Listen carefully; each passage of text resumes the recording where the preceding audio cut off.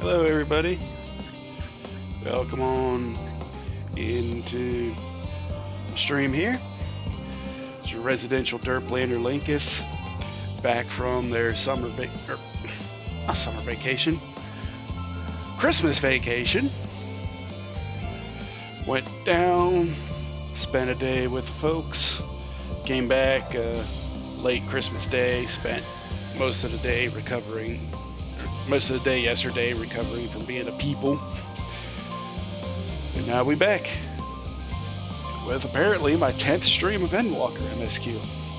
It's a pretty beefy game, turns out, especially whenever you do it for only like 4 to 5 hours a day, right?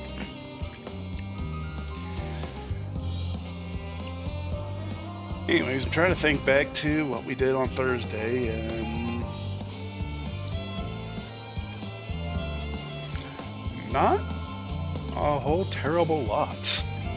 If I remember last stream, Alize told off Xena saying, hey, quit ignoring everything around you or otherwise you'll be forever alone and you won't get your rematch. Loporits have come from the moon asking, hey, why are you guys up there yet? So now they're down here on the surface, helping us get, apparently, the finishing touches on a rocket ship down here in Labyrinthos to make it more efficient, fly better, get double, triple, quadruple check it, make sure it'll fly, make sure it won't fall apart. And then the most important part, I think, what caught me off guard, and especially those damn ninjas cutting onions in the room. Urianger got his closure with Moonbreeda's parents after about a decade. That was nice, that was sweet. Didn't figure that was going to happen and catch me off guard like that. Although, I have a feeling it's probably not going to be the last time. Anyways, let's go ahead and turn that off. Let's go ahead and turn that off. Hello, everybody. Let's get back into it, shall we?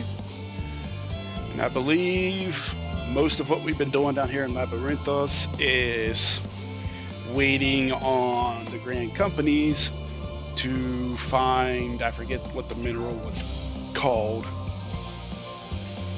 Apparently it's an Allegan mineral that might help with engine efficiency for this rocket ship. And we've just been doing kind of busy work while we wait for the grand companies to get the mineral, bring it here, and allow the engineer, who's a Lalafell, of course, to do his thing and get a 6% efficiency increase to his engine. So that way he can do more trips. But I guess we're helping out, especially with the Loporits.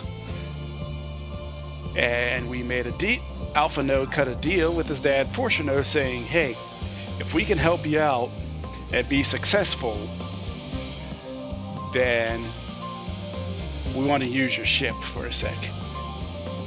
Because there's a burb at the end of the universe named Medion who we need to beat the shit out of before her and her clones, flock, other family members, before their song takes out the entire universe.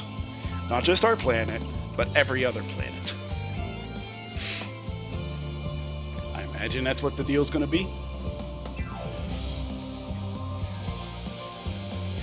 So, let's get back to it.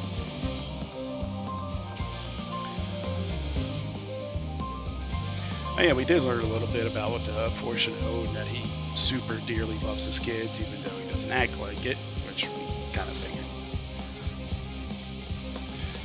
Alright, last left off, Grahatia came to us after we did boxes for Alphano and Alize, to say, hey, you got some more stuff to do? So we're doing that. Trying to remember his voice. I think I got it.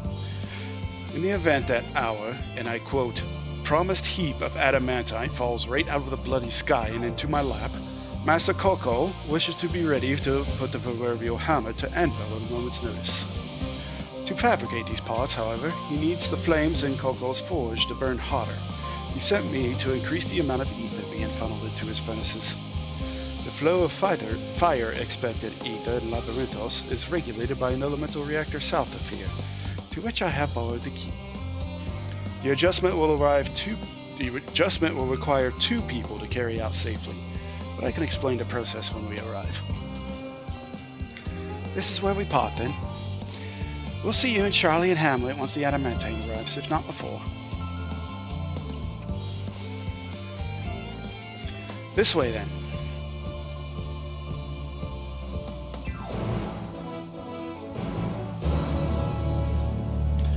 Also, I've been kind of busy over late Christmas night and yesterday.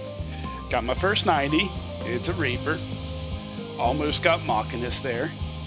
Require like a couple more runs, or hopefully I unlock whatever the level 89 dungeon is today. Doubt it. Red Mage is getting up there. Sage is getting up there. Paladin, I'm just gonna ding just by doing MSQ, so not too concerned about that.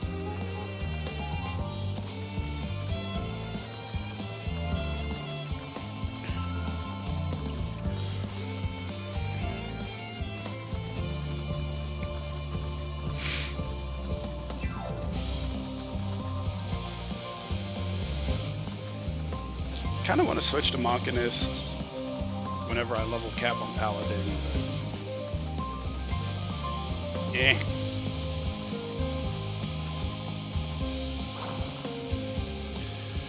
The reactor is housed within this facility. I'll be the one to go inside and adjust the fire ether output. When I do, a rather large amount of water expected ether will issue from the vent at the top. I expect this to attract at least a few elementals, which we would both rather not be drawn into the reactor itself. Trust me. Can I ask that you put down any that draw too near? They'll pose you little trouble, I'm sure.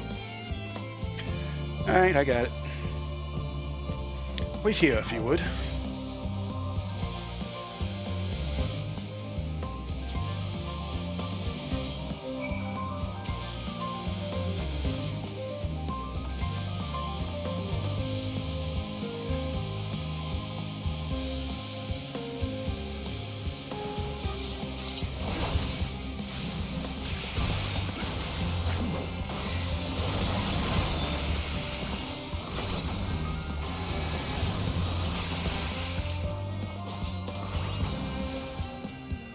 One.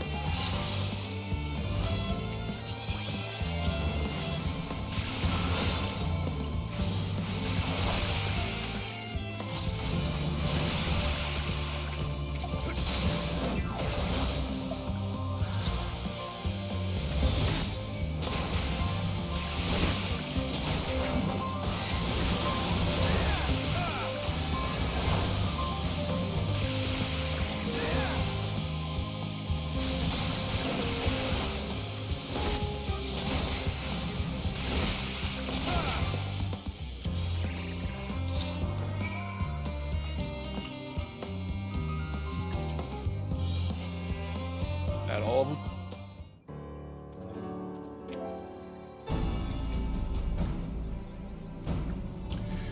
Did everything go smoothly out here? Yeah, just only 5 showed up, but took them out. I thought as much. No major complications to speak of inside either. And the water ether appears to be venting properly. I expect Coco will have seen a difference in his forge flame by the time I return.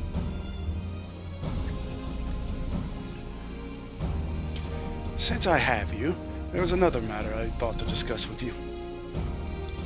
Nothing terribly important, merely something I've been considering.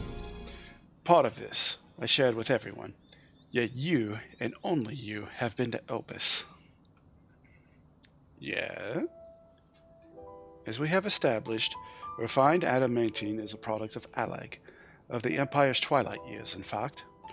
It was a material which saw much use as a part of Allagan's efforts to extend beyond the bounds of this world, Dalamud, of course, being the most prominent. Of those who would push further, expand Allag's empire to encompass the heavens and the stars above, perhaps the greatest was its infamous technologist, Amon.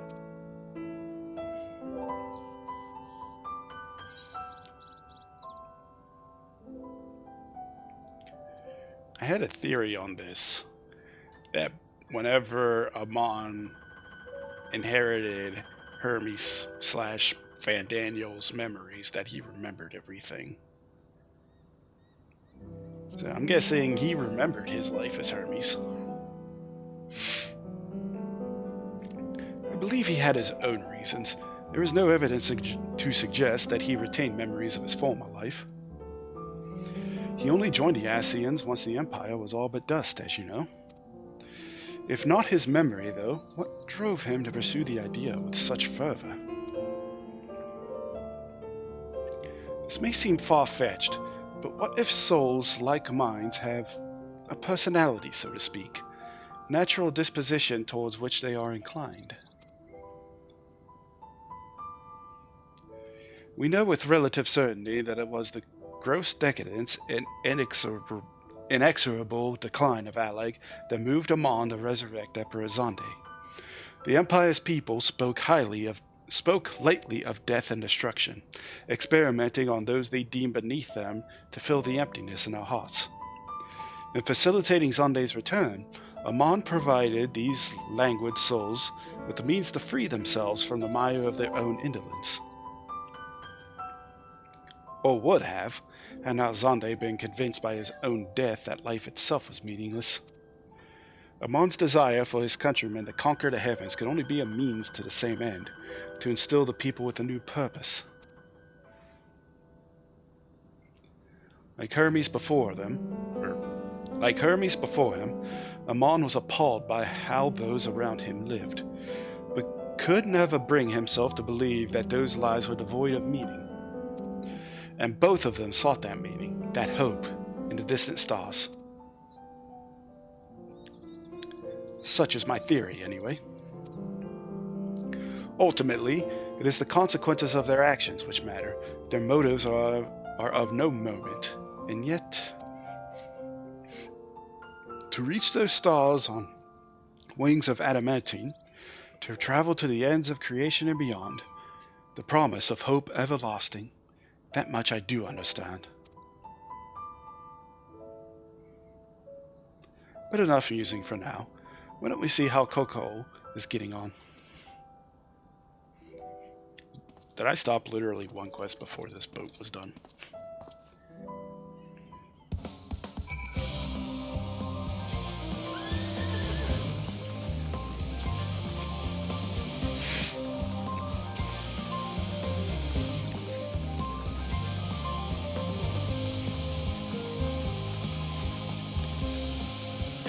There's one more aether current around here, isn't there? Yes, there is.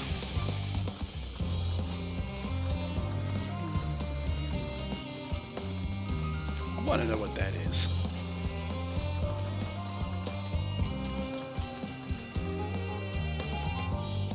Oh, I'm going east.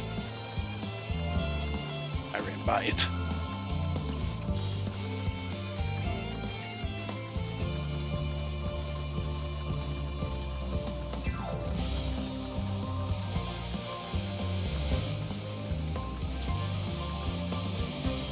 I got this aether current while I was setting up, getting ready. Slightly mad. Not really.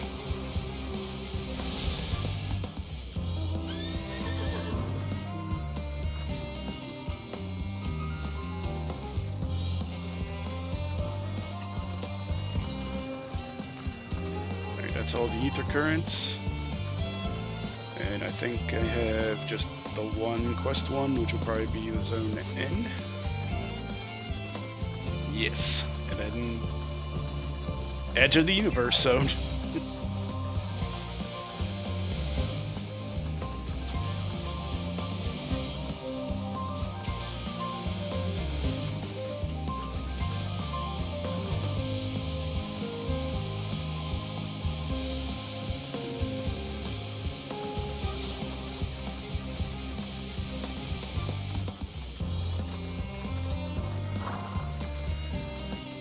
Alright, Sir Coco. Did you work your magic? Phew! I can feel those flames are blazing from here. Glad you found someone capable, Graha, but there's not much left for you lot to do. Unless you can conjure up that refined adamantine any faster.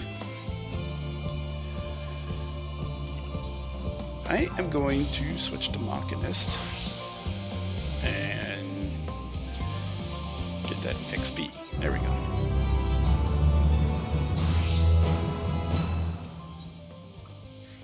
Oh, zone done. I do trust you to deliver on your promise. I do. Only I hate waiting. I want that adamantine and I want it now. Well, we share your impatience, I assure you. Is there truly nothing else we can assist with at the meantime? I wish. Sitting about's unbearable. Pity the fool frowns on recreational explosions. Well, so long as they can't prove it was premeditated. Get you gone. I have mistakes to make. In that case, I suppose I should go and return the key to the reactor. I'll have one more look to make sure that nothing has gone wrong, unintentionally or otherwise. I'm certain there are better uses for your time out. However, I will join you in the Charlie and Hamlet anon.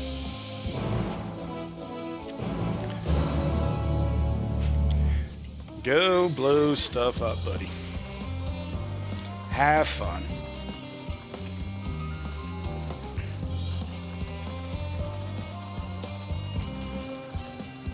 Bonds of adamantine is the quest, huh? Oh, piss off.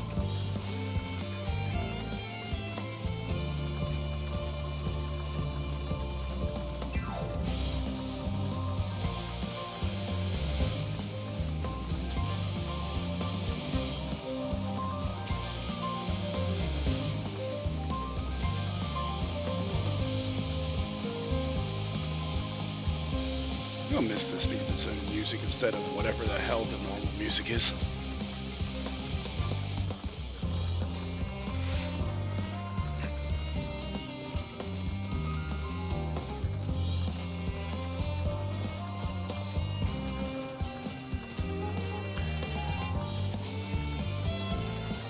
lv88 still.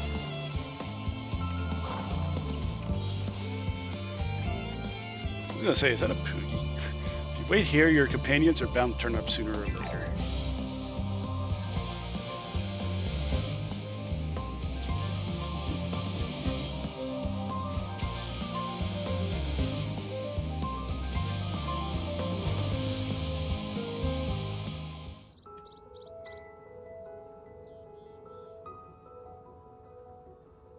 All set, I take it? As far as we know, yeah. We finished what we could. Delivered supplies, tracked down escaped animals. Trivial tasks as they may be.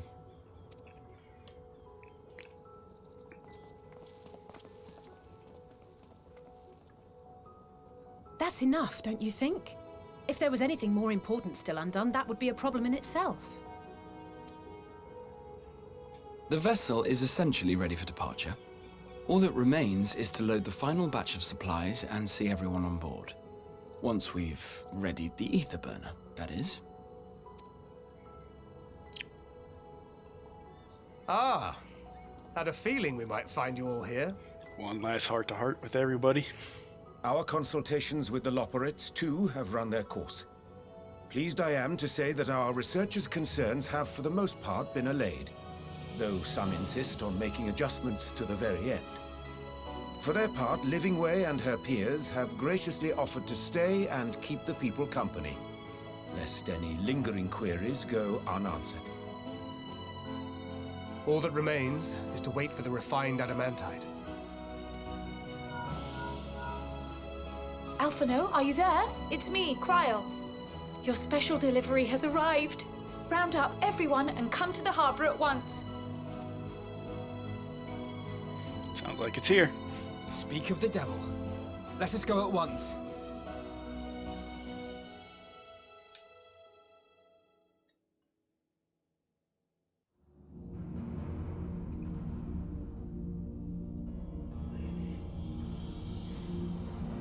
How's this inside? Forgive the intrusion, Master Fortuner. I bring urgent news. A great commotion has broken out in Scholar's Harbor. Your presence is requested with all speed. What?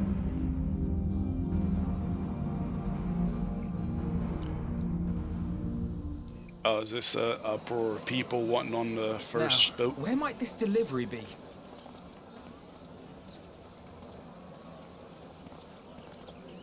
Oh.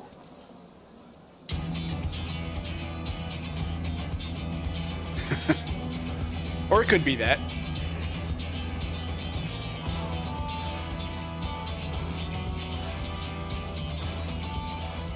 Hey, the I'm sure it's very important, but we cannot accept these without the proper permits. By the 12! Surely, these can't all be.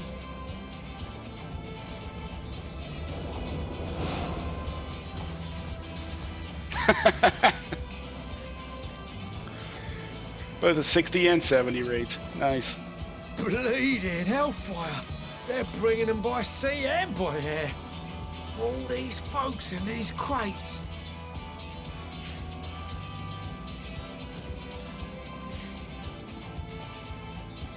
And more on the way.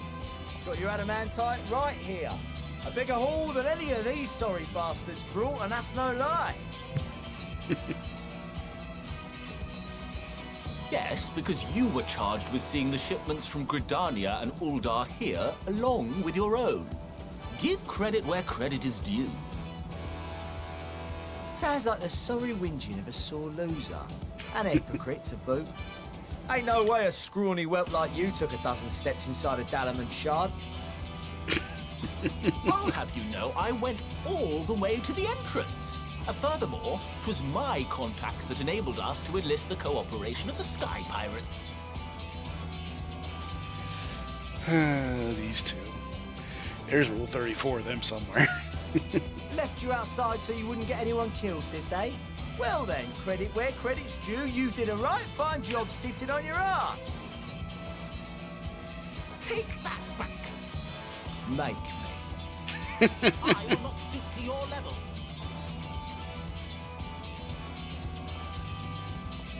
My, what a grand welcome party. Hancock and Saraban. We come bearing relics both sacred and Allagan, as well as a few other gifts that may be of help, to be presented with best wishes from the Eastern Alliance. Is that my new weapon for samurai? Can't use it Our to 90. friends in Bosnia, for instance, have sent along a few artifacts for the brave allies of the Resistance. That's you. Oh?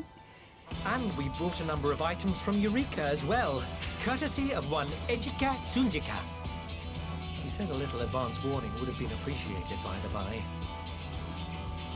Oh, I myself have come with a sacred relic of Rayson Temple. 'Twas passing fortunate that Senri's dango craving brought us to Kugane. We arrived precisely as Hancock was making his arrangements. Upon learning of your need, we made haste back to Hell's Lid, with our dango, never fear, and consulted with the other auspices. All consented to the lending of Tenzin's legendary Phoenix Blade for this noble cause. Suzaku and Seiryu were nevertheless worried that it might be lost in transit, however, and insisted upon accompanying me to Onokoro, where I had intended to entrust it to our Confederate allies. I thought instead to give it over to Hancock when we chanced to cross paths yet again.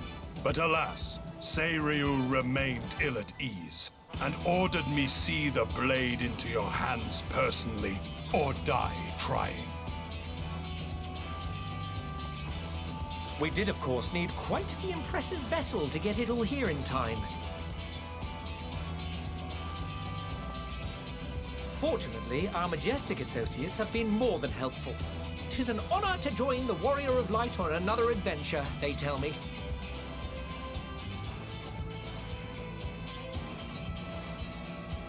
all wonderful to hear, but what of the extraordinary cost?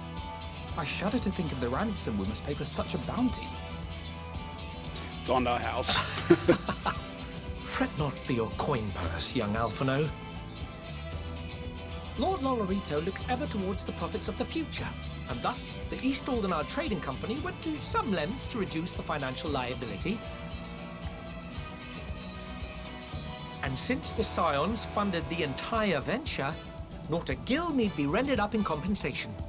Everything is already yours. We funded the venture? When?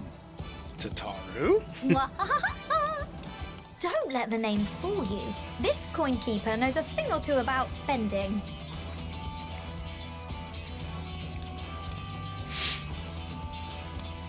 When it comes to capital investiture, a sprinkling of gil here and there will not do. You need enough savings to make waves when it really counts, which is why frugality is paramount. We also have the benefit of a generous patron. Generous being rather an understatement. She has supported us from the shadows since the very founding of the Scions. We even had coffers to fill. Hi, Mom. Mother! Millions. I remain, of course, an entirely neutral party. I simply thought our family's coffers were needlessly full. We can hardly take them with us on your teeny-tiny toy boat, now can we? And 'twould be a shame to leave all that hard-earned wealth unspent.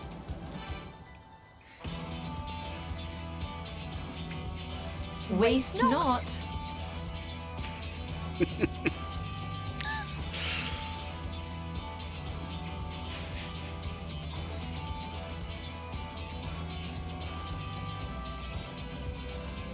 However did you manage so much in so short a time, though?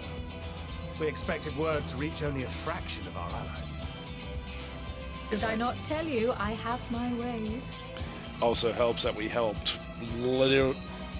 This is why you do all your blue quests. Erenville, you were involved too. I received a letter from Cryo after we parted ways in Labyrinthos. She explained what the Scions were trying to accomplish, and why you might soon require the services of the Gleaners, spread across the world as we are. I pray you do not interpret this as a betrayal of Charlie. I accept that the Forum's aim in pushing us to our limits was to preserve what knowledge we have, and I bear you no ill will for it. Yet, in collecting that knowledge, what I came to appreciate most about our star is that there remains so much we do not know. That is why I chose to help the Scions, to combat the obliteration of those countless, undiscovered wonders. I held no illusions that they would be less demanding taskmasters. Though, rest assured, if I had, I would have been sorely disappointed.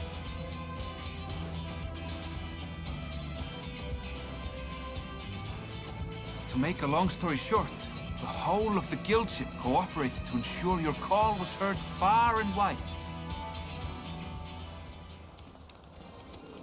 There they are. What's this about a ship that can fly to the moon? I was wondering when Sid, Nero, and company would show up. And why didn't you mention it sooner? The one time you don't beg my aid, your problem's a bloody ship that can fly to the moon. Sid, you brought the team. Of course. Garland Ironworks' finest. You need only point us towards my new favorite ship. At least. I've never once seen you out in the open. Oh, I nearly forgot. We stopped by Whirlit before coming here and picked up a package from Gaius. He's still of the mind that actions make for better penance than words, contrite or otherwise, so we offer none of the latter.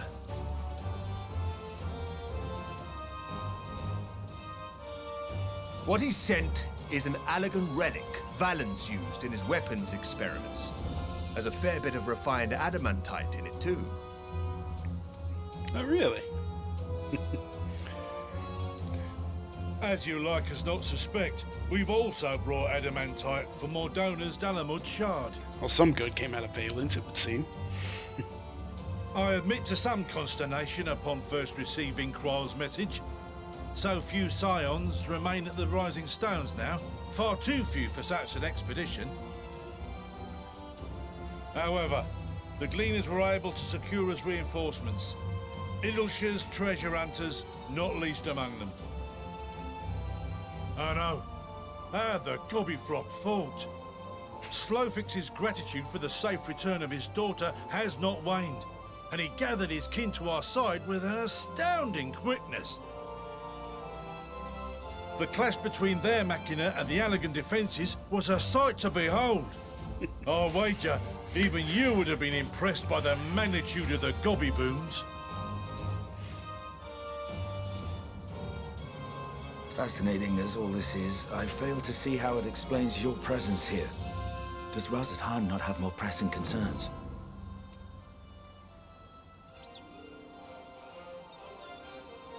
We do. Yet averting the final days would be the most expedient solution. That, and I am indebted to you.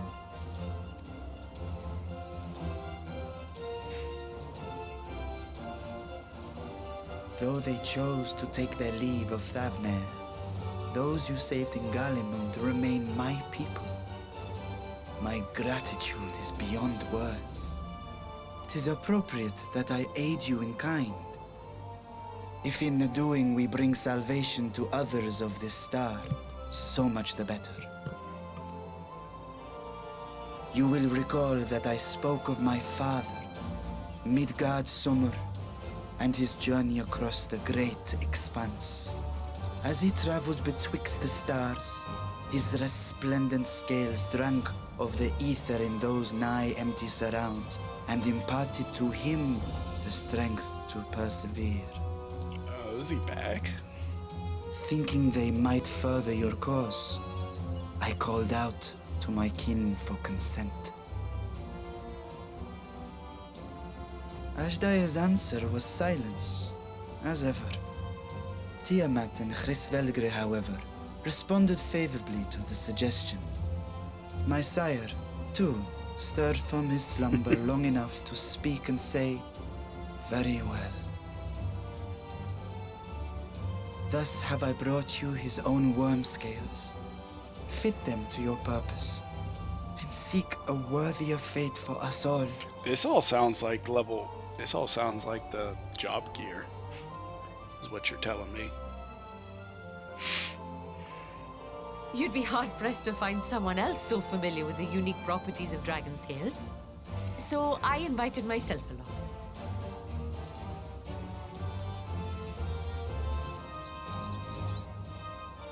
Bugger me, this is so unbelievable. I've gone right back round to believing it again. Forget a 6% gain in efficiency. With all these goodies, we could get 7, no, 10, no, 14 bleeding %. Think of how far we could go. What we could do with that much power. What we could blow up. Damn Wallafels and their evilness. If Kokol is duly convinced, then it must be true. In which case, the Scion's end of the bargain has been fulfilled. Would you not agree?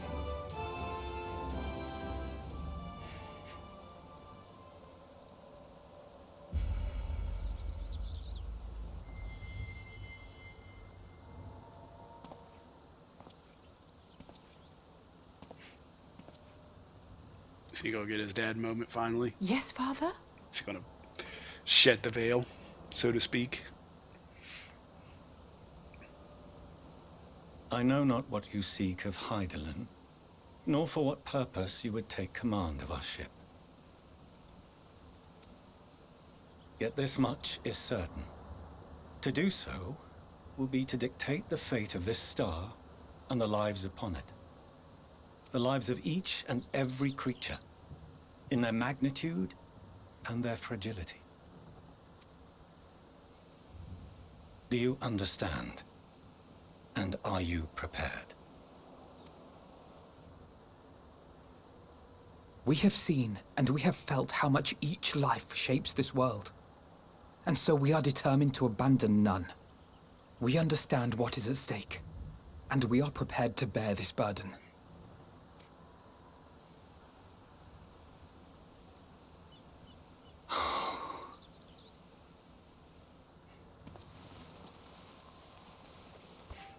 Then I will bear it with you. There it is. I beg you, share your struggles with me. As family.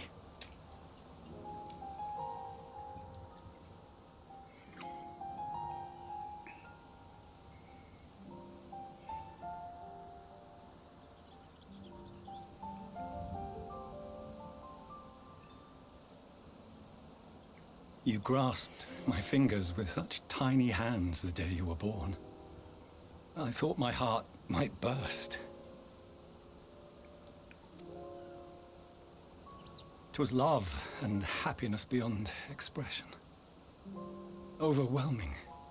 And a conviction so powerful that I trembled with something close to rage. I had heard the final days foretold. I swore to myself then and there that I would not let them steal your futures.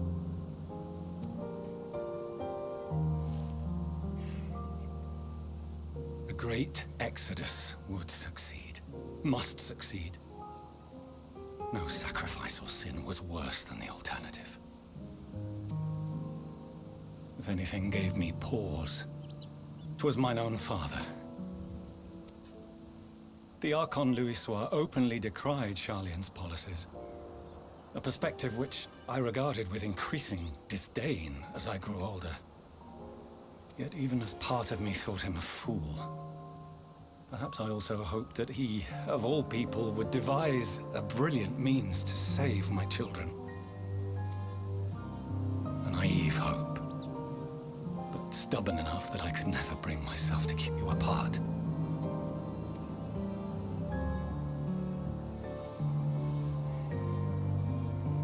No, that was his doing, when he perished at Carteneau. As we pulled that twisted slab of Dalamud from the sea, I remembered the warmth of your newborn touch. Chastened, I vowed never again to suffer any interference in my mission to protect you. No matter that you yourselves wished otherwise. Detest me, fight me tooth and nail, I would suffer it, and more, and be satisfied so long as I could force you onto the ship.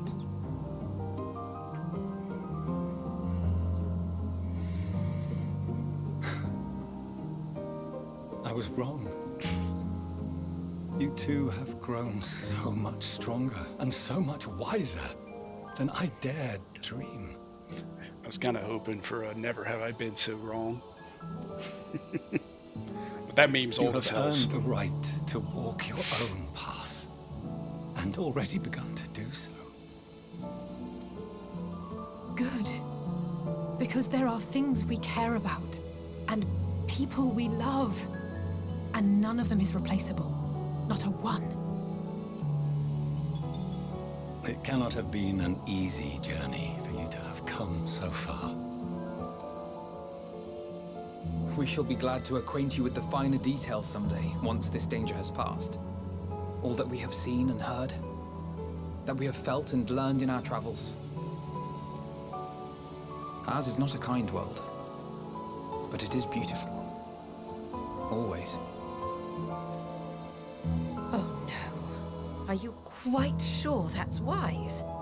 After all, someone turns pale and flees the room when he sees so much as an envelope containing word of your adventures.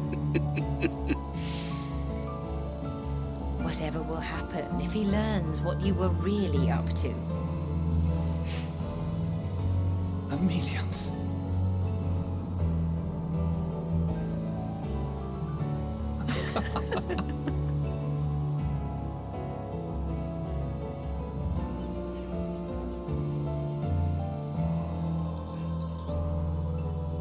Though I have wronged my children most gravely, I owe you an apology as well.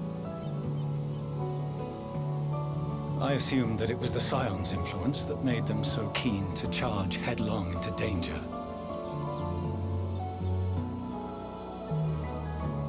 Yours, in particular. I see now that said influence instead brought them together with the many fine people gathered here today. In which case, I hope you continue to guide them. As long as Ishikawa doesn't kill them off. If we've finished loitering about the harbor, might I suggest we put our plans into motion? People are beginning to look confused. Perhaps you can spare a few words ere they resume the tedious lugging of cargo. You've no small number of friends and admirers here, after all.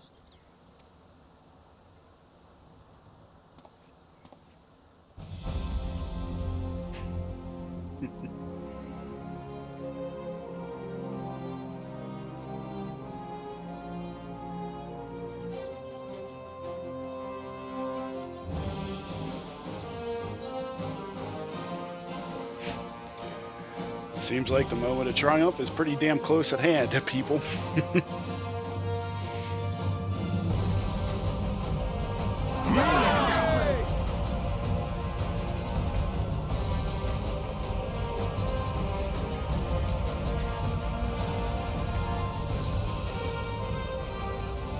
Your assistance is appreciated. Now, in an orderly fashion, if you please.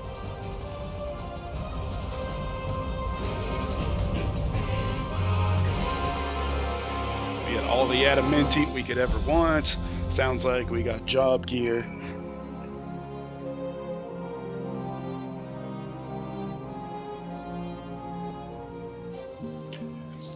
I also need to turn up the volume a little bit. Go about there.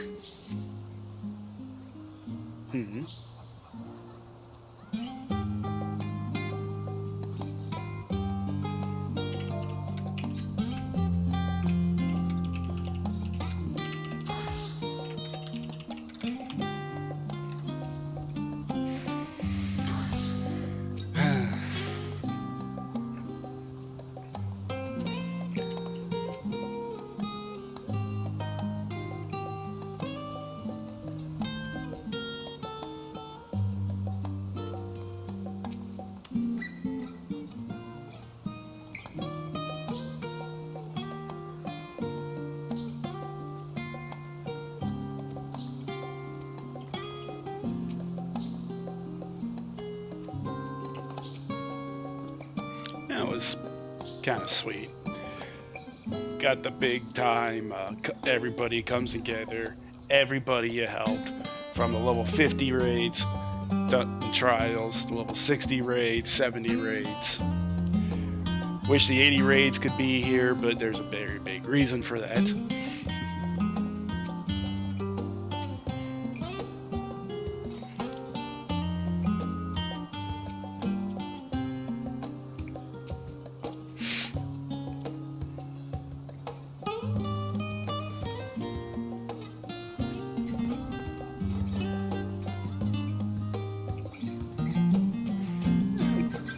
Can breathe underwater, she's fine. We finally managed to clear the harbor, which means the rest is in the engineer's capable hands. Meanwhile, Father has issued to us an invitation. As we agreed, he will reveal the means by which Hydaelyn may be contacted. We are to meet him at Aporia when we're ready. Given the vital knowledge she holds, I suggest we leave without delay. It transpires, however, that the Form's method for speaking with her is not without risks. I'm curious to hear what those might entail, but regardless, be warned. Most of those who arrived at the Adamantine have offered to stay to see any remaining tasks that need doing. The Form has already asked for my assistance in overseeing this process, so you needn't worry about a thing. Thank you, Tataru. We're off to Aporia then.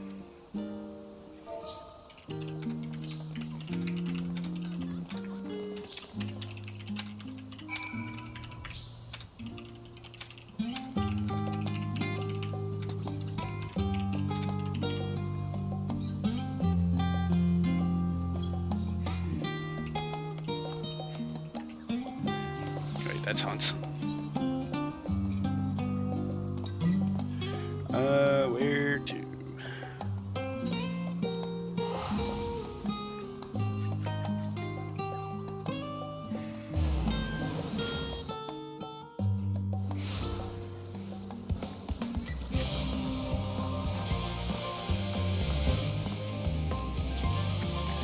Lakis, I've already shown the others inside.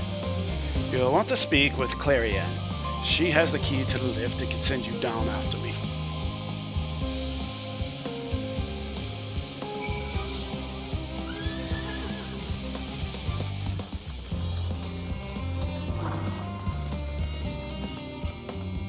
Oh, they were in here.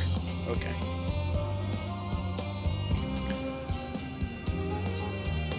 Descend to the lower levels.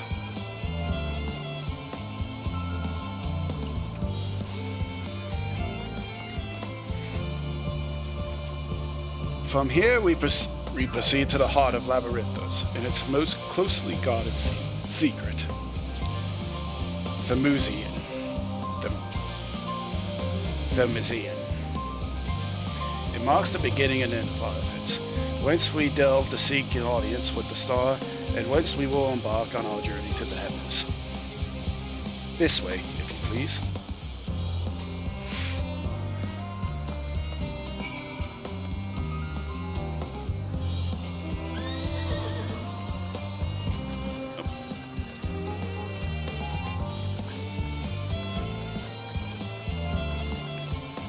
Dungeon time. Oh shit, there it is. It's the boat.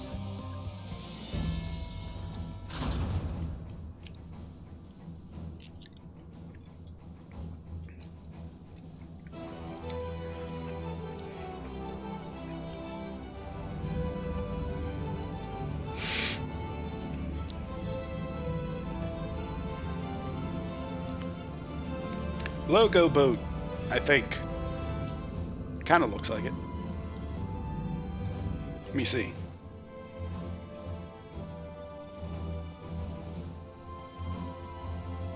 Yeah, it kind of does. I bid you welcome the Thermazane.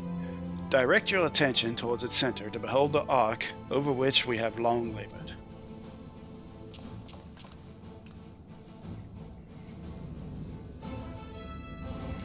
As you can see, it was designed as a medium-sized craft to better reduce fuel consumption.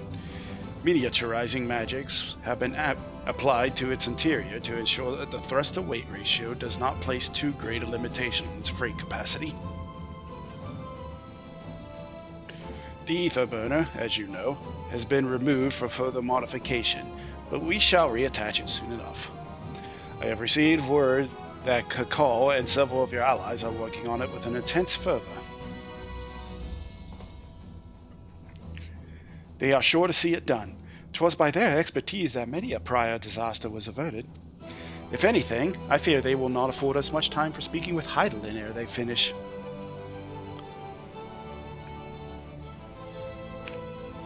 Point taken. Let us move on. I must warn you again, however, that even with the benefit of our device, the treat with her is not a simple feat. Smells like dungeon.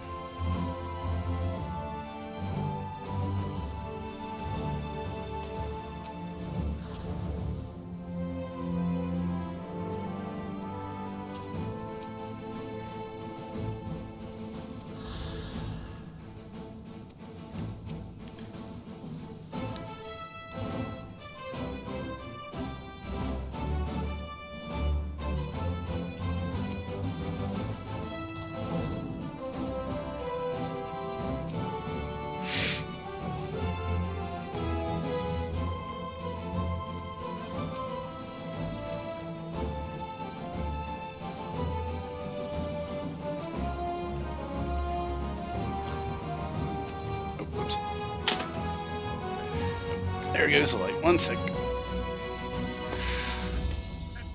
I knew eventually my cat would knock it over, as cats are wont to do.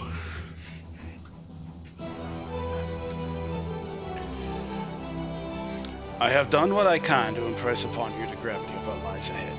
Are you prepared? Not yet, because I forgot to talk to Alphino and Alice. And also switch over to not Gunbreaker, but Machinist, because that needs experience.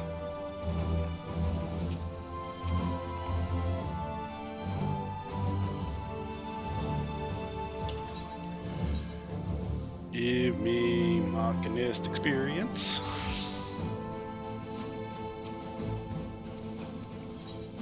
Also hat.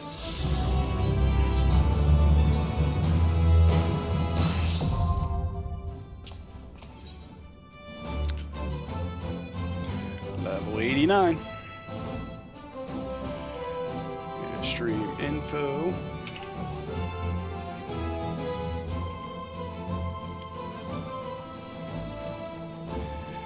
Fortuno is ready to lead you to Hydaelyn at the last. Is this going to be that crystal dungeon that we saw? We make for the lift at the center of this chamber. Come.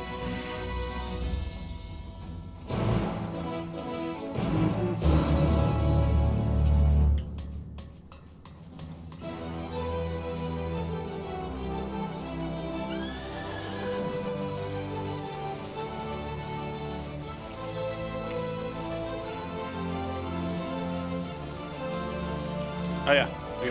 Wait, no, I can't fly here. Damn.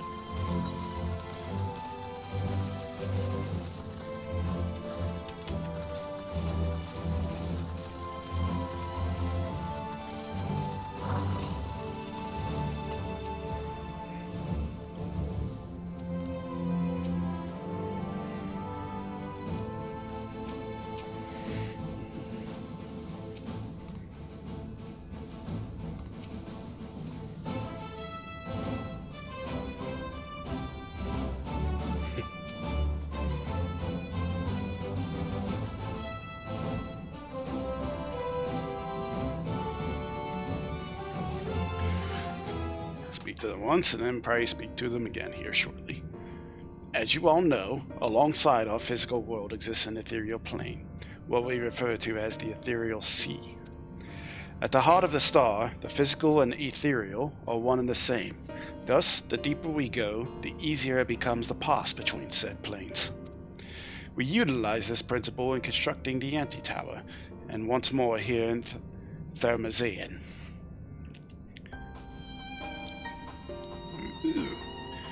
No sooner did the Forum decide to withdraw from Eorzea than we began work on this facility. Our work culminated in a device that allowed us to peer deeper into the ethereal sea than ever before, in search of Hydaelyn's ever fainter echoes. The Ateoscope? We'll go with Ateoscope. And you commune with her through this device? For a time, yes. But since the 7th Overall Calamity, it has been rare to hear even a whisper. If you wish to reach her, you must journey closer to the center of the star than we have ever dared, beyond the Ateoscope. Even so, I make no guarantee that you will find her, nor of your safety, not so deep in the ethereal sea. We understand, but if we are to deliver this world, we have no choice but to try.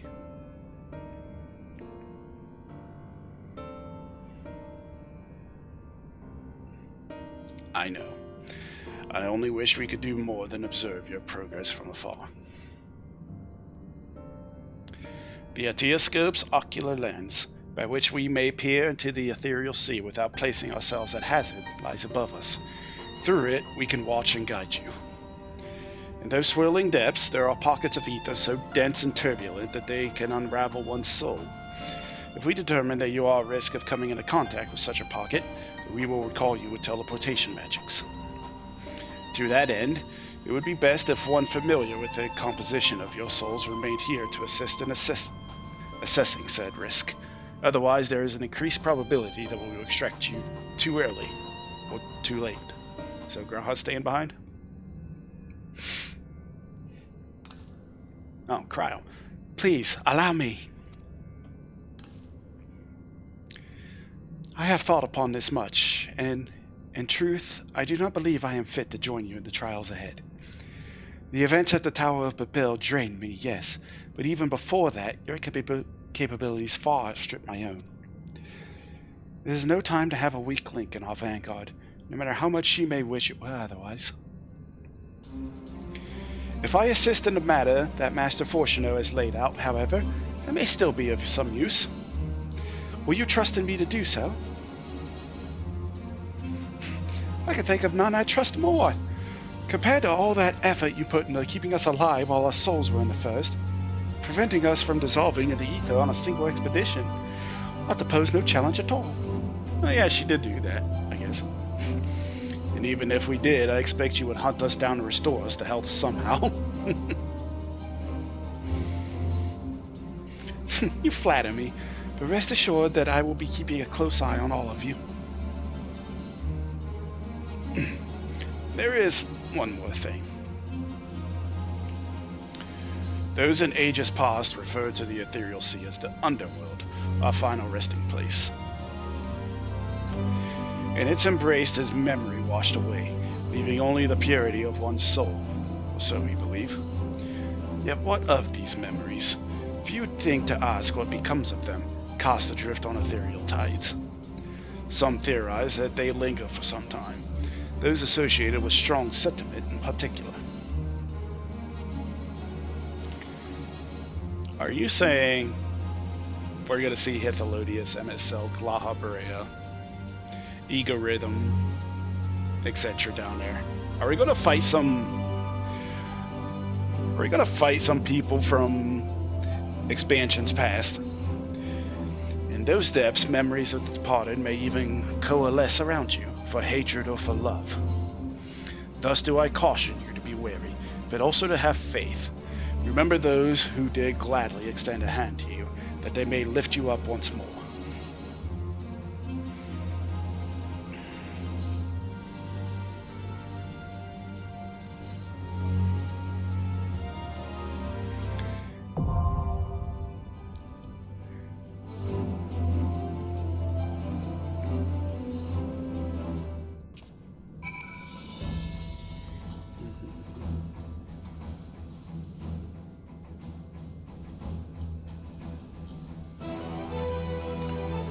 Alright then.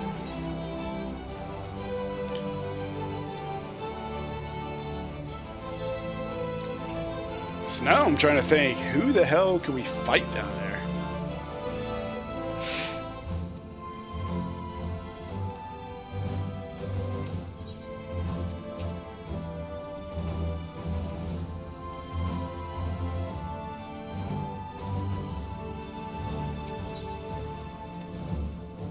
Are we gonna do Nidhogg 3 Electric Boogaloo?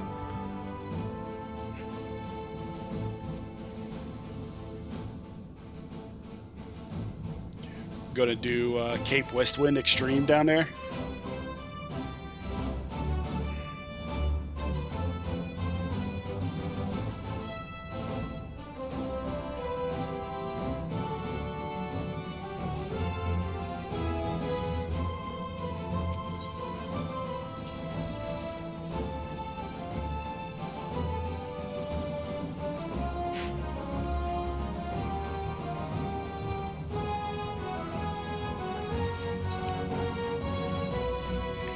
Thinker and harboring a thought of seeing Minfilia.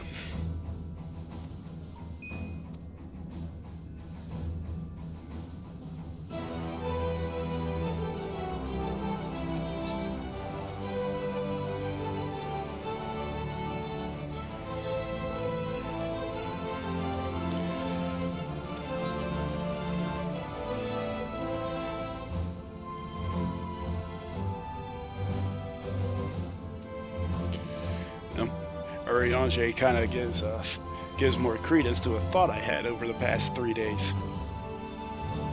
I'm still kind of sort of on the mindset that we're still going to fight Hydaelyn as a final boss, but not as in a... Well, this dungeon will probably either support my theory or dash it or just strike it from thought. it's going to be a mercy killing for Hydaelyn and not a, like, you're evil, we're putting you down for good. It's to end your tempering.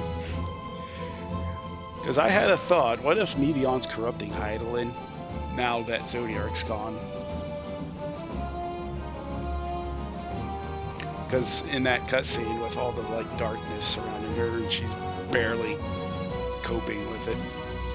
Probably thinking too much into it. But I figured this dungeon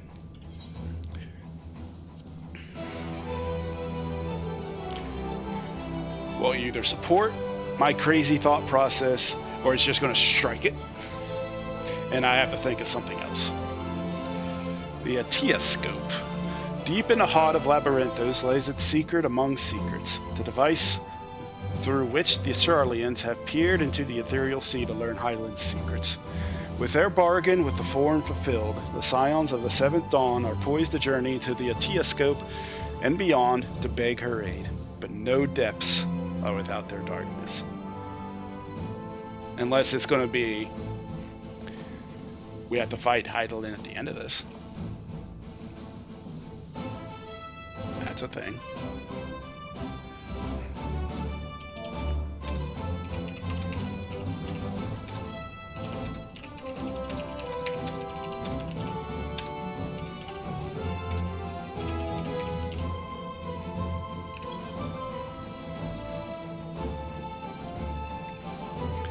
See if we can bring in some peeps.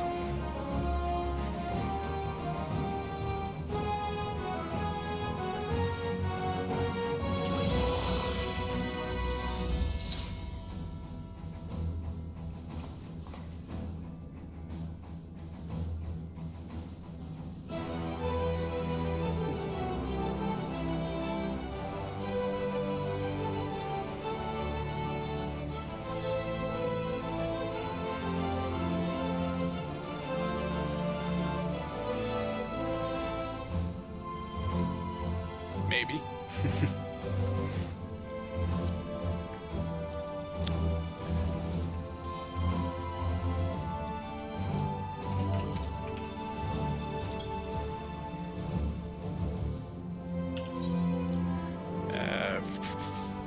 Let's see. Just need a healer and a deeps.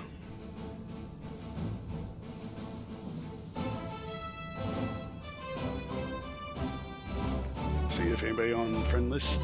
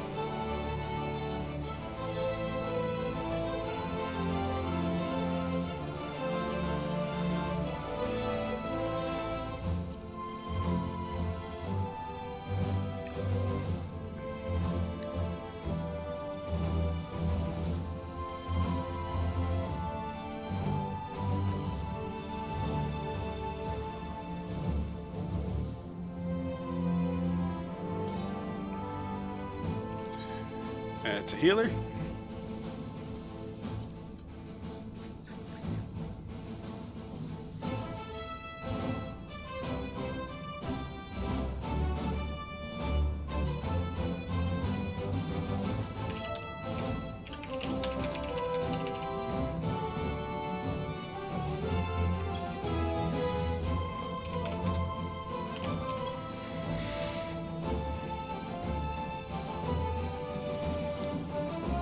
Alright, we got our group.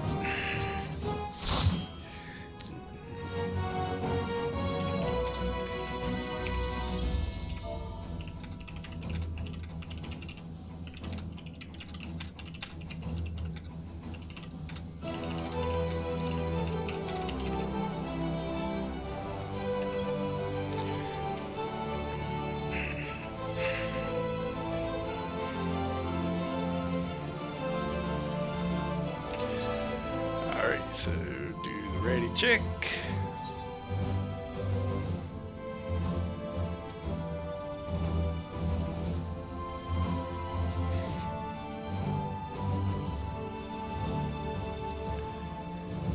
The Atia scope.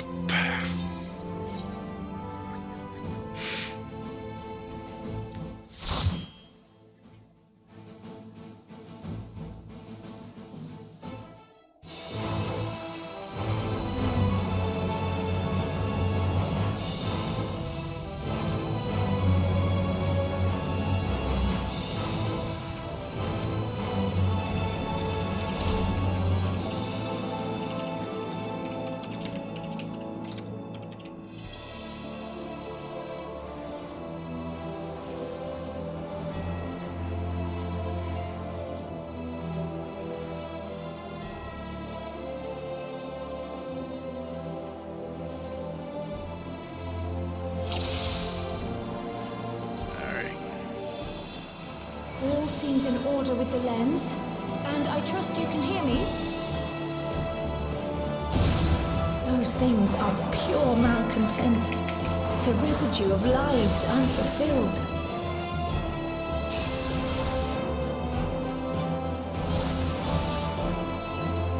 Just these two. Okay.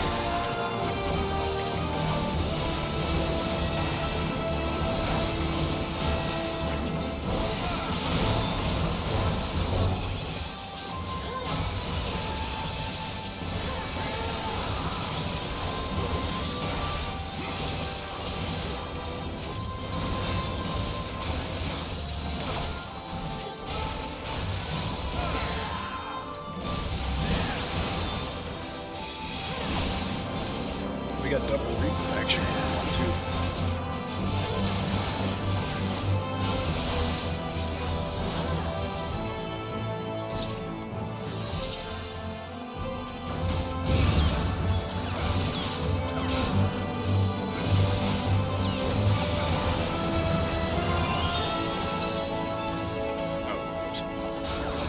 I'm a dumbass.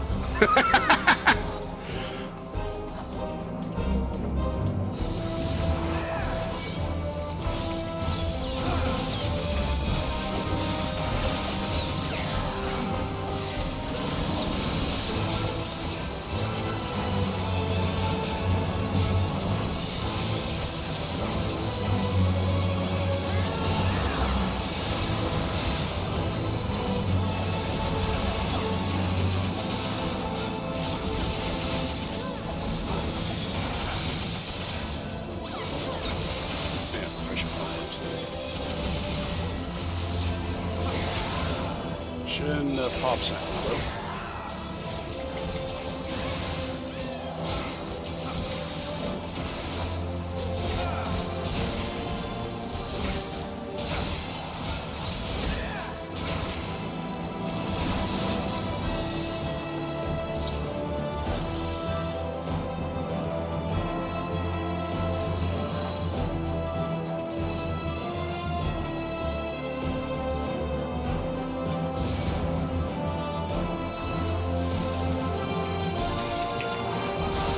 Okay.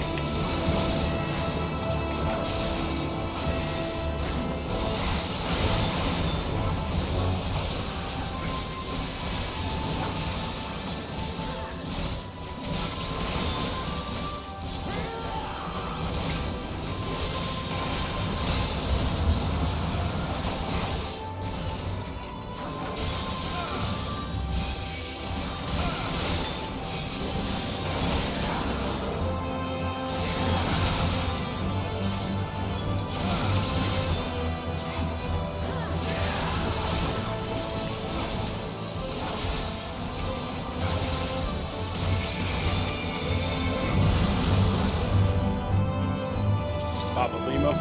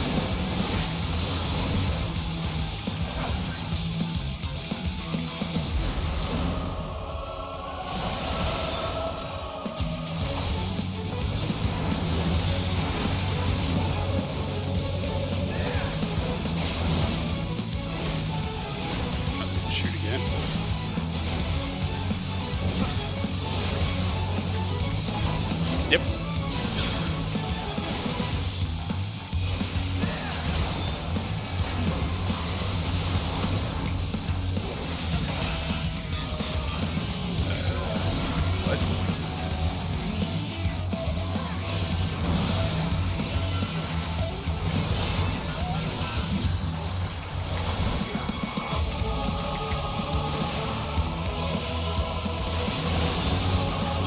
I don't care how many times I hear this theme.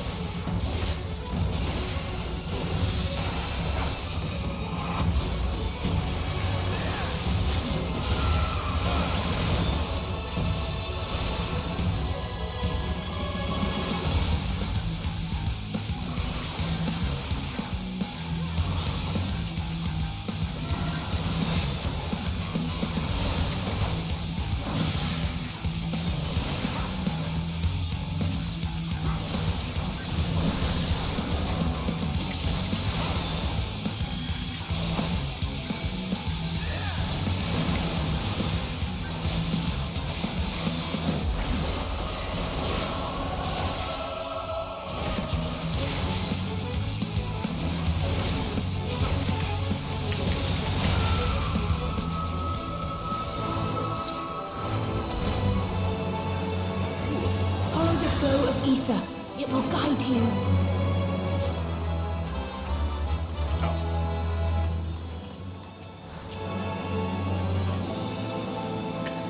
The ether is too dense. Oh, I'm losing you.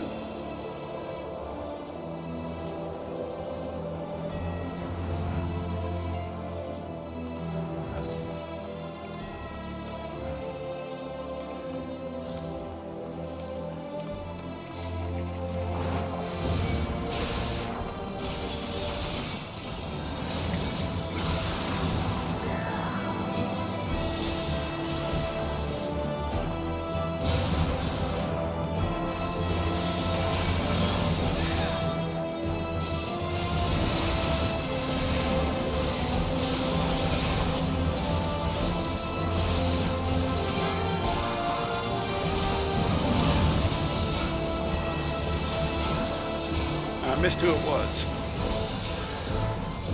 Oh wait. That was an axe.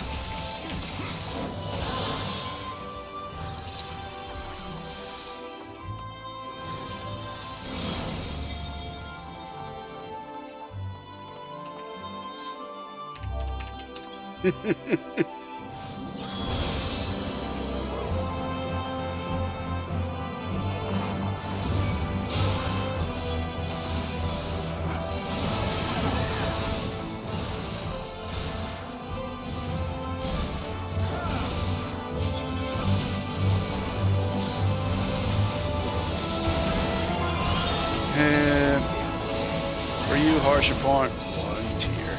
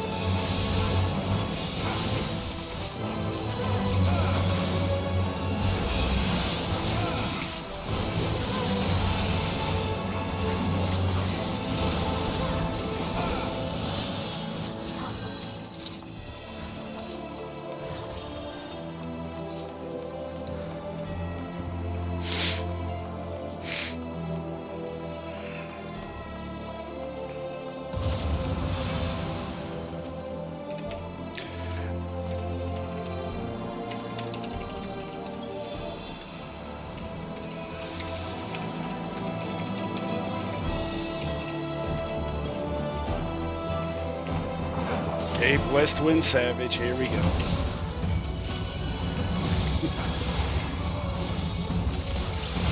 Or EX, whichever.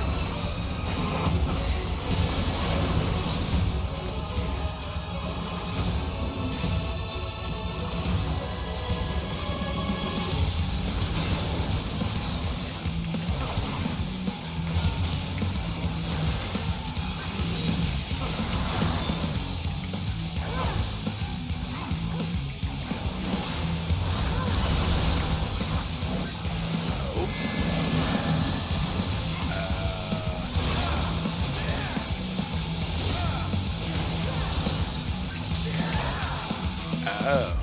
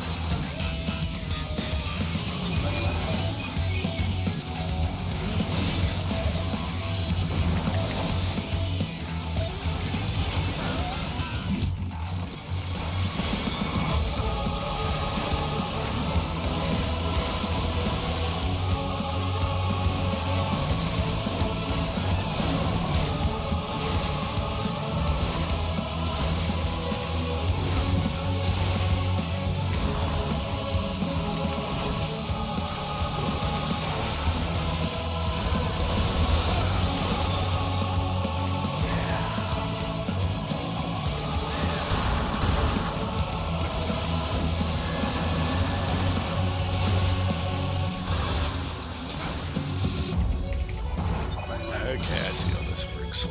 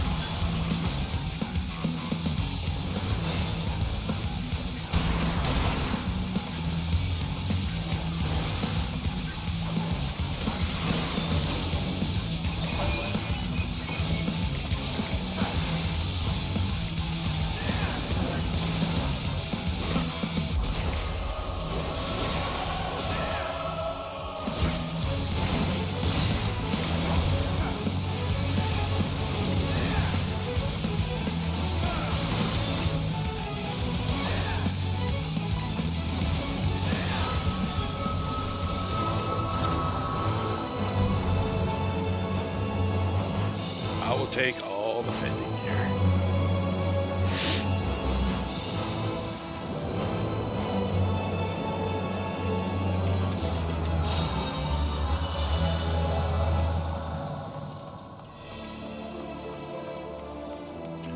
Who the hell could this be?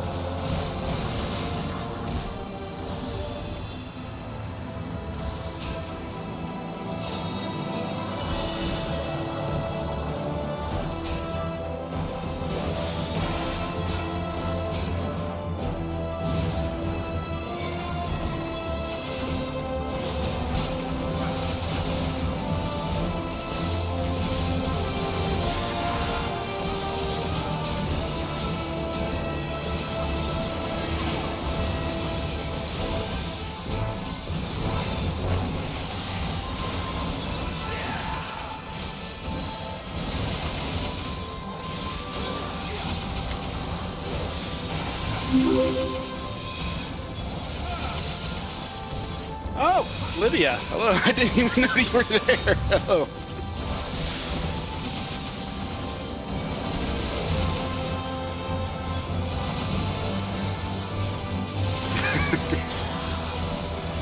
Hello, and thank you for the donation. I'll get to it after I do this dungeon.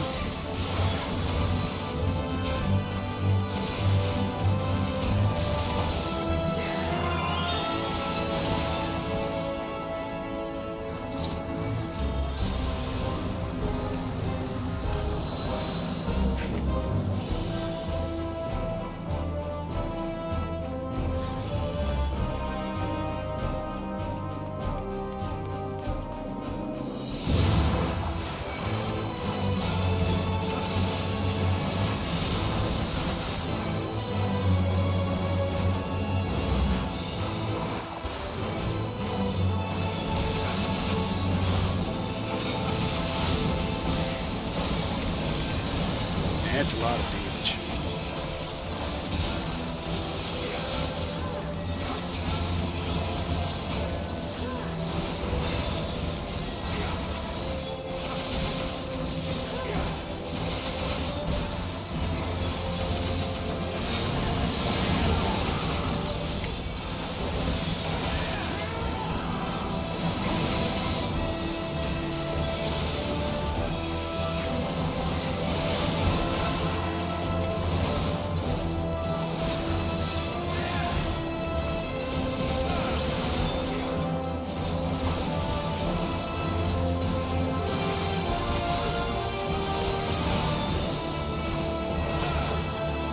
Final boss. Thornton, Nidhogg, Shinryu.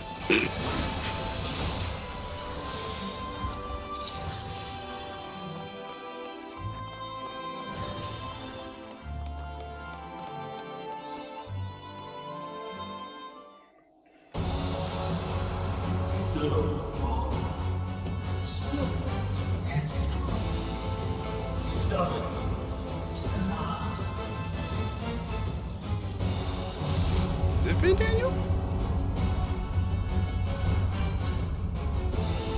Oh, it's Amon. Is as far as you go. Oblivion beckons!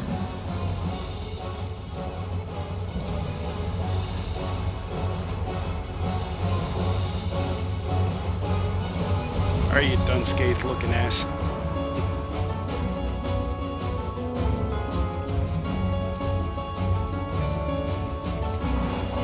Many faces have I worn, but this is my favorite by far!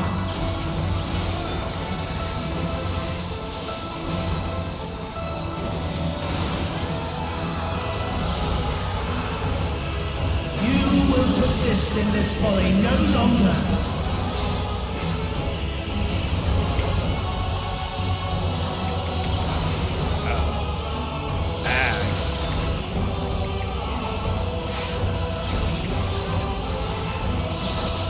The stage is set.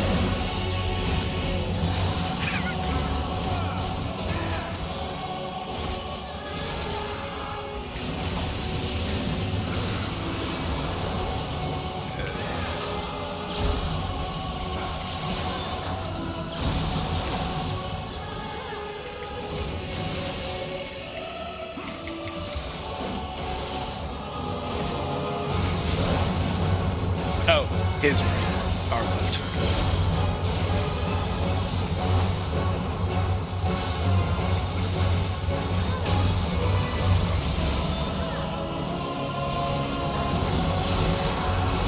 Let the curtains rise for the main attraction. Of course you would.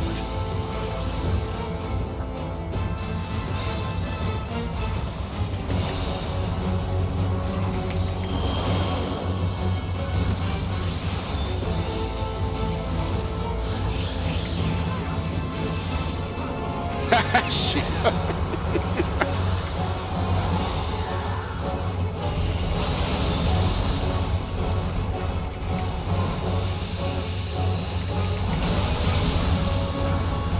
My, what a boorish audience you are.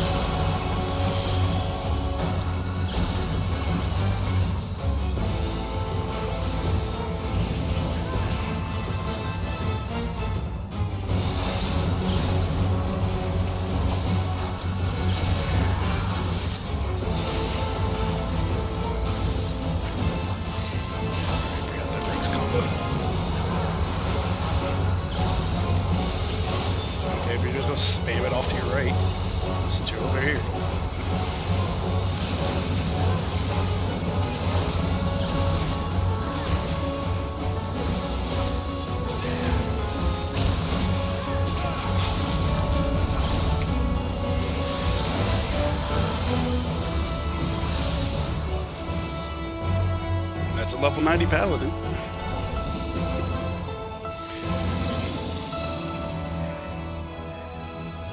Lies! All lies! Your dreams, your hopes, your futures, delusions and lies!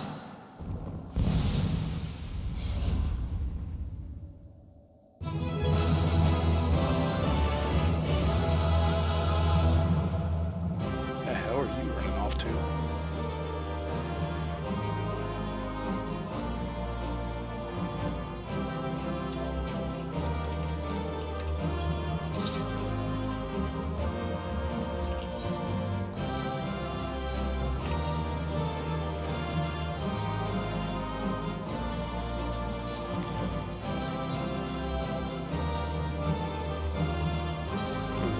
It was her.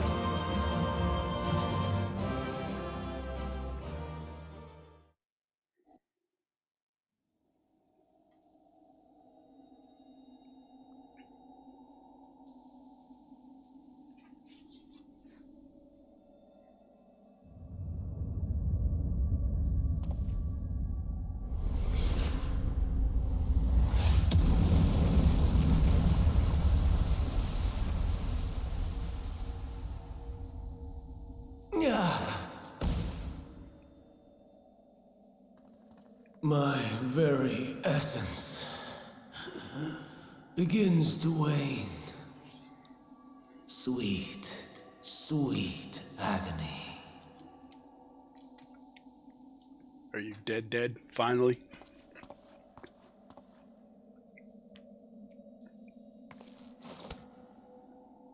Leave this to him.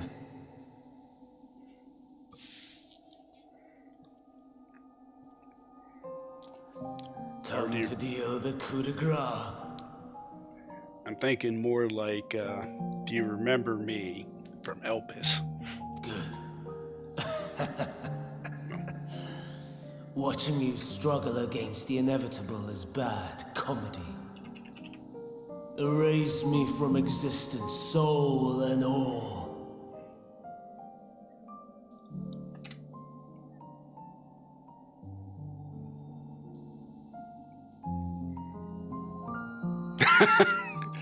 Lydia's seen you.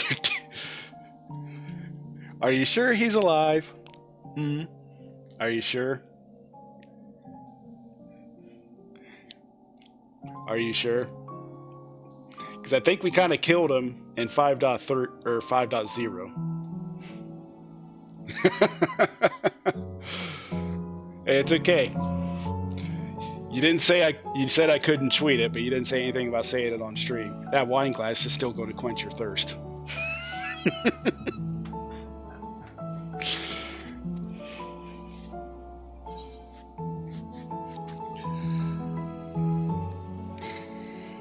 Well, buddy.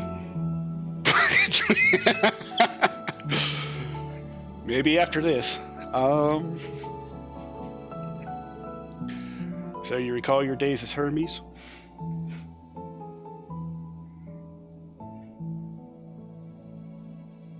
How would you know that name?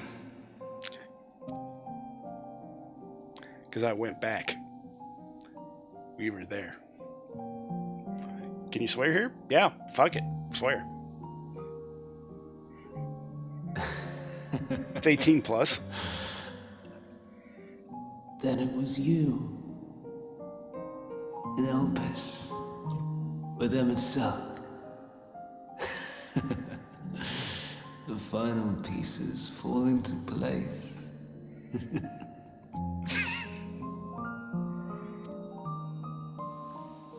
In my halcyon days, as the mortal Ammon, I was haunted by a dream.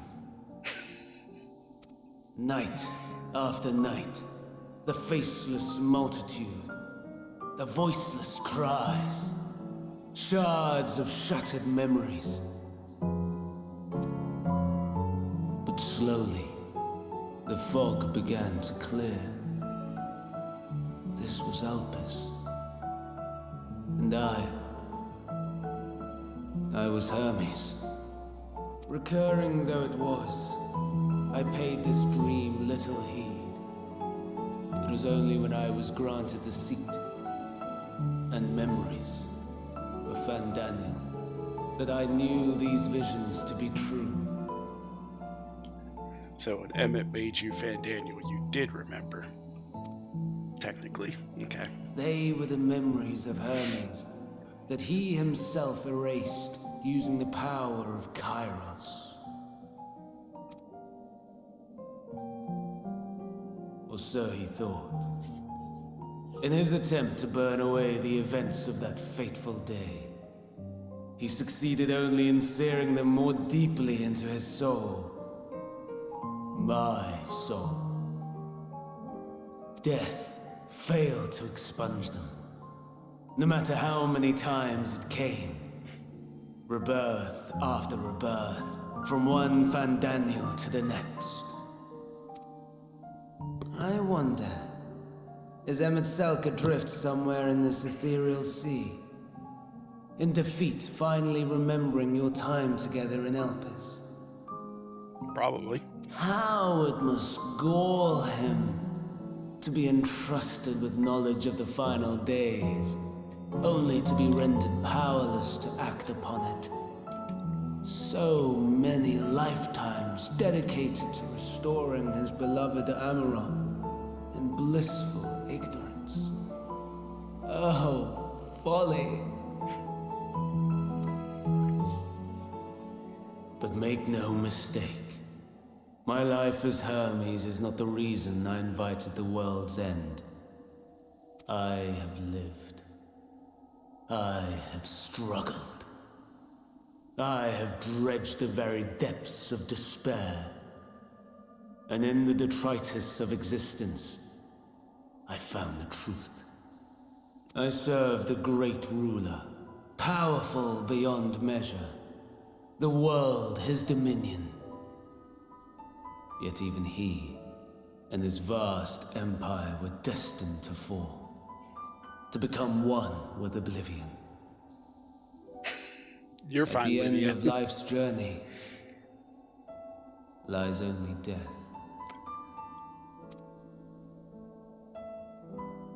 So I ask you, why live at all? We betray, we torment, we murder. We are wicked, spiteful creatures, without exception. Not everybody. If life is so sacred, so precious, why fill it with such misery? Man wallows in a hell of his own making without purpose or meaning. To live is to suffer, and I would end that suffering by my own hand. It matters not if it flies in the face of all believed right and just. Death is the only solution!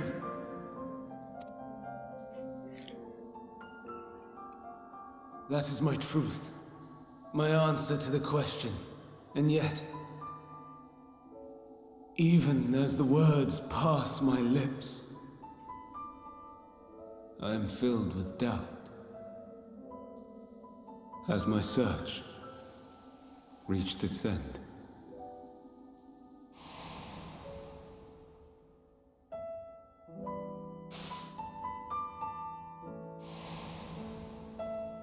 Was this the only way?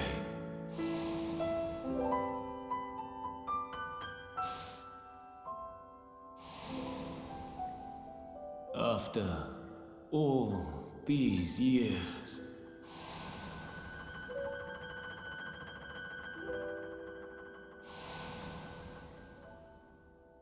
is this the answer I was hoping for?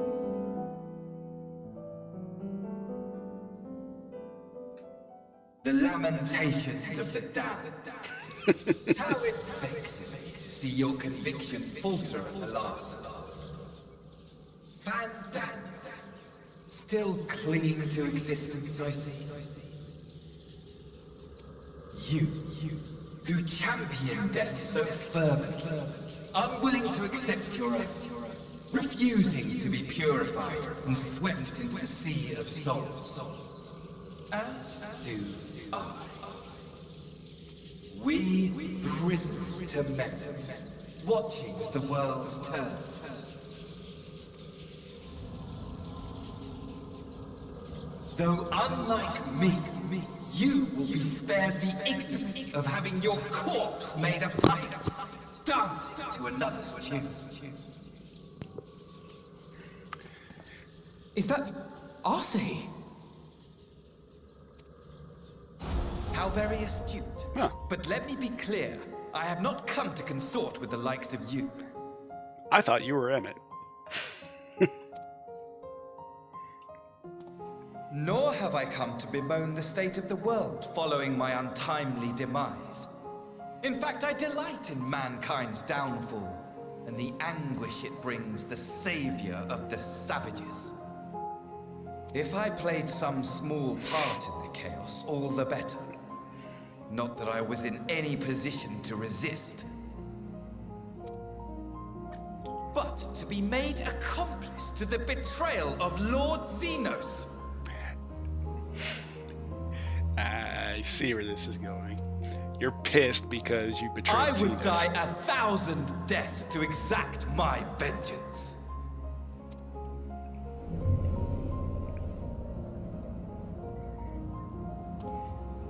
Now you are at my mercy. I shall drag us both into oblivion, and you will never see the fulfillment of your magnum opus. Even should you be reborn, your desperate search for answers must start again.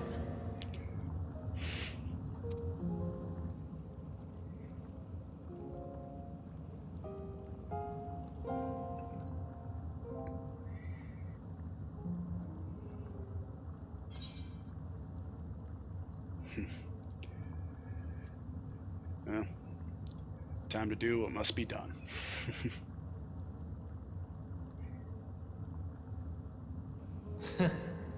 And what might that be? Go to the edge of the universe, kill your Medion and whoever else you let loose on the universe all those years ago. My wish is all but granted. To die and take you all with me.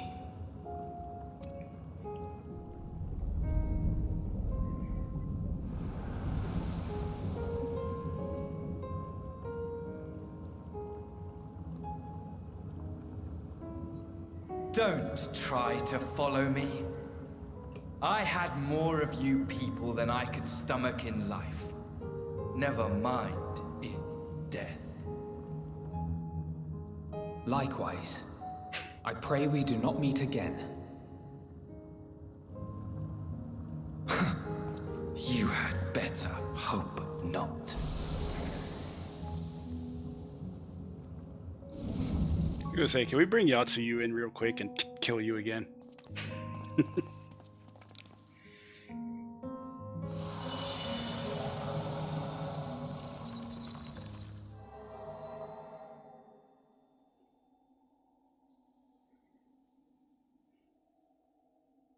Come. Hydaelyn is waiting.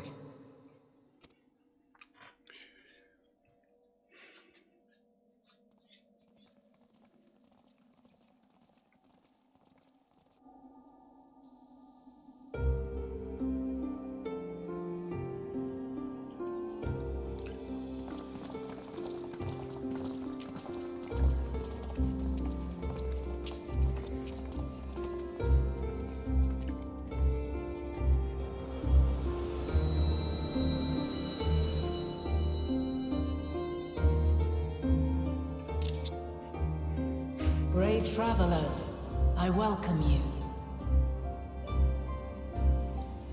What the?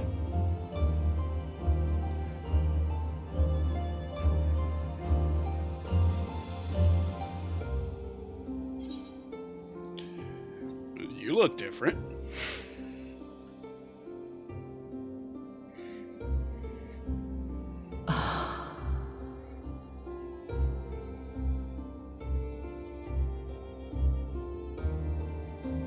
I see. Thou didst journey unto Elpis. And now, the rivers of time converge.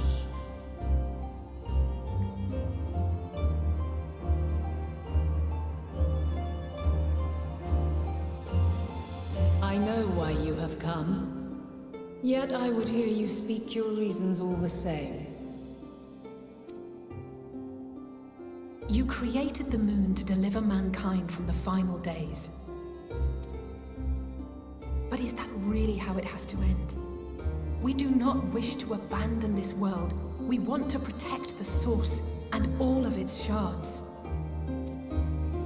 To flee is but one of two paths. The other leadeth to Meteon, far beyond the stars, where she doth chant creation's requiem.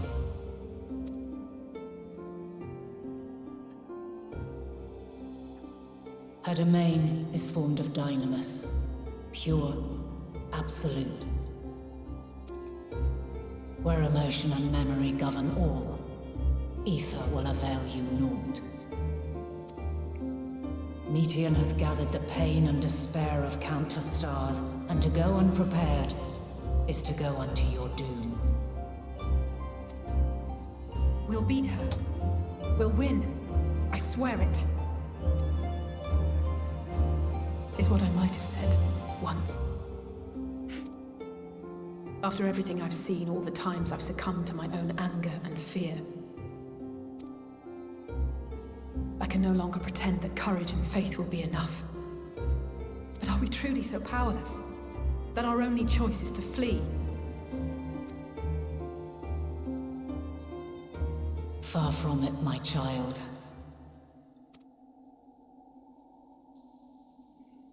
Long ago, the inhabitants of myriad stars, many more prosperous than Atheris, sought to free their worlds from life's woes. Sorrow and anger, conflict and hostility, despair, and even death itself. But as Meteon reported, every attempt ended in failure. Darkness abideth within every living being and can never be cast out. Neither reason nor faith can challenge this immutable truth. To live is to suffer. And in suffering, find strength and purpose and hope. As you have done so many times before. Thou dost pursue an impossible dream, yet knowing this, you pursue it nevertheless. And thou hast learned to depend on others as they do thee. Thy yearning for the power to save the powerless hath ever driven thee to greater heights. Thou hast grown strong. Though those closest to thee no longer walketh by thy side, their love remaineth thy guiding light. For duty's sake, thou hast been bound by truths unutterable time and time again. Yet thy heart hath never wavered, as thy companions will attest. In thy pursuit of mysteries great, all thou believest is brought into question. Undaunted, thy thirst for knowledge remaineth unquenched.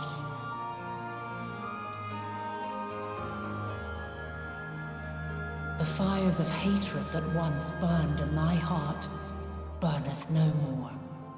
From their ashes doth spring the light of love, warm and pure. I don't know if Justinian's capable of having those emotions, but... As witness to black calamity, thou despaired at man's helplessness. Resolved, thou didst unite a distant world on the brink of collapse.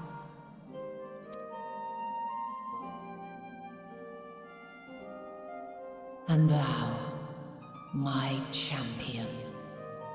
When all did seem lost, thou never abandoned hope. For every trial and every foe that did bar thy way, thou hast proven equal to the challenge, drawing courage from the many bonds forged on thy journey. You have all known despair, and though the end approacheth, you walk on, heads held high.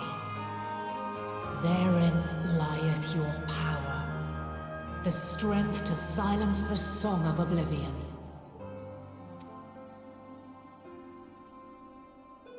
Then there is a means to confront her.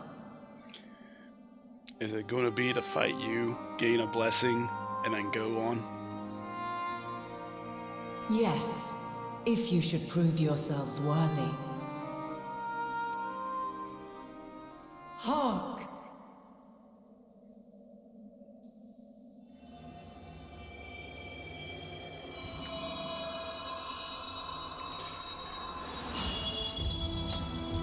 Rematch from Elpis, Nigh huh? impossible is it to send mortals to the edge of the universe.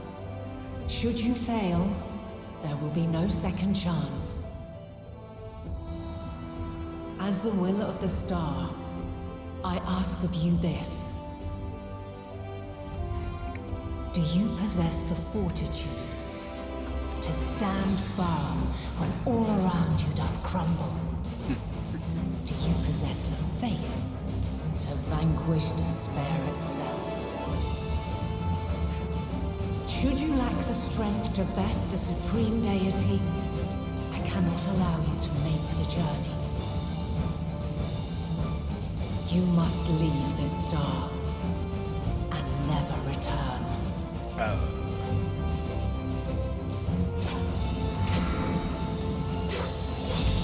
Prepare yourselves. Prove ourselves worthy, eh? Sounds straightforward enough. I like that thought. Aye. No room for confusion there.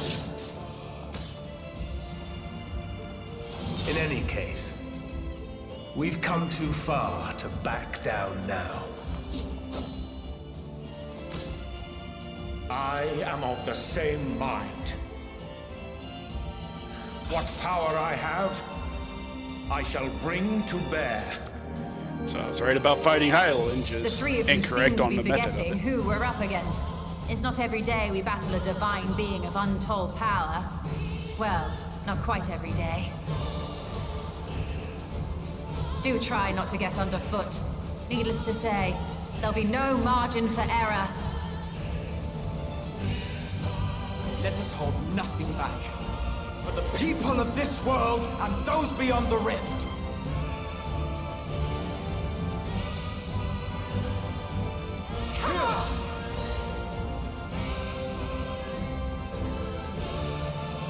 Alas, the question I posed to thee in Elpis hath remained unanswered these long years. I would hear thy response, warrior of light. Shouldst thou emerge victorious?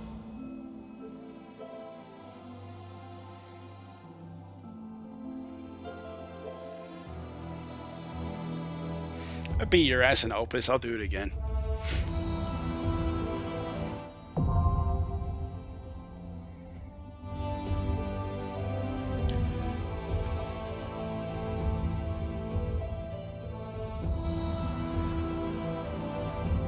You can do this as a trust? Huh.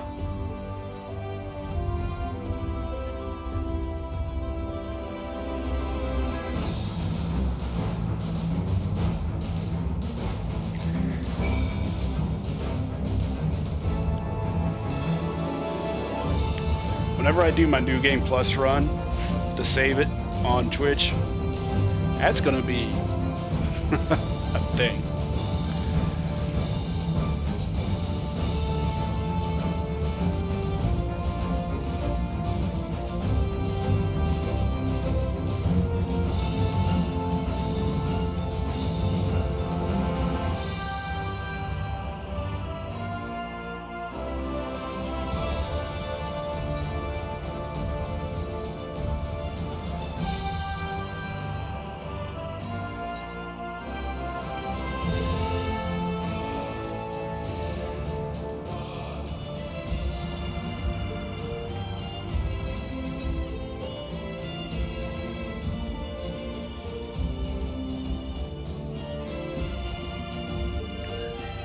MSQ.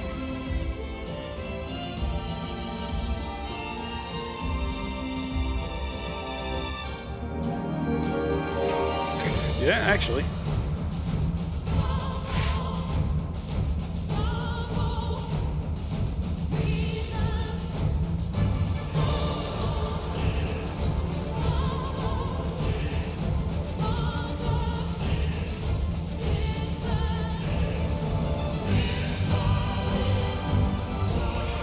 Before I do this, I need to go take a little bit of a break. Stand up, stretch legs, grab more water, all that stuff. So I will be right back in a few minutes. And then I guess we have a rematch. Alright folks, I'll be back in a few minutes. And then we do this.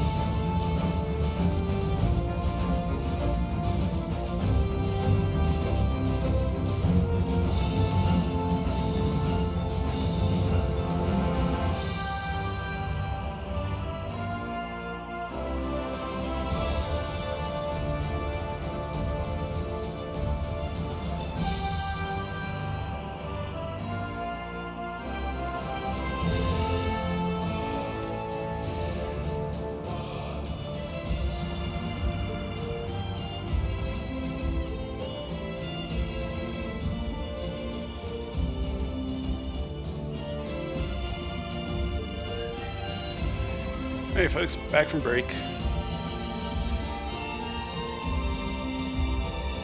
Probably should have left myself in battle state, so it probably would have been better. Alrighty. Bully mom. Lydia, are you still here? Were you and your BF wanting to come, or?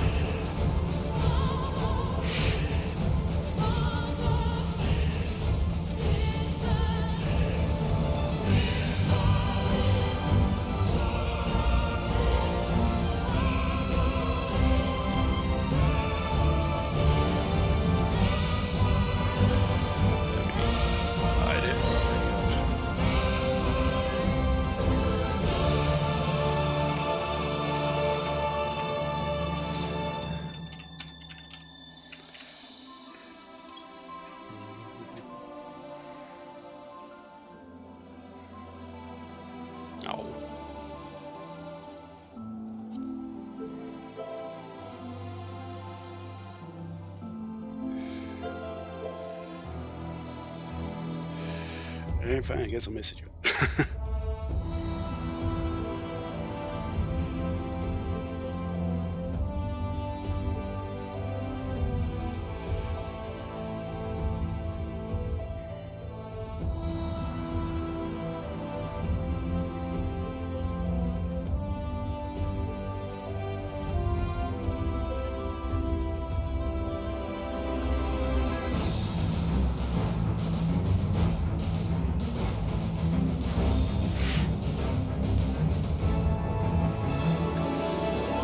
Probably shouldn't show him friend list, but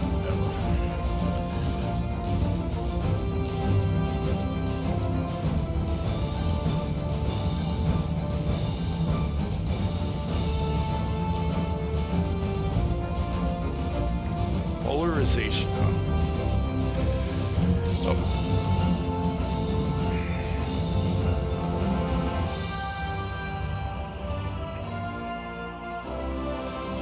I have to get this screenshot at least.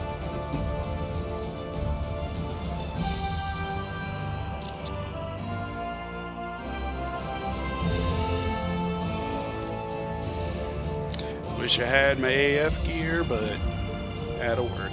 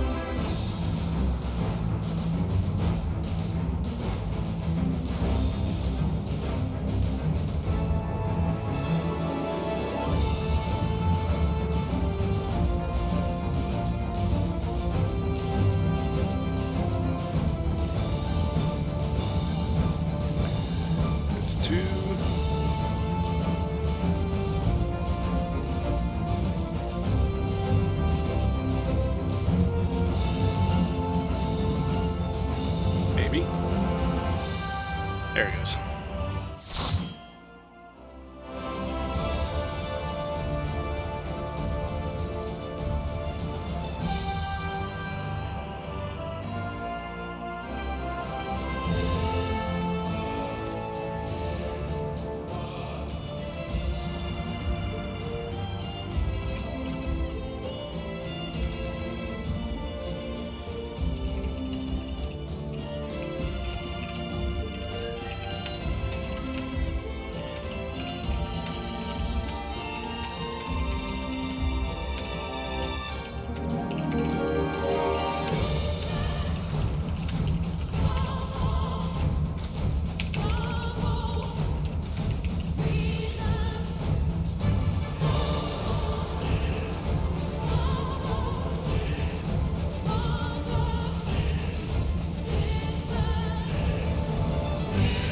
Let's see what we got. Got one tank, healer. Don't know what you're doing.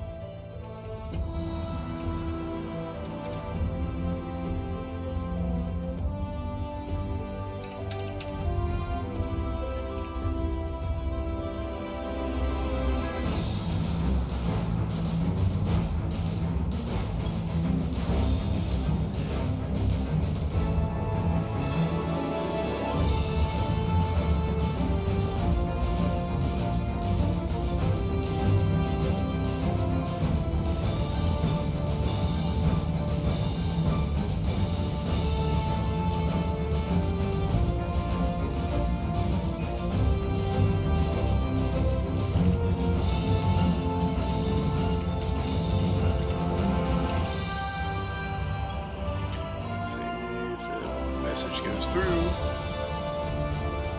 Nope.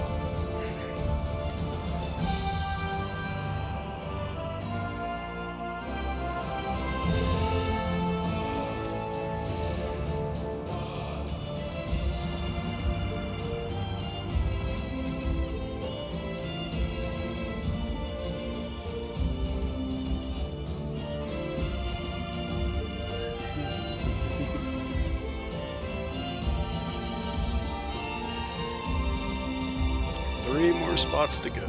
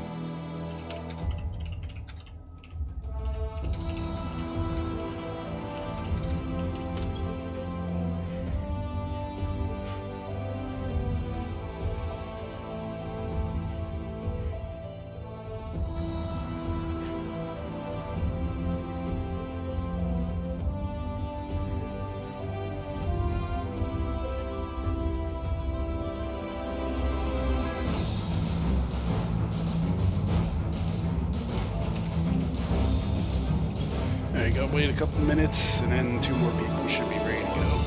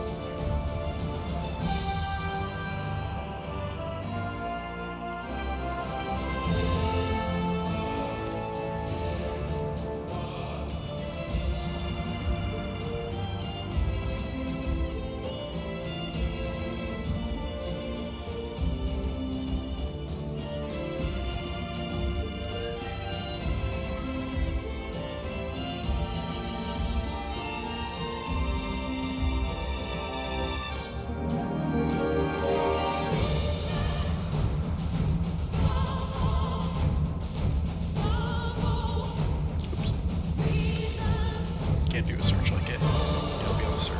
Okay.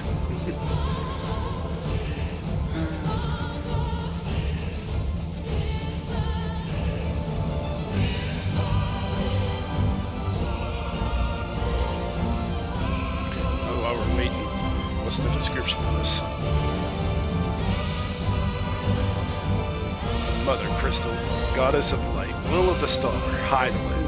From the far reaches of the ethereal sea has she ever called to you, and at last you meet face to face.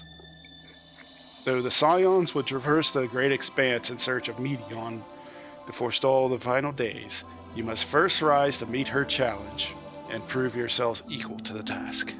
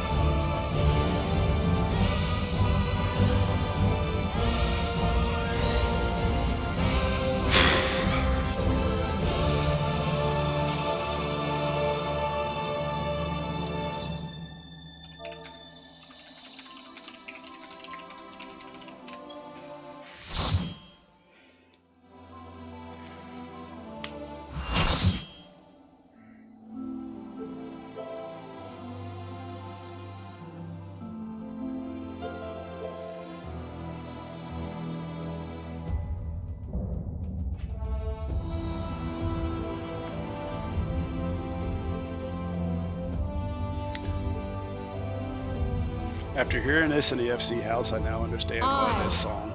The last of my kind shall test thee. Come, prove thy worth. I now see why this song is called My Answer.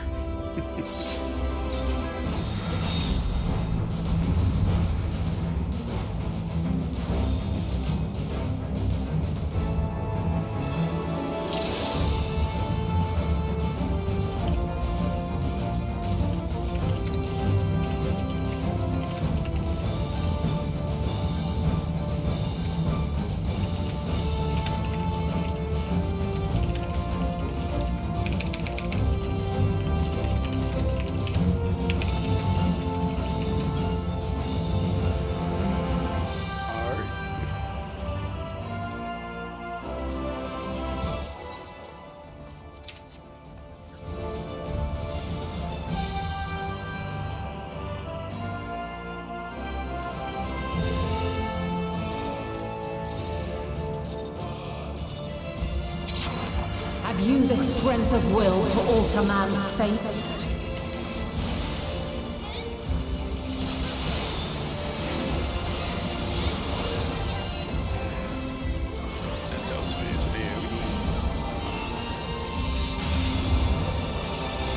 A change of arms.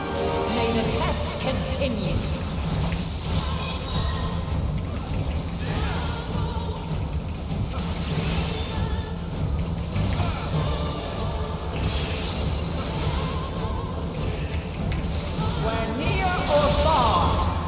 Oh, come on.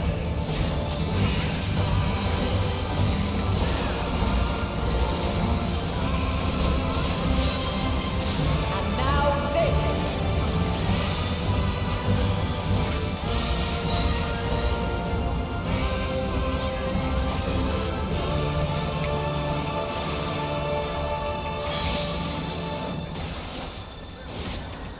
Light unyielding. Apparently not far enough out.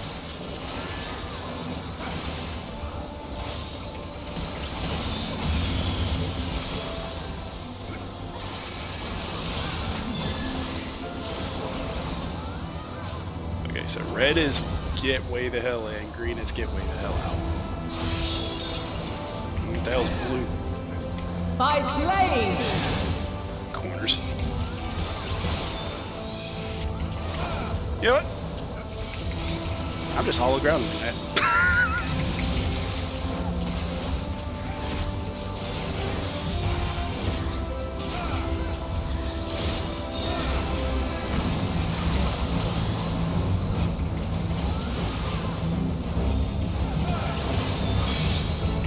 Alright, so green is get the hell out. Light unyielding.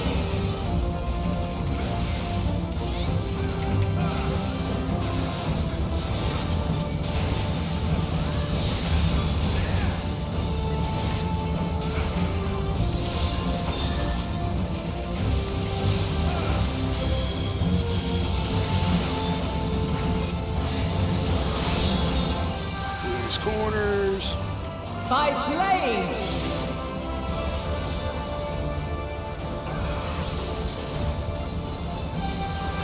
Crystals of light. To me. You.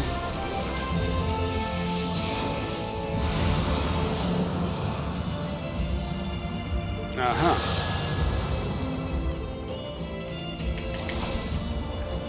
Here.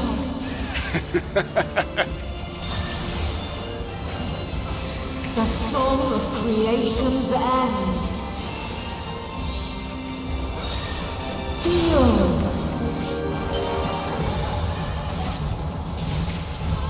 The sorrow at hope's demise. Think.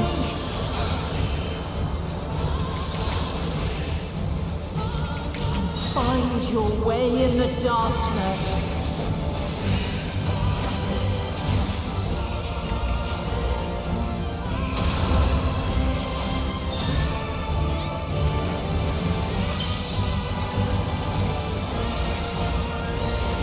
Follow your light.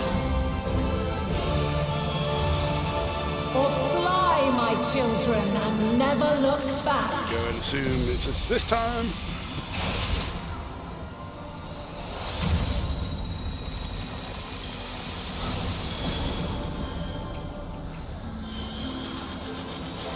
Then you are resolved. But this test is far from over. By crystal's light.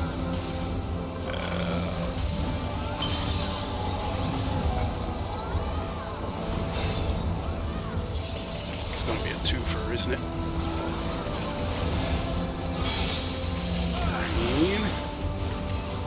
Light unyielding.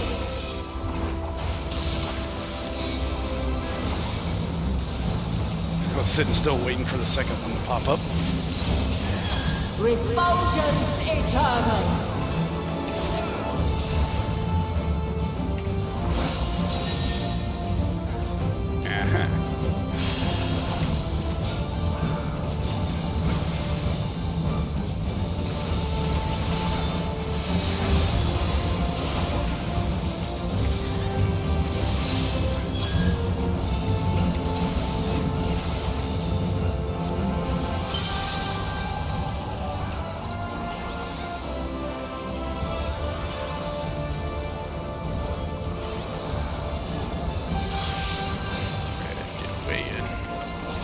We're near or far.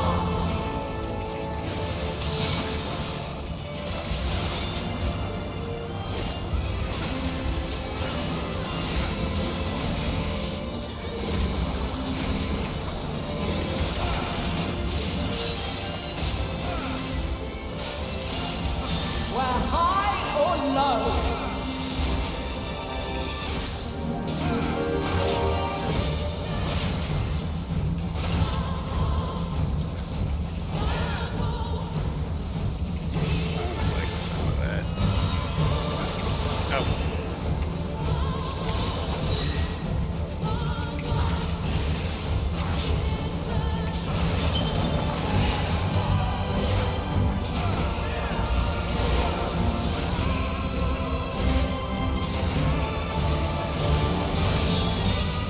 Corners. By blade.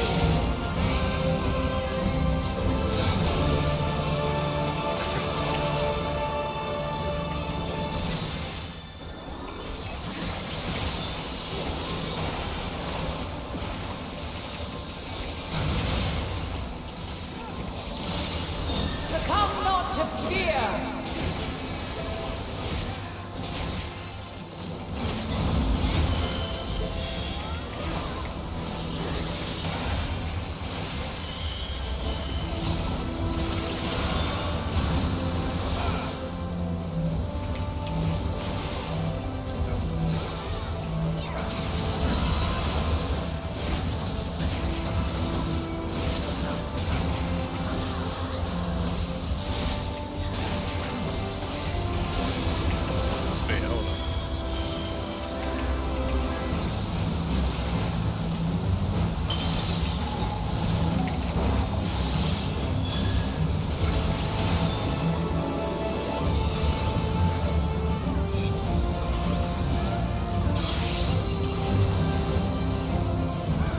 We're near or far.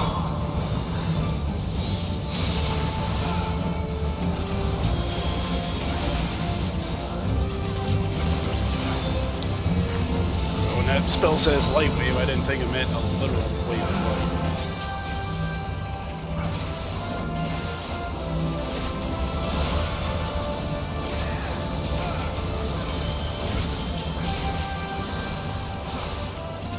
Oh wait, I'm 90. I have configure combo. I'm an idiot.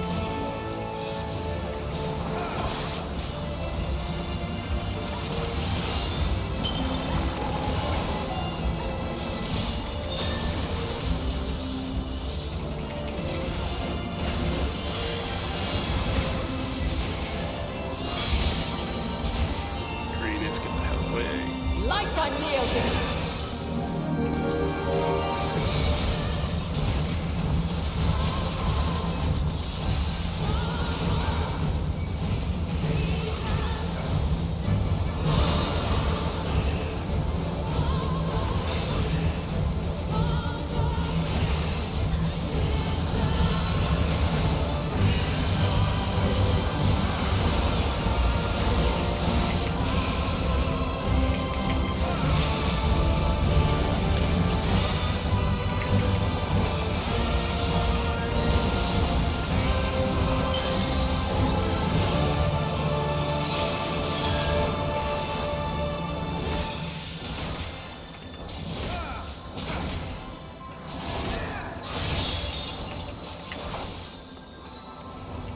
blade!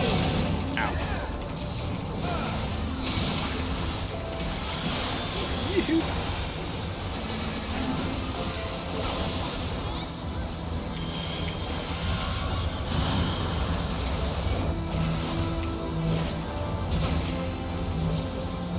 Hey, you finish him off, I'll block the damage.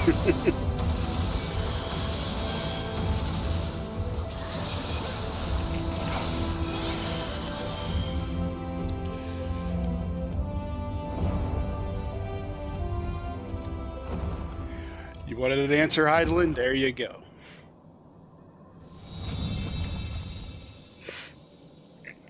By the way, I'm 2 for 2. At last, man has the strength to.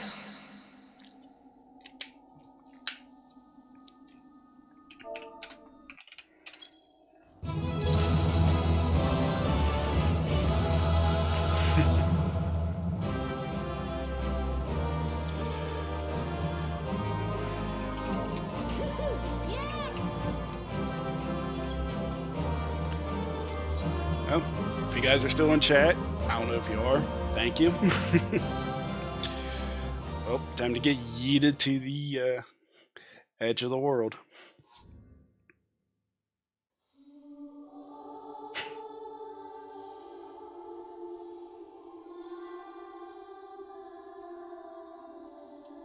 No, this can't be happening.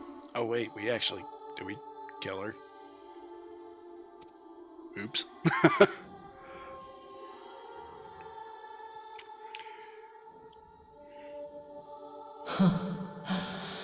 Though my power is in constant flux, I have always kept a reserve for this very moment. It was a true test of your prowess. You have done well. There is one thing I must ask. By sundering the world into 14 shards, the ether of all living beings too was divided. This reduction would in theory allow us to more easily interact with Dynamis. Having seen mankind brought to the very precipice of extinction, you wished for us to develop a means to overcome despair. You believed we had the potential, and sundered all creation to see it fulfilled, to deliver us to that swirling maelstrom of Dynamis in which our foe hides, and grant us the power to defeat her once and for all. Is this not true? It is as thou sayest. 'Twas the trial to which I subjected mankind, and it hath led to untold bloodshed and suffering. There was no kindness, nor justice in the tragedy I wrought. When confronted with the almighty Zodiac, my only recourse was rend him and the world asunder, that his power be diminished for a time. And so it came to pass. Now you, my chosen, have surpassed my expectations, surpassed me. I entrust the fate of the universe unto you.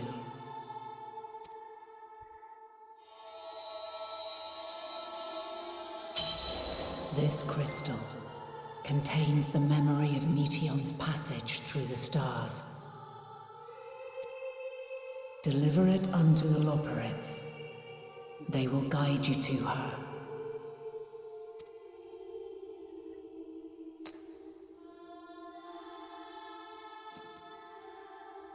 Not different from my crystal of light. Though they may be capable of crossing great distances, there is a vast difference between traveling to the moon and the furthermost reaches of the great expanse.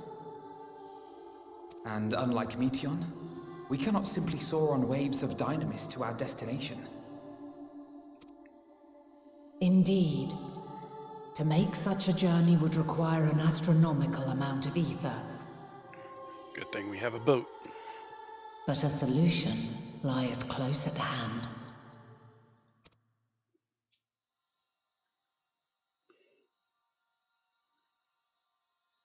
Of course. Yes, my child. Ever since I became the will of the star, the ether drawn here had slowly crystallized. I see. She's going to It's not so much as we killed her. She's going to sacrifice herself to yeet us across. Okay. They who have answered my call know it well. While I have remained hidden, it hath become the embodiment of the planet's will in my place. A faceless, omnipotent force of nature. The Mother Crystal, our final hope.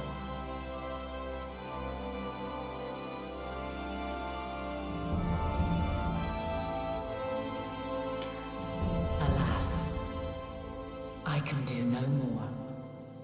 The fulfillment of this task doth fall to you, my chosen. Now, heed these words. Darkness and light, despair and hope. As goeth one, so goeth the other. Become light, become hope.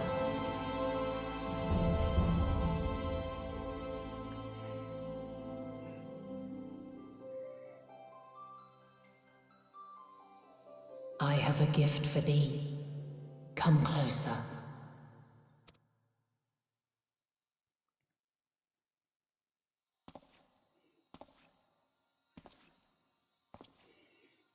Long have I searched for a means to safeguard the future of this star. Though I knew failure after failure, by recalling thy tales and my promise to thee, I found the strength to carry on. Though the world is ever changing, thy thirst for adventure hath never waned. Thine unshakable resolve never ceases to amaze, to inspire.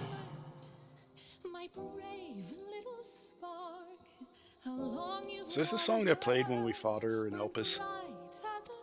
As a mark of my gratitude, I bestow this final gift.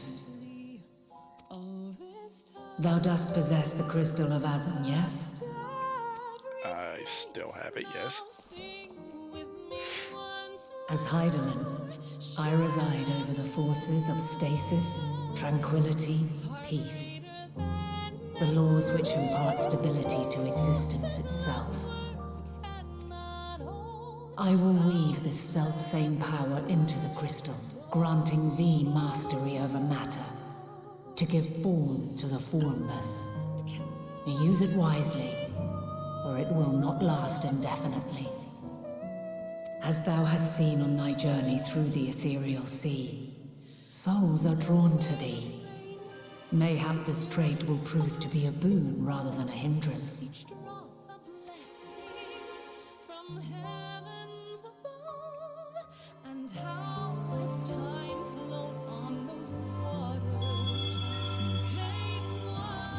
It is thy hopes and prayers that enable Azum's invocations and give them life. So keep them close. But pray, remember this. When the way forward is hidden, even from the mind's eye, look not to the invocations, but within yourself. These were the words of the crystal's original bearer.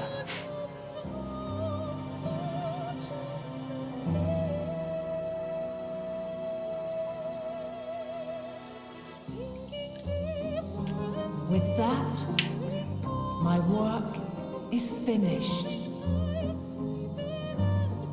Fulfill our promise. Right the wrongs committed when the world was yet whole. Silence the song of oblivion. Teach her a brighter melody. Show her our journey is far from over.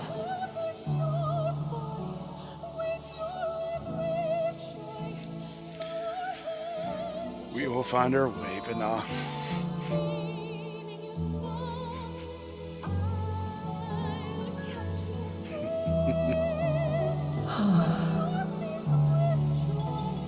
Of this, I have no doubt. For yours is a light brilliant beyond measure. Long after I have gone, though not even my soul remaineth, my love will be with you forever, my dearest children.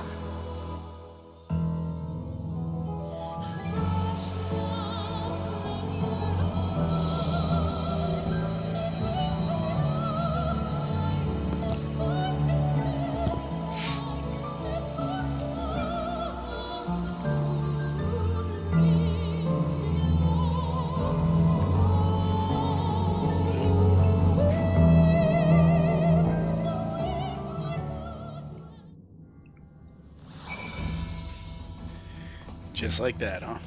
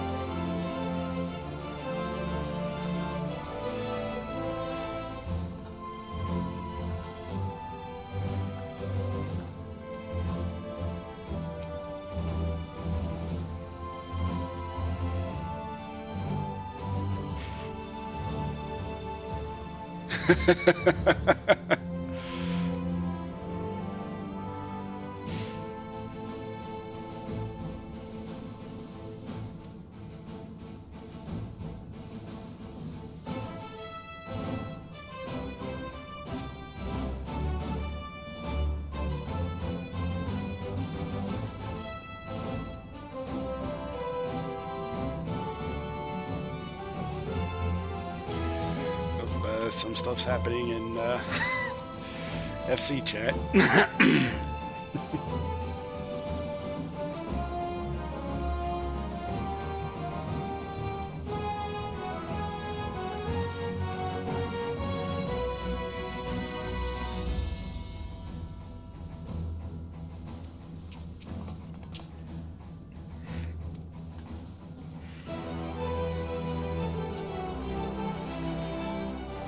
Well, living way, she kind of did now.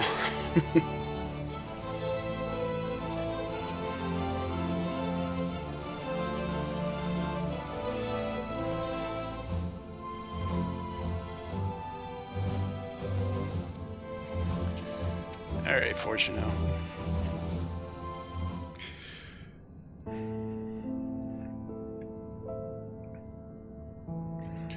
I am glad to see you well.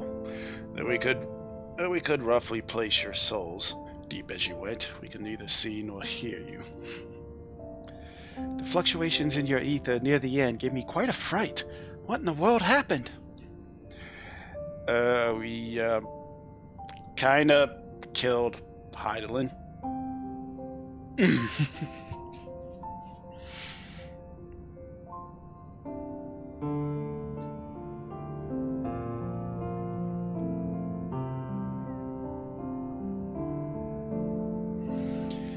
To say Heidelin is she dead? No, there's no time to deal with our feelings. We must carry out Heidelin's will without delay. We'll find Medion if it's the last thing we do. If you wouldn't mind handing over the crystal, that is, the fancy navigatory one.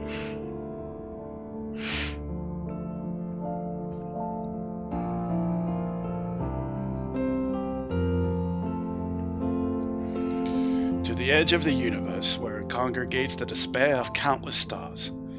You are determined to see this through? We are. Should words fail us, we will fight to the bitter end. I know that it pains you to accept this. Would that I need ask nothing more of you. Yet we have only two means to travel the great expanse. The moon and Charlene's Ark. I am all too aware that without both of them there would be no Exodus, but I nevertheless beg you to honor the agreement we made.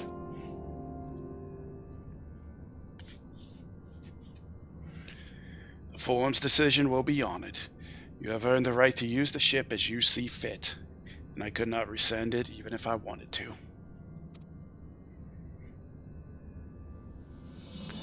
As it happens, I do not, and would do all within my power to aid your cause. With that settled, might I suggest you rest a while? Proving oneself to Heidelin is never easy, and despite our unparalleled genius, we'll need a day to make the necessary calculations. You may as well take advantage of it. Chart a course through the stars, sea of stars in a single day. Ye gods.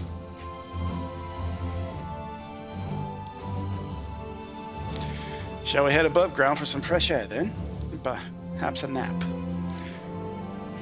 Yeah, you old bastard. You need it.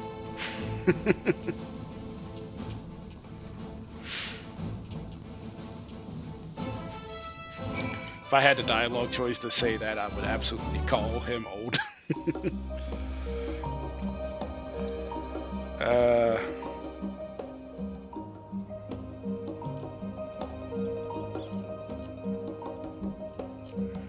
And sick.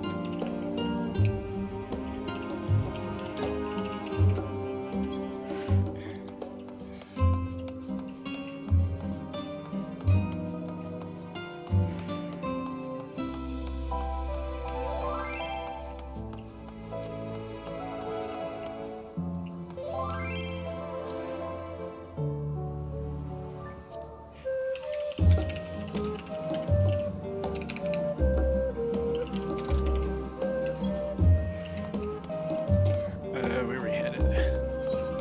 Okay, back down there.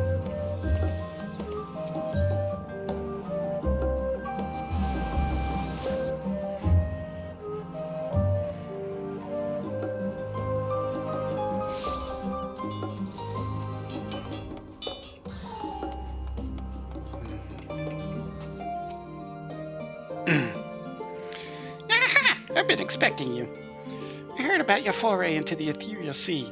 The students have ventured far and wide, but never quite so deep as that. Are you experiencing any after effects from your prolonged exposure? Nausea, dizziness, hauntings? Well, have a pleasant sleep. And if you do experience any unusual phenomena, please let me know. I shall add it to our records. Yes. Yeah, well, rip that experience.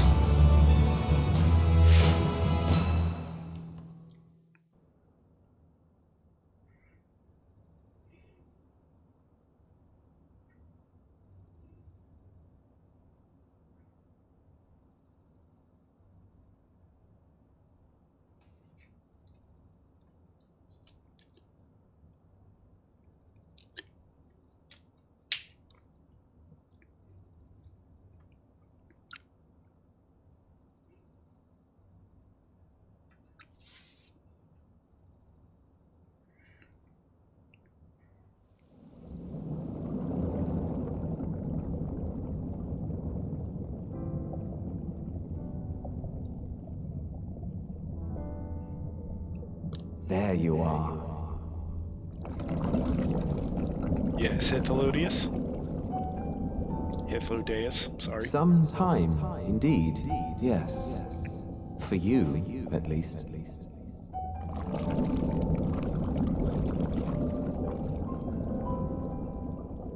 Believe me, I'd meant to get some proper sleep. But here we are, drifting along instead. Well, well, you too. And so we remain, to watch and wonder.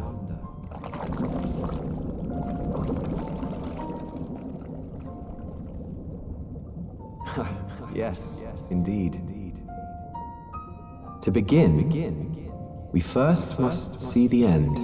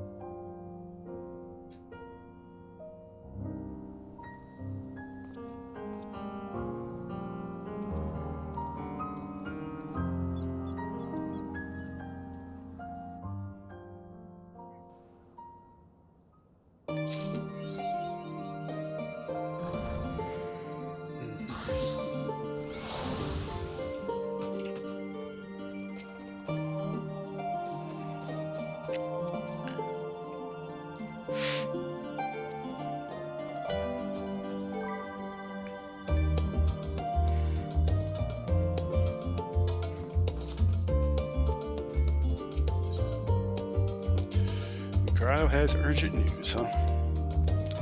Linkus, I trust you've had a good rest. Hythlodeus decided to talk to me in my sleep, but yeah. An envoy of Master Fortuno arrived not long ago with a message.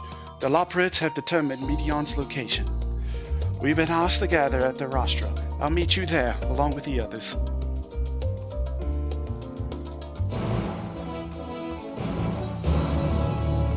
I feel like there should be a quest up to get the AF gear, but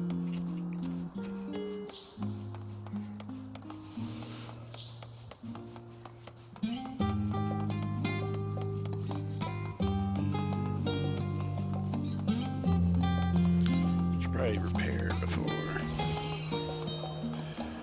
Yes, I know, it's literally like 90%, but still.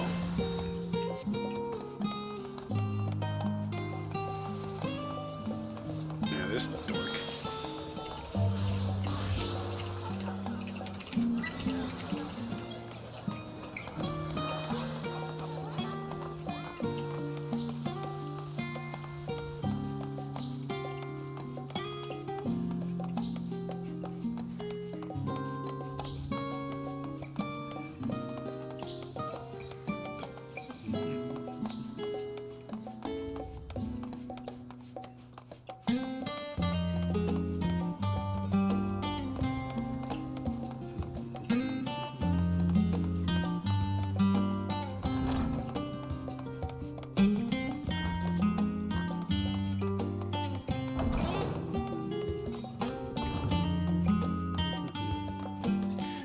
Pardon me.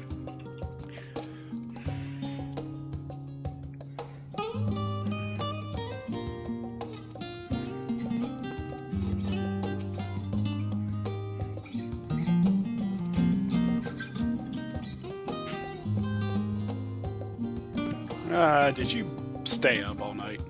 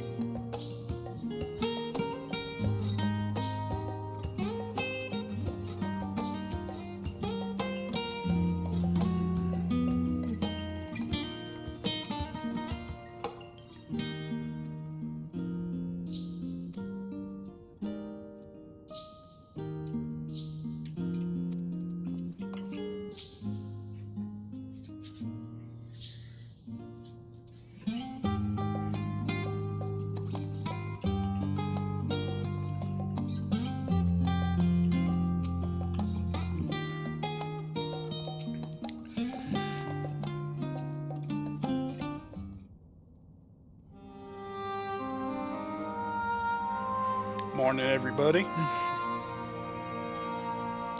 I assume this meeting is here for you to say your farewells. Everyone appears to be present and accounted for. Good. As you know, the Loperids have deduced the whereabouts of Medion by means of a crystal bequeathed to us by Hydaelyn herself. Your quarry's location is a place far beyond the moon, in the farthest reaches of the Sea of Stars, at the edge of creation.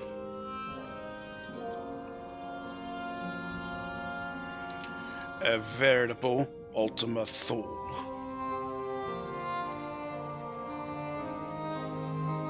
What's that name mean, though? Indeed. Then how are we to reach it? Excellent question. Luckily for you, I have an equally excellent answer. In theory, with its advanced propulsion systems, the moon is capable of delivering you to Ultima Thule, but the myriad other facilities housed within would greatly impede travel through the Sea of Stars. Even the Mother Crystal may not possess ether enough to bear so massive a vessel to our destination and back.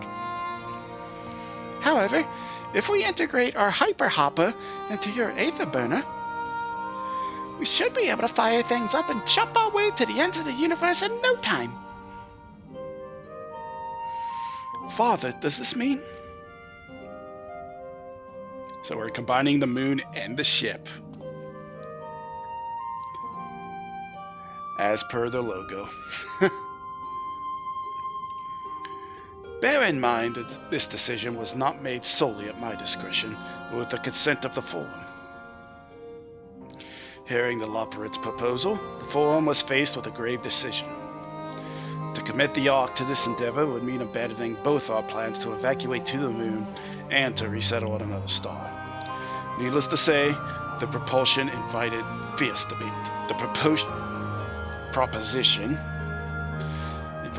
debate. In the end, however, the Forum was swayed by the simple fact that Hydaelyn believed you possessed of the strength needed to overcome this crisis. The Great Exodus was, after all, a plan of Hydaelyn's own making. Therefore, if in the 11th hour she would proffer another means by which we may seek salvation, we would be fools to dismiss it out of hand. Indeed, she sacrificed everything, her very existence, to avert the destruction of this star. That is why we have chosen to place our faith in Hydaelyn and you. The Ark will be made ready for your voyage to Ultima Thule.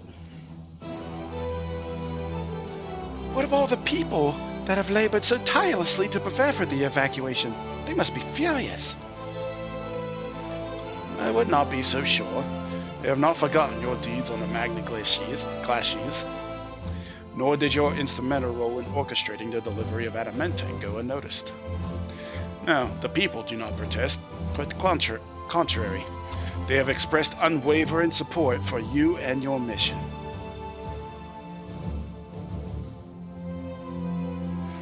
Are the Loperids too willing to abandon the Exodus? Were you not listening when he said we were born of Hydaelyn's love for Aetheris and its people? If it means your survival, we will do anything to help. And you'll most certainly have need of our expertise where you're going. There's no guarantee Ultima Thule is a place that supports life, an otherwise vexing problem our know-how can remedy.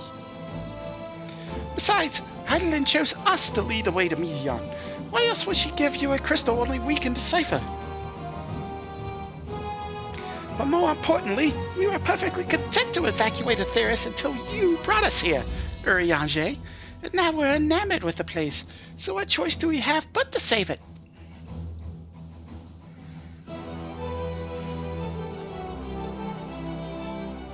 Of course, none of this is possible without you in the Cylons, so I must ask, are you certain you wish to do this?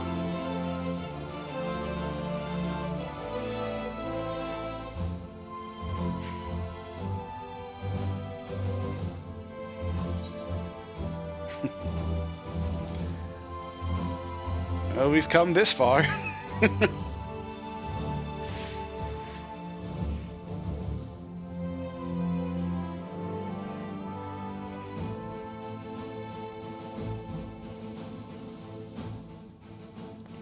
Very well. We shall inform the form of your decision and begin preparations to bolster the Ark with the Hyper Hopper. The Loperates will coordinate with the Ilsabad contingent to have the necessary components transported via the Tower of Abil. Of course, it will take time until the work is complete.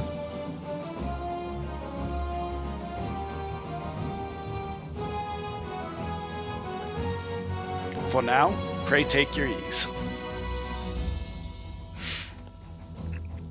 'Twould seem there is naught to do but rest and prepare, shall we?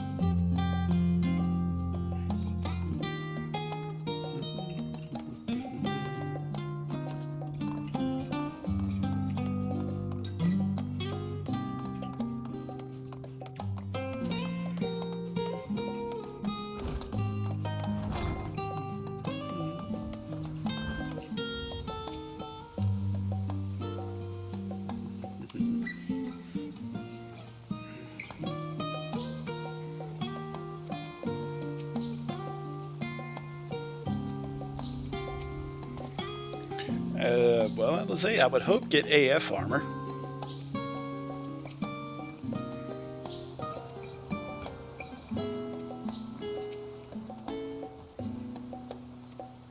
I'm also surprised none of the Scions are dead.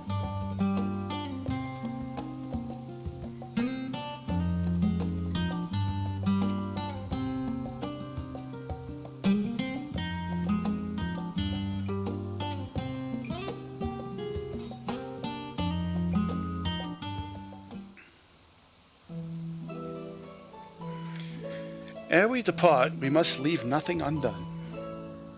Quite. Excuse me.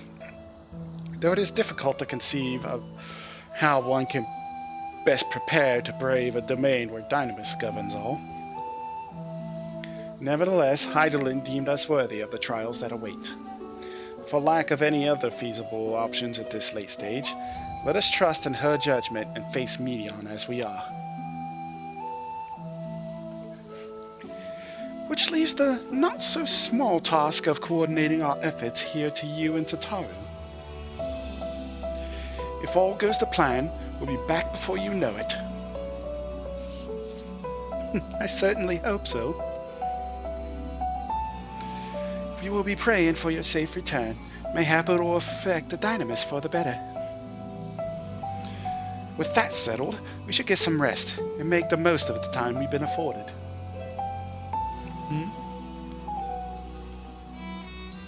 Yes, Tataru? The meeting's over, isn't it? You were in there for so long I started to worry. What did they have to say? Well, we're going somewhere that way. The edge of creation. I see.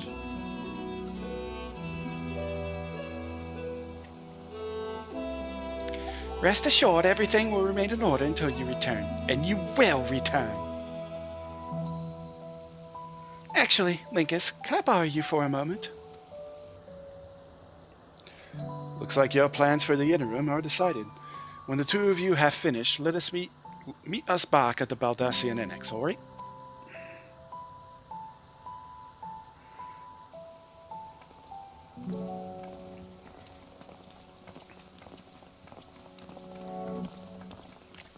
Oh, is Tataru gonna craft my gear? Come with me to the Agoa. I have something to show you.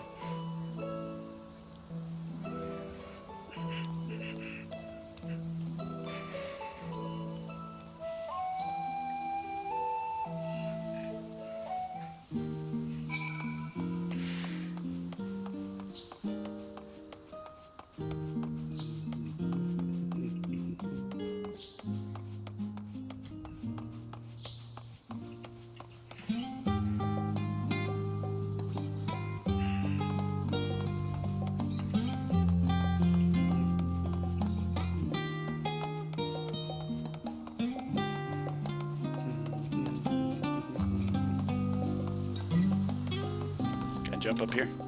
Yeah.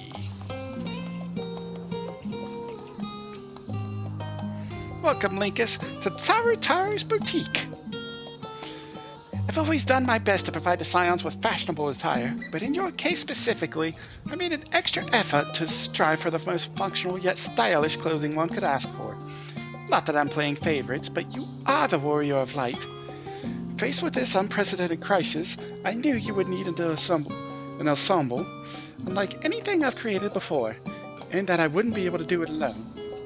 And so, after enlisting the aid of the world's finest artisans, I have finally completed my career-defining masterpiece. But then inspiration struck, and I saw a golden opportunity just begging to be seized. With the help of some Thavnarian refugees, I decided to set up shop here in Sharlayan. Of course, I would never charge you for any of our works. Perish the thought. Fardus... How you say his name? Farsardu? Farsardu? How are things coming along? Everything is in order, Mr. Strataru.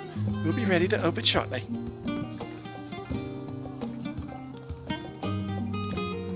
Which is why I brought you here, to be our very first patron.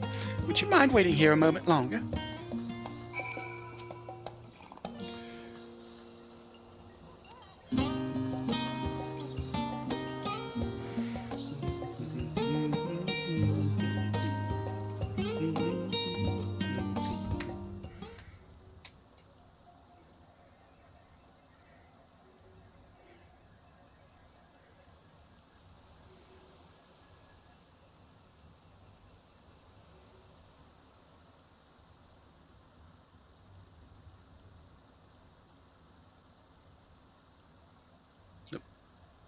I did not expect to find you here.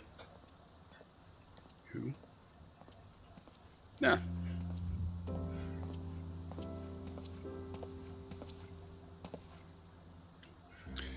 I'd imagined Itana would also wish to offer her regards.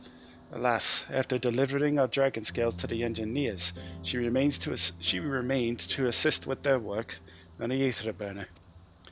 This simulacrum too will stay in Sharlayan, while I oversee matters in Razatan. It is a rather convenient means to keep it abreast of developments pertaining to the final days or anything else. It also allows me, after a fashion, to watch over my people in this distant land. Arshan, I was hoping you'd stop by. I can't thank you enough for allowing your artisans to work with me here at the boutique. Please, it is I who should be thanking you.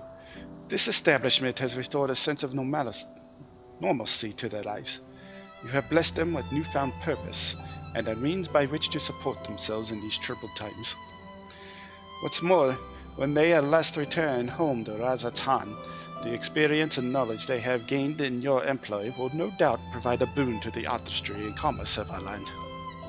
In fact, I came here to see how your new employees are sitting in, and to express my gratitude for granting them this opportunity. That's an opportunity for me as well, believe you me. Your artisans have taught me so much about Thavnarian craftsmanship. Their resourcefulness and ingenuity are nothing short of inspiring. I can't wait to see what kind of wonders we come up with. I pray you every success in your endeavors, Mistress Tataru. Before coming here, I heard word of the Forum's decision, of what will soon be attempted. It was only then that I finally understood why my father called the star the last bastion of hope. Indeed, it was the last bastion, for the flame of every other star he encountered had likely been extinguished. In the boundless dark, the light of brimming fire must have been blinding in its splendor. You journey unto the heavens to protect that light. May the scales of my kin serve you well. I have faith you will prevail and restore peace and tranquility to the star.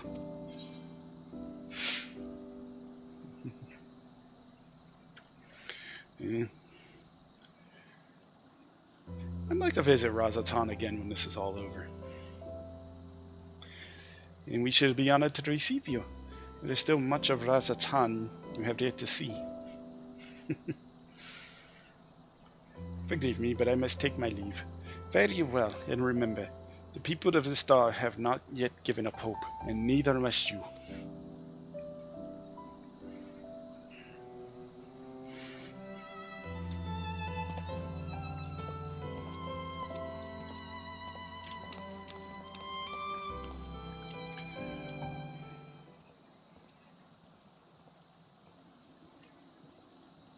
Euless gonna show up?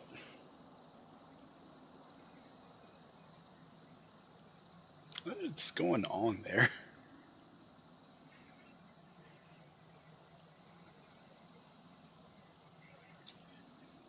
Where must I go to get a meal with some flavor in this wasteland of taste? Emily.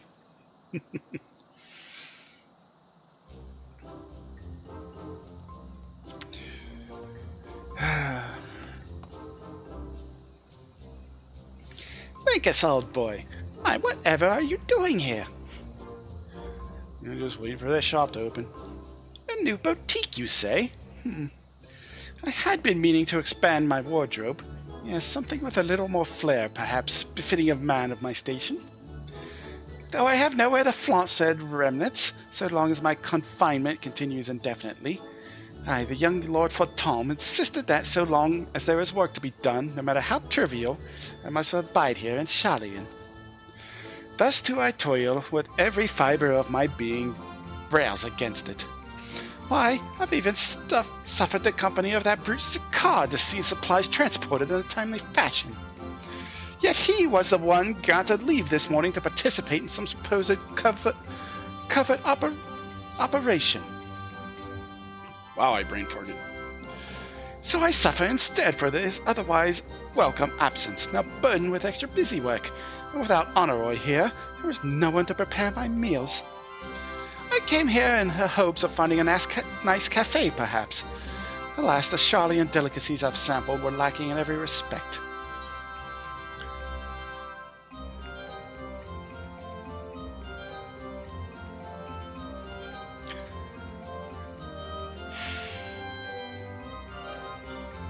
You know what, buddy? Go to not Starbucks. They have a banging burger.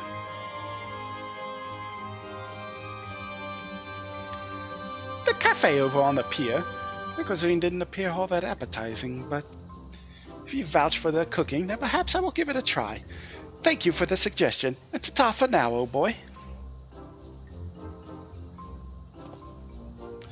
Enjoy the burger.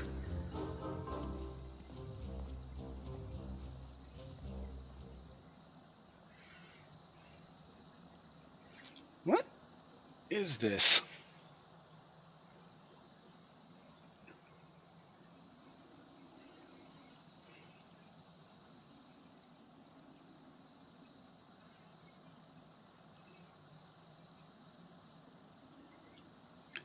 Well, is that Linkus and Tataru I spy?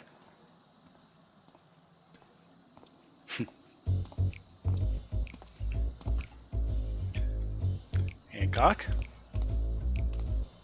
Hancock? What are you still doing here? You said you were returning immediately after dropping off your cargo. Yes, that was my original plan. After all, any expertise required aside from the delivery of goods is well beyond my purview.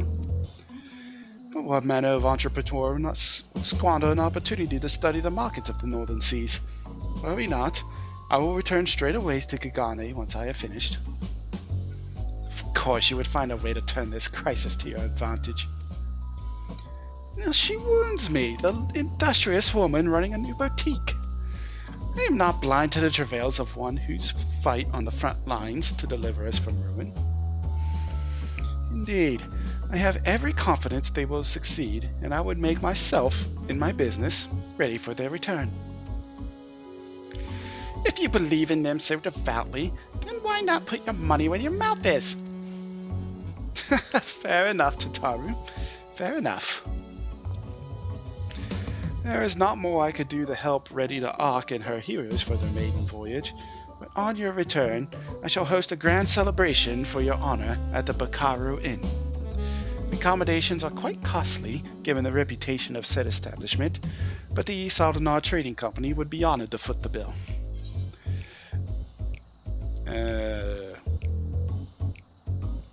Will there be lemon cakes?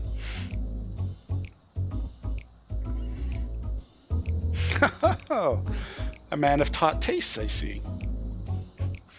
Yes, there will be lemon cakes and much, much more. The finest delicacies the world and Lord Lolorito have to offer.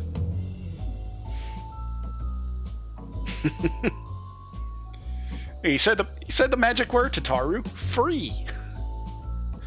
Well, let us speak more of this upon your return, lest I draw even more of Tataru's ire. Until we next meet. He gave us the price of free 99. Come on.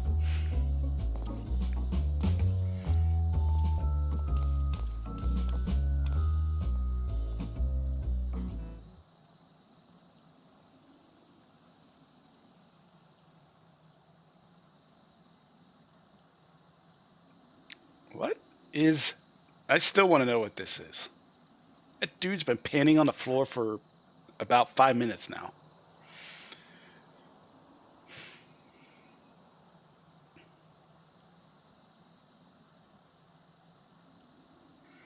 Ah, Lakis, decided to spend your time at the markets, did you?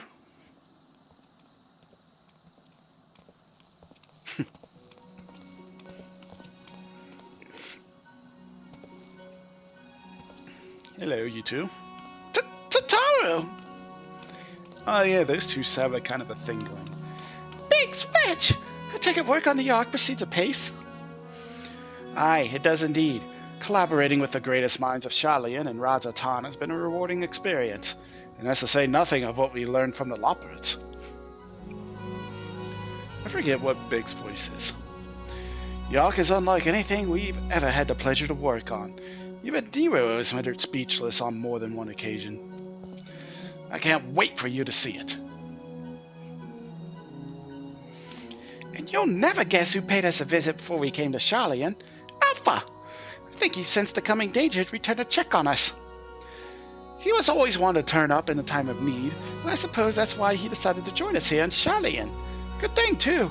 I don't know how he does it, but he has a knack for brightening your day just by being there. It's still hard to believe we have the means to send you off to the great expanse, though. To the farthest known reaches of, well, anything.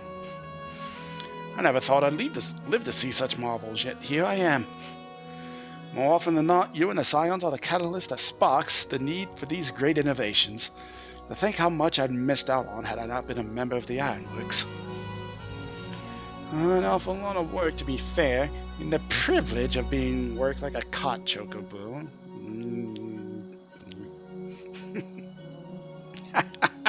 There is that too. As busy as we've been, I wish there was more we could do for you, Linkus. But no matter what happens, you have to keep believing for a brighter future. That we do, my friend. That we do.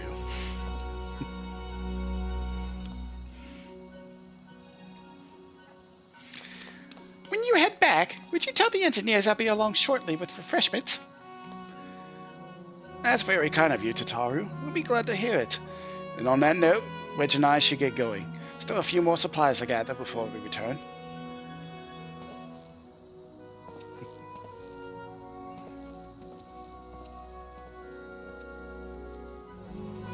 Wedge, you're making it awkward. There you go.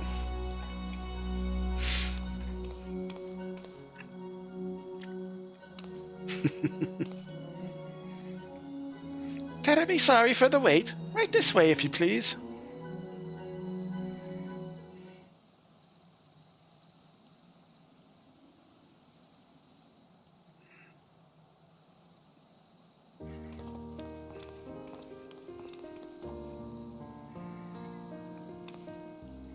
Right. I don't believe the two of you have been formally introduced. This is Varsardu from Pakistan. I do vaguely remember you. Haven't we met before?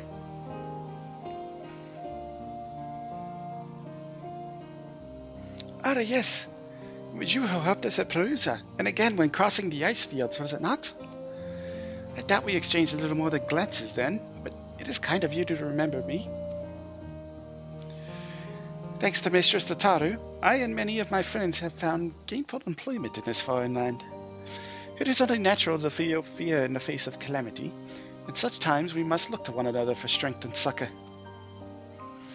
I know not whether we will come to call this place home or return to Thavnia, but we are here today and are glad to have contributed to the cause.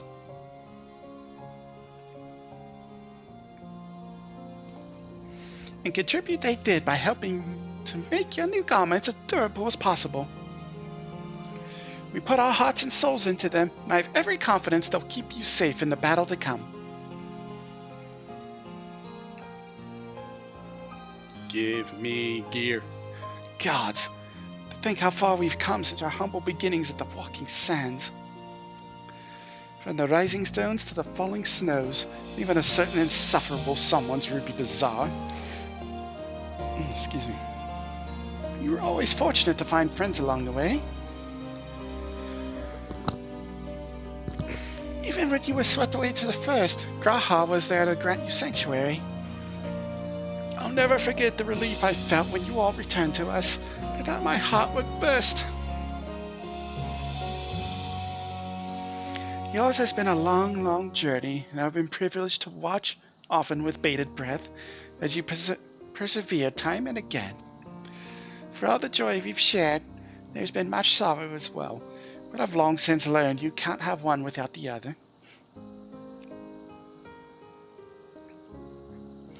Which is why I promised to send you off to the Sea of Stars with a smile. And you can be certain I'll be the first one to welcome you back on your return.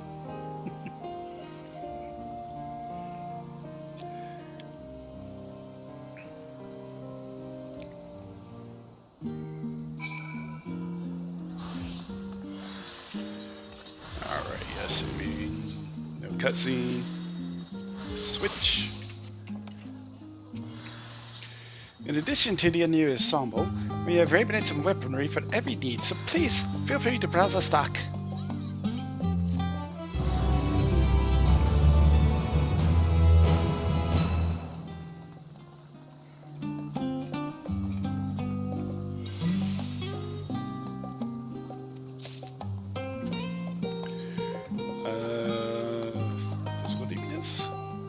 Oh, you can just straight up buy them all and have them ready to go.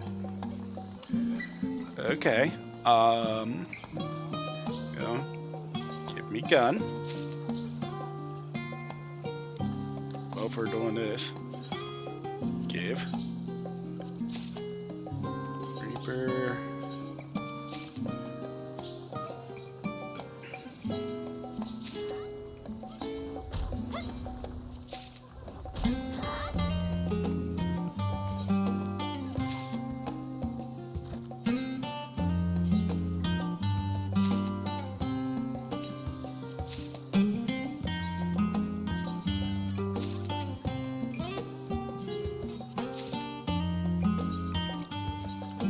Grab what I can.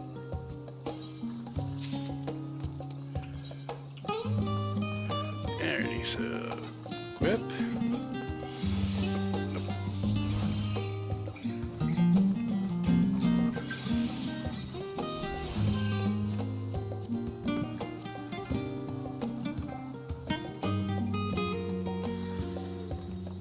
I like it.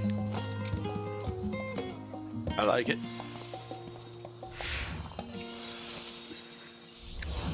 Now we switch to Reaper.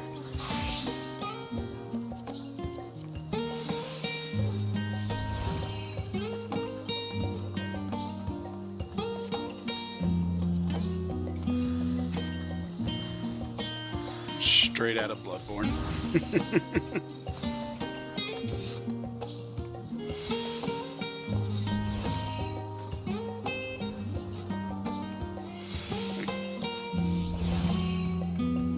Slicing off whoever that is.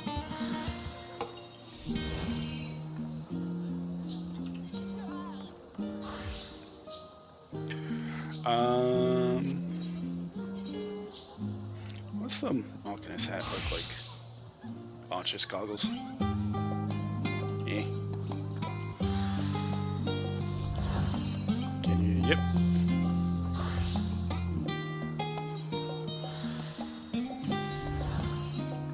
And now to go full RP.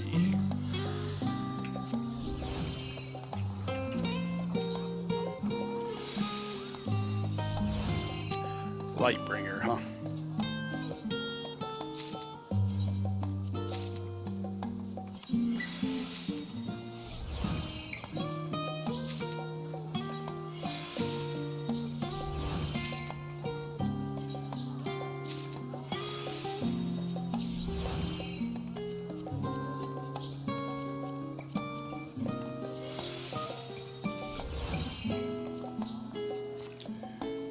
$551.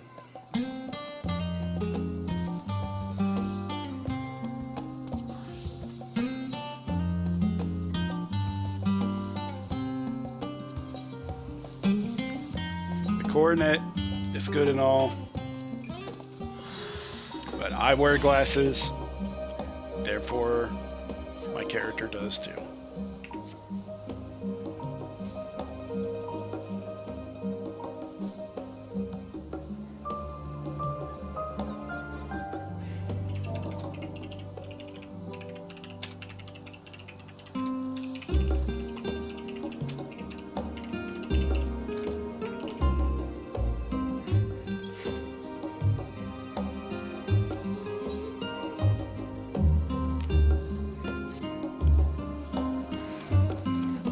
You've still got lots to do before you depart, so I won't keep you any longer. I do hope you can find a moment for yourself, and that the others can as well. They said they were returning to Baldessian Annex, though I doubt they stayed for long. If you decide to go looking for them, I'd suggest speaking with Cryo first. I'm sure they would have told her their plans.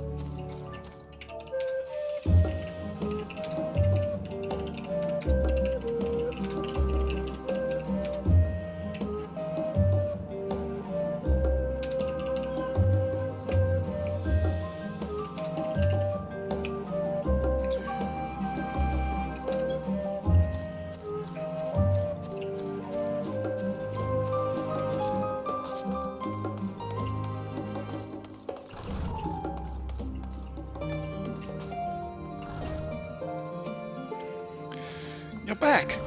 You're back! I take it you received your gift from Tataru? I'm wearing it.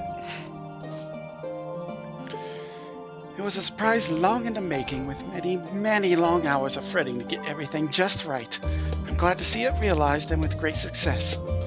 If you're looking for the others, though, they've already taken their leave. Your Stola, Thancred, and Urianger have gone to the last stand-up for a bite to eat. Alizé and Graha, meanwhile, thought their time would be better spent poring over books at Numenon. As for Alphino and Estinian, well, they've elected to pay a visit to the Levieux estate, though Estinian seems somewhat reluctant to go.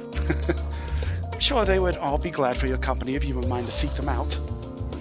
Should you be feeling peckish, I suggest heading to the last stand before your Stola and the others finish eating. But above all else, it would be foolish to run headlong in the battle with a fatigued mess, so do remember to get a good night's sleep.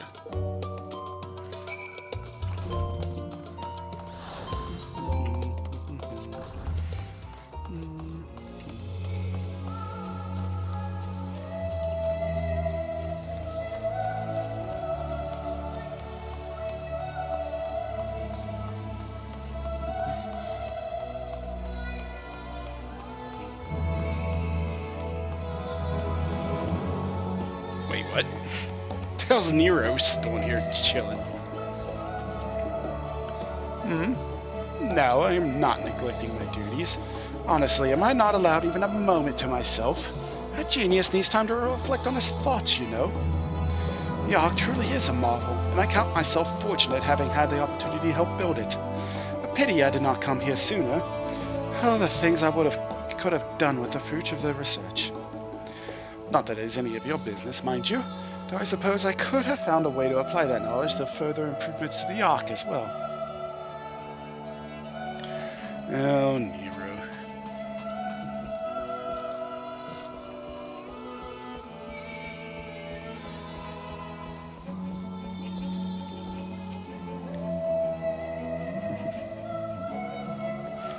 Yay, food.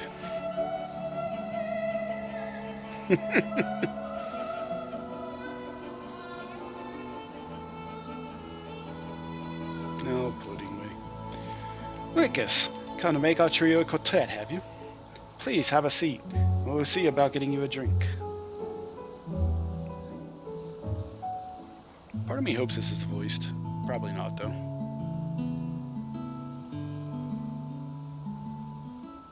Your business with Tataru was finished. And it's voiced. Nice. Yep. Take a look at the new duds. My, what a thoughtful surprise. Whatever would we do without her? Indeed.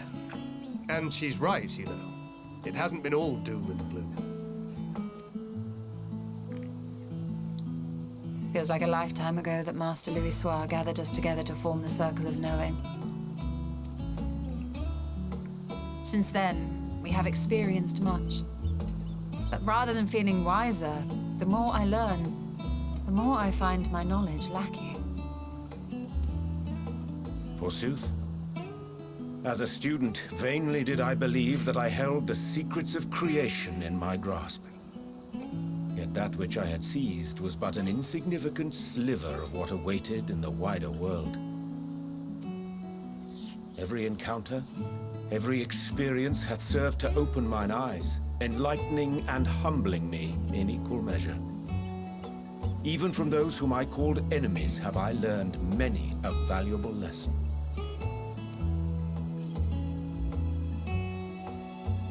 What will we learn at the edge of the universe, I wonder?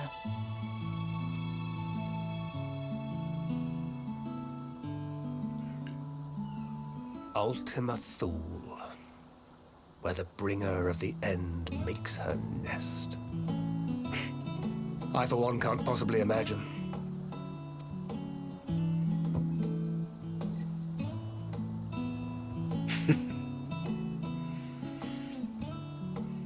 But whatever awaits us there, we will survive. We must. For her.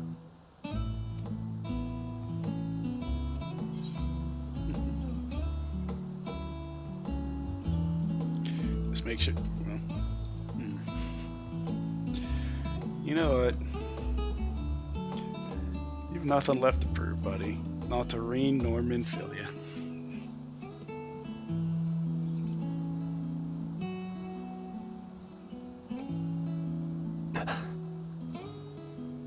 Is aught the matter?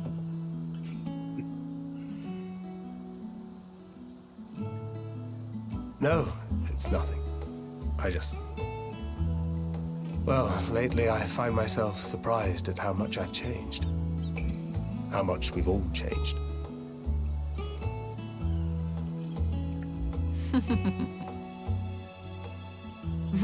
We've come far together, and if we have aught to say about it, we'll go further still. Aye, we will avert this calamity and return home. In preparation for which, we must give thought to what we hope to achieve after the proverbial dust is settled. What with the primals and Ascians all but dealt with, I suppose we'll need to look for new hobbies. In all seriousness, though, in uniting to overcome a common foe, the disparate peoples of the world have found a way forward together. It's a truly gratifying sight to see. Indeed. Though it was many years in the making, we have successfully set in motion the gears of fundamental change. With this, we have fulfilled our humble role as a symbol of hope. And I dare say it is time to bow out. After all, there is no shortage of hands to bear the torch in our stead. You talking about whenever we do this, everybody go their separate ways? You know, I never really considered I might live long enough to see an after. But even if my time as a scion came to an end, I don't expect that much will change.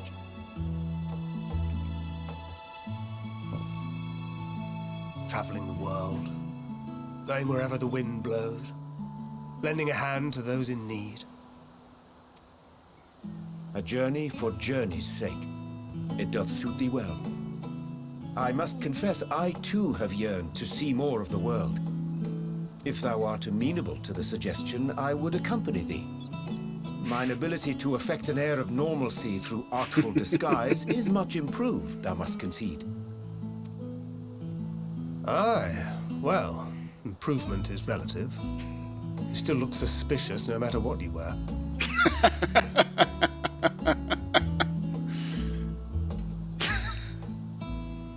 What of you, Ishtola? Any grand plans? Why, continue my quest for knowledge, naturally. To begin with, I wish to know the state of the reflections, to which end I must find a means to travel between worlds.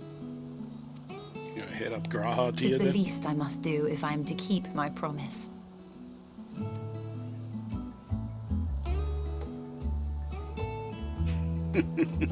Should my pursuits prove unduly arduous, I won't hesitate to call on you. And in return, I will take you to see Reen one day. I'm sure you cannot wait to see the fine young woman she has become. Spare me.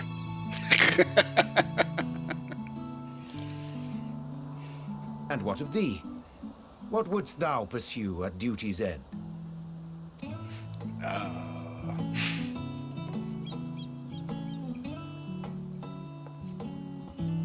Here's yours. My apologies for the wait. Thank you. Well, shall we make a toast?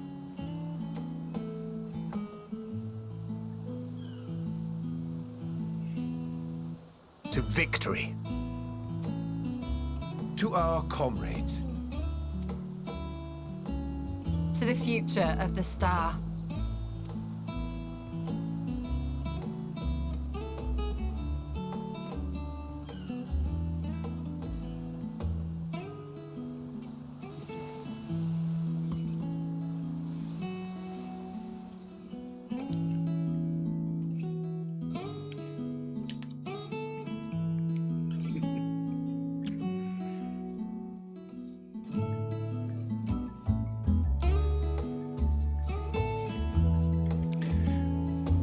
This is nice. You get one more moment with them. Should say one last moment. At least one more moment.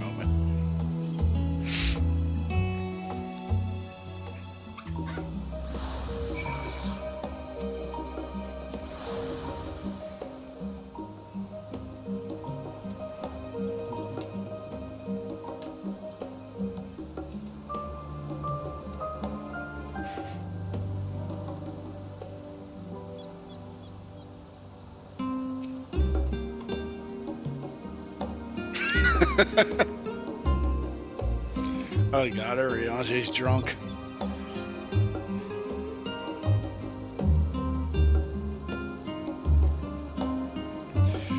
Oh no. Ariange can't handle his boobs. Leaving so soon, I suppose it's for the best. If he'd rather not explore the bottom of the bottle with Ariange, I dare say the others would welcome your company as well. If you can find them, that is. In any case, as long as you make the most of your time, then that is all that matters.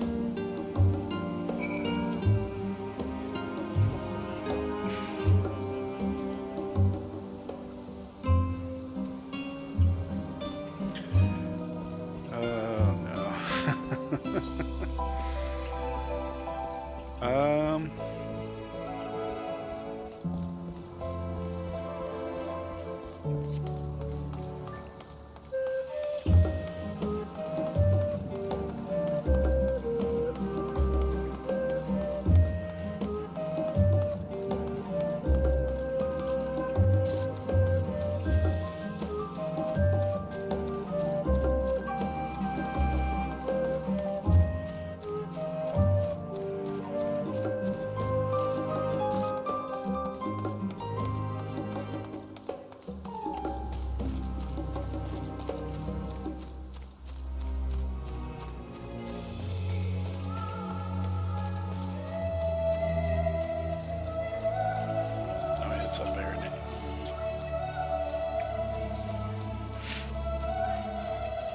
precipice, huh? Is there a butthead around here?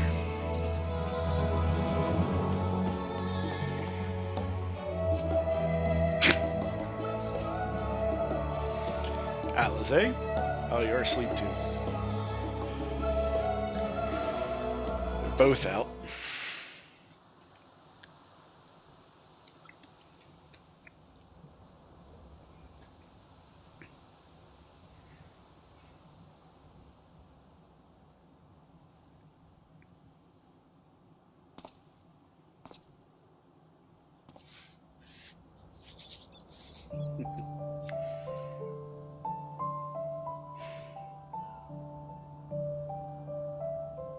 Are we taking a nap with them?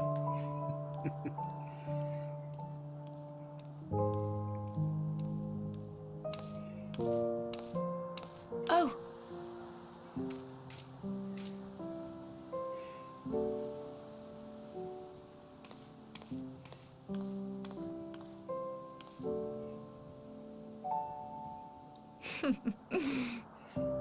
Knowing them, they're probably dreaming about the celestial adventures to come.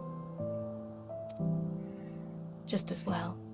They've been running themselves ragged of late. I want to know how they're able to sleep still without falling over. Unlike you and the others, I'm a few steps removed from the danger and excitement. The things you all get up to never fail to impress me. But by the same token, I can't help but worry. Not only for your safety, but for your happiness. After everything you've sacrificed, you earned it 1,000 times over.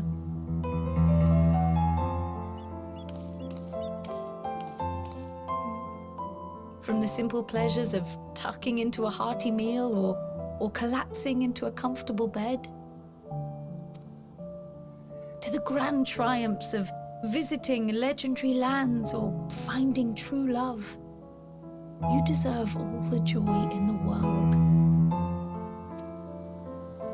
There is so much that life has to offer, so much to be treasured and shared with those we hold dear. So promise me this. Come what may, you won't give up on your own happiness. When you're out there fighting tooth and nail, it's all too easy to forget. But in the end, your passions will be your greatest strength of all. Remember that. Will do.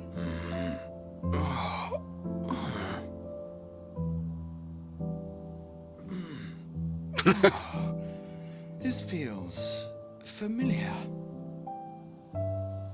Hi, buddy. Well, 'tis good to be...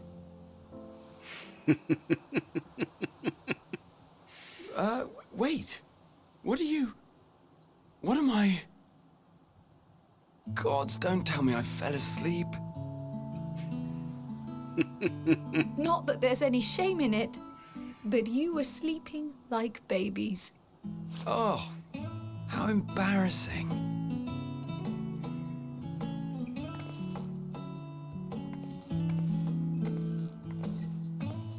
Not a word to anyone. Understood? Not one word. Yes, ma'am.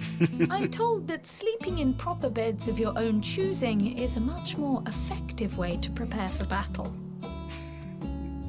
Oh.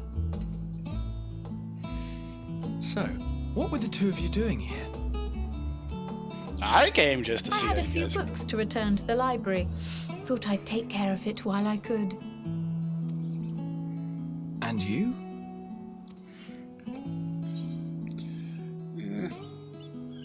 Just enjoying a little peace and quiet before we wade in the muck and the piss.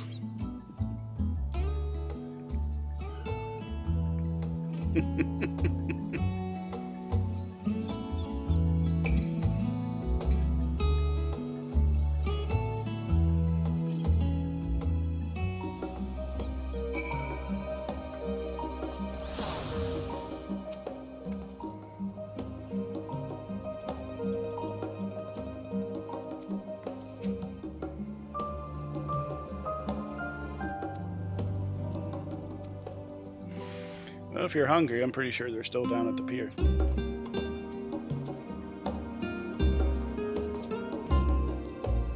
See, why can't Catboys stand like that? That's a nice little neutral pose for them. Stand like that instead of like the finger crap they got going on normally.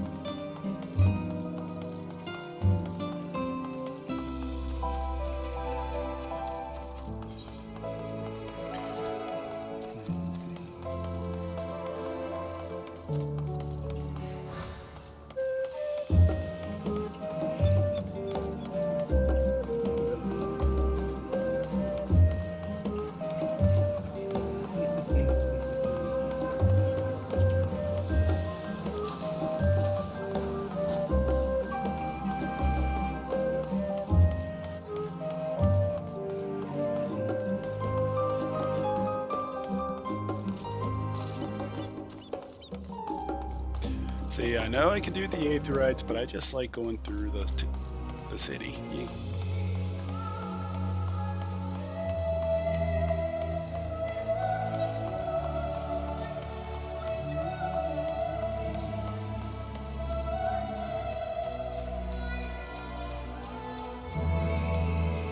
I have a feeling this is going to be the best one of the three. Because it's Astidian, having to be all proper and everything.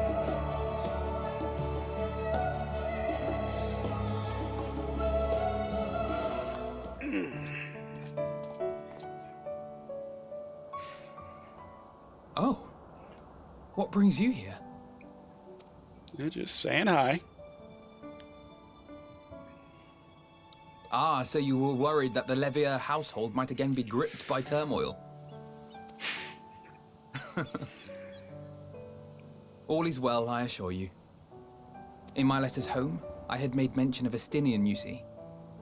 Uh-oh. My mother wished to meet the legend in person, and so we arranged to have a spot of tea together. Mom's not gonna secretly fall for Estinian, is she? Where were you in my hour of need? Fell beasts I can face, but I'm not made for idle chit-chat with lords and ladies. Oh boy. Well, I for one thought you held your own. Mother was the picture of delight. I might have been delighted myself, were we in a tavern with more agreeable drink. The thought of fleeing crossed my mind, but what then? I'd never hear the end of it, least of all from Tataru. One sec.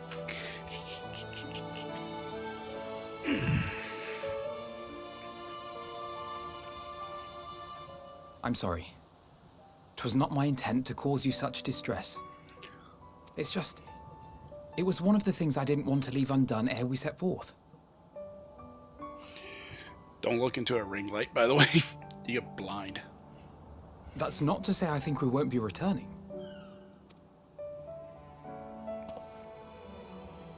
Yet, given what lies ahead, I did not wish to leave for later that which I could do today.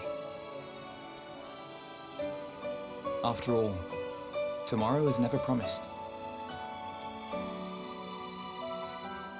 It's fine. Not like I had better things to do. Besides, seeing you with your mother brought back fond memories of my own. Be we rich or poor, family is family. Estinian. Well, it's past time we were on our way.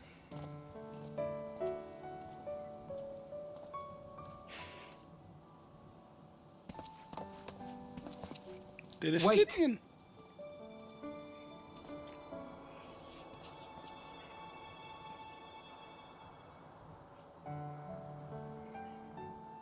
Since I left home, I've made a great many mistakes. Mistakes for which I can never make amends. But through it all, you didn't give up on me. To have returned here with you at my side, it means more to me than you know.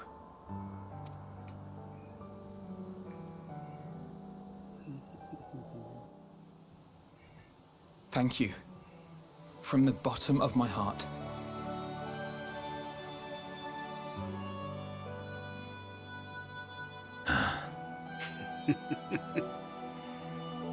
Forgive me, but it needed to be said. I'm the one who owes you thanks. Were it not for you, I would not be alive today, nor come to terms with Nidhogg's spirit. I am ever grateful.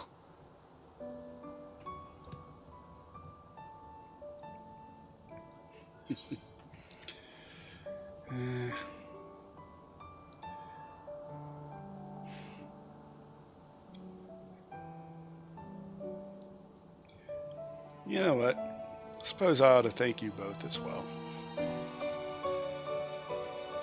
For everything.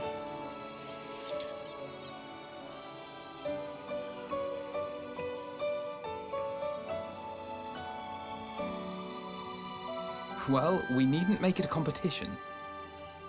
You know, this must be what Heidling meant when she spoke about depending on one another. However treacherous the road before us, together we will prevail.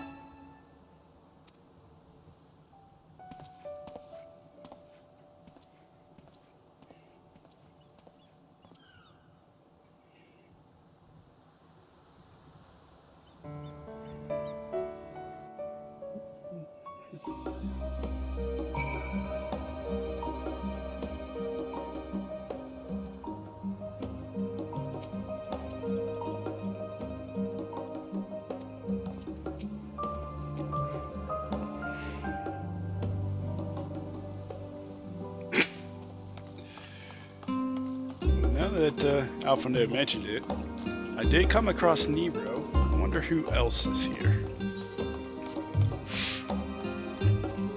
Might as well make one more lap around and see if there is anyone else in the vicinity.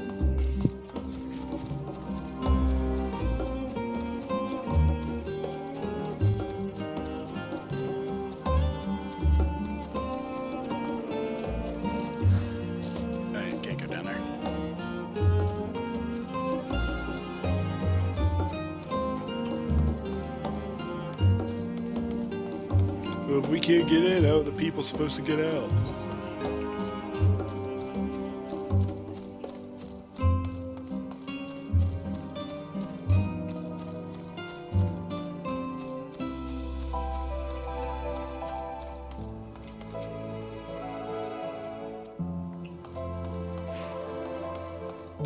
That lady's concerned more about her house than she is about her life.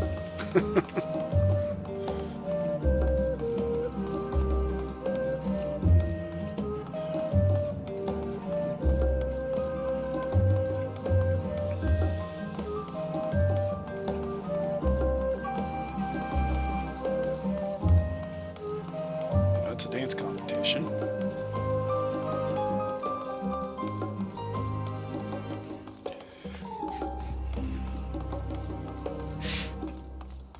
I just want to see if anybody else is here. I saw Nero over there.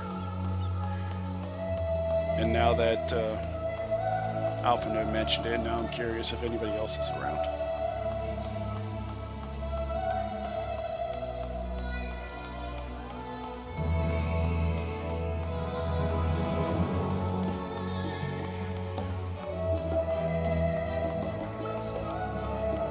These two are still here.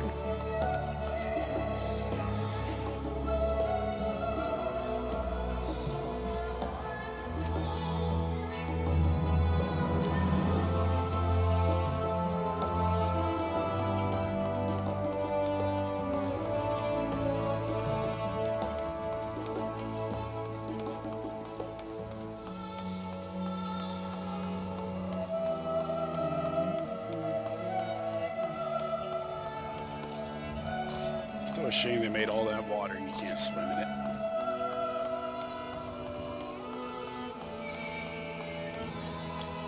Anyone here? Certain chocobo, maybe? Nope.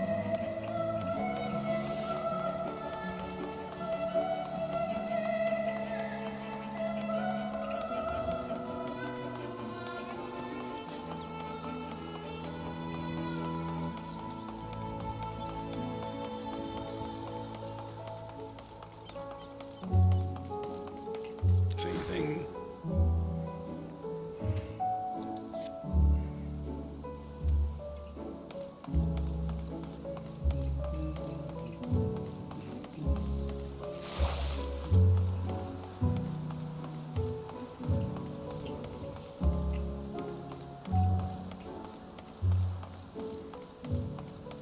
I've seen a Hoary Boulder, I've seen a Coltonay, I've seen a Nero.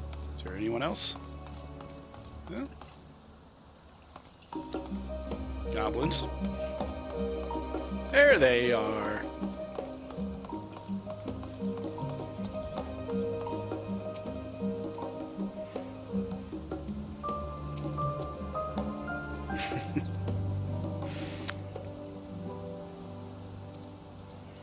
What you looking at, buddy?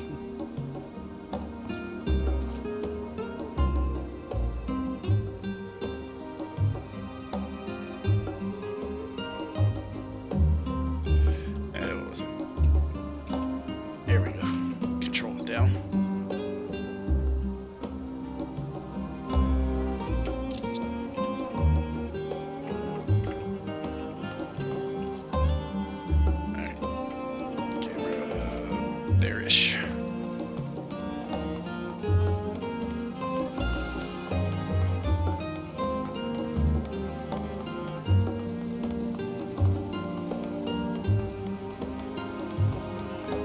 Put you off over there.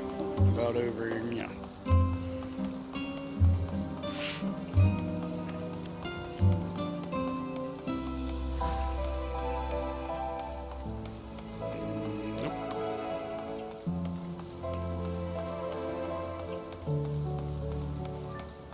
Nero, an Alpha, an Omega, a Hoary Boulder, and a Coltonay.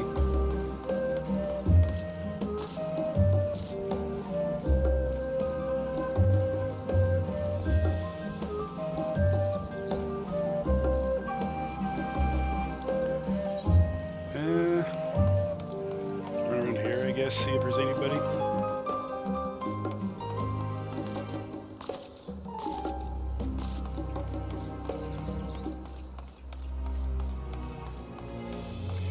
Run here through the Central Plaza, see if there's anybody. Locked box, what? Must be a side quest.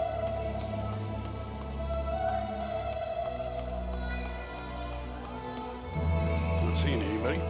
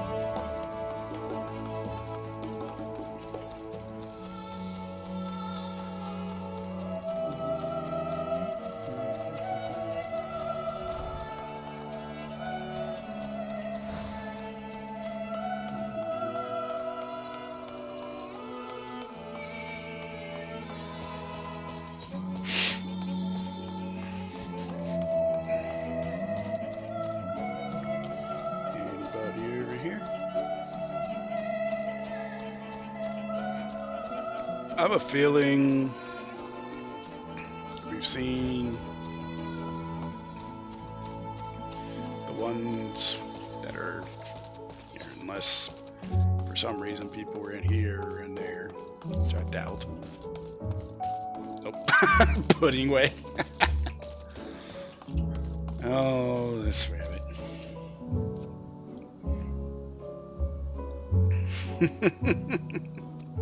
Trying to make pudding. Ah, nice.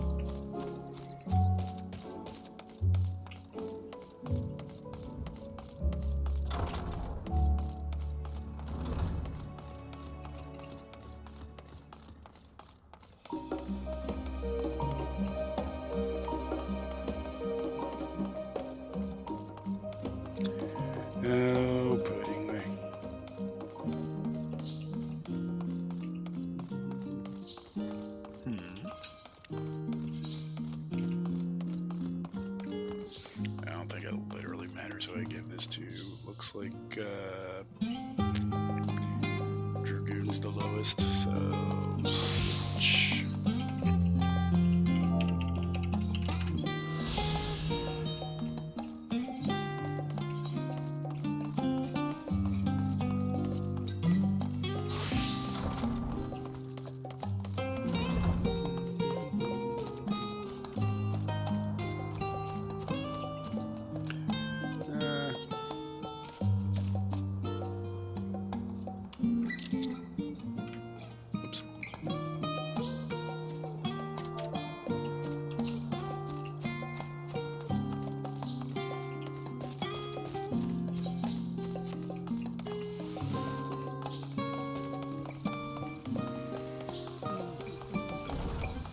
Anyone in here? Do one last sweep, and then we'll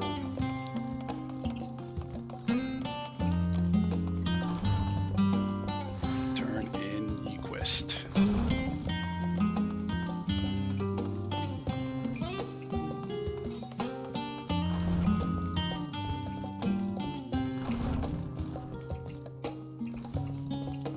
I don't think anybody's going to be in here.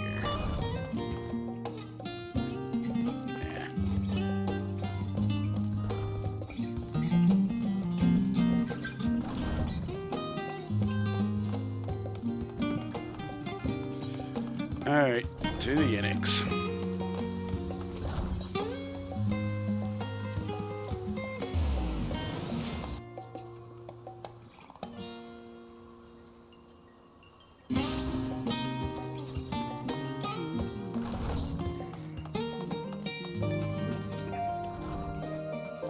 Welcome back, Linkus. Return to catch a final few weeks before embarking on your mission, I presume. You'll be happy to know your chambers have been cleaned and fresh linens laid out. I pray you enjoy the sweetest dreams on this final night before the big day.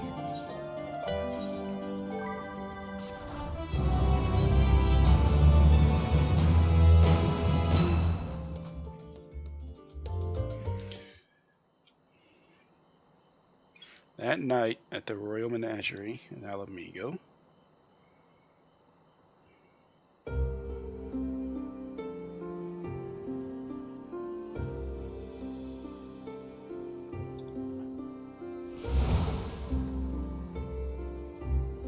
Xenos.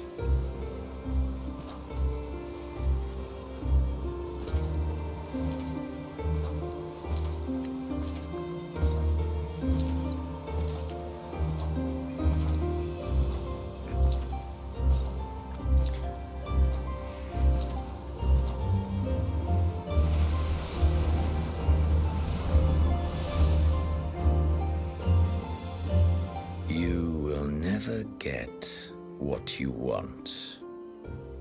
Not even the battle you pine for so dearly.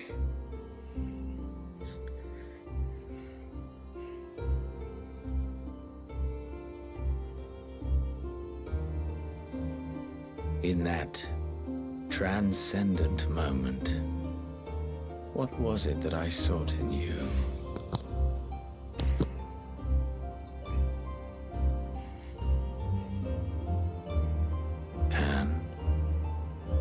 What was it that you sought in me?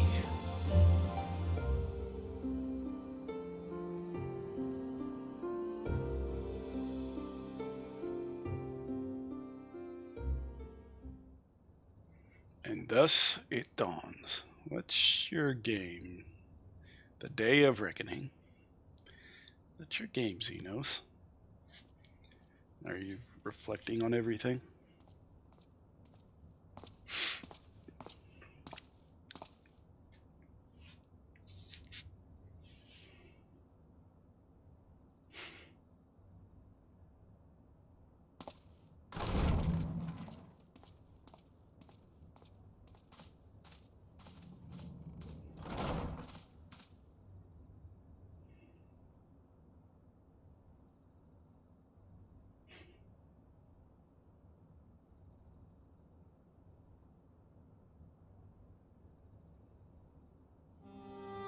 How often have we thus assembled?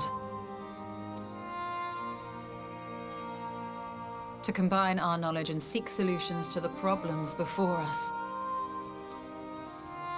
Back at the Waking Sands, it was all we could do to address the most minor of troubles. Who could have realized what we'd find when we began to look to the sources of the realm's woes? At the Rising Stones, we made great strides and shared many moments, from the joyous to the sorrowful.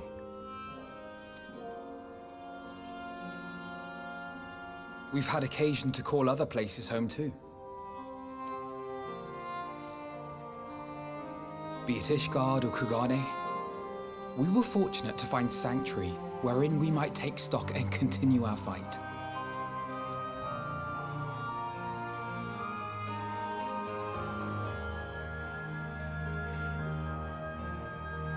I was honored to host this company in the Crystarium, to stand with you all as we confronted the truth of the star itself.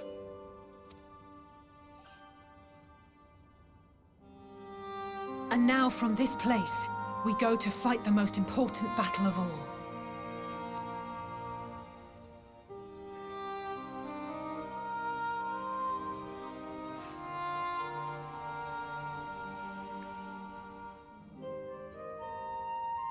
The Forum has sent word. The Ark is ready.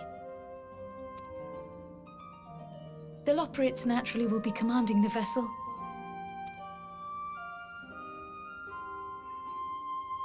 They will see the 8 of you to Ultima Thule. Just us 8, huh? Conveniently enough for another trial.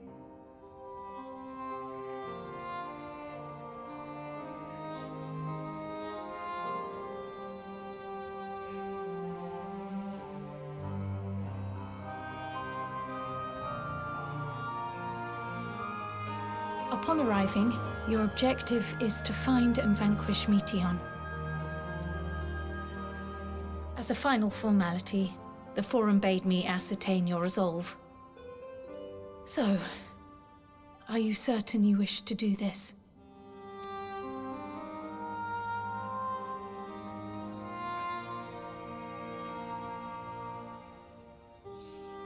We are.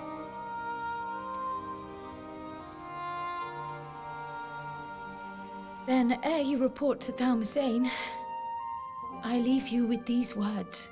Thalmazane is how you say that. Okay.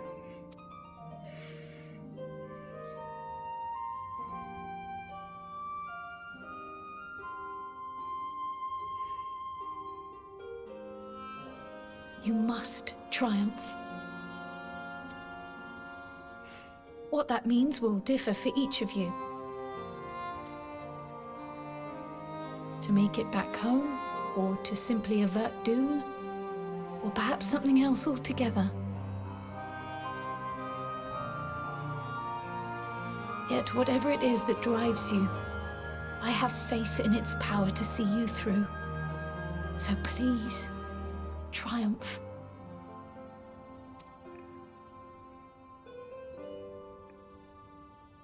Triumph, as we who remain behind believe you will.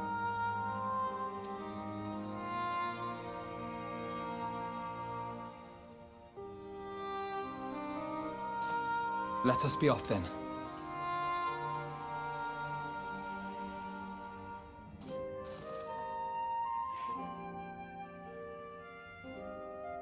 Wait!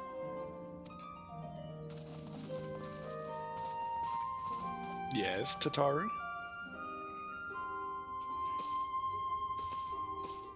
Both Kryl and I will be there to see you off, but as your receptionist, I feel I need to say this here.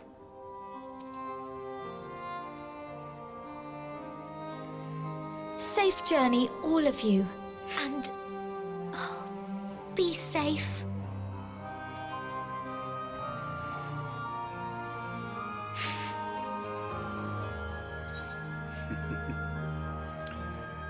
You too, Tataru.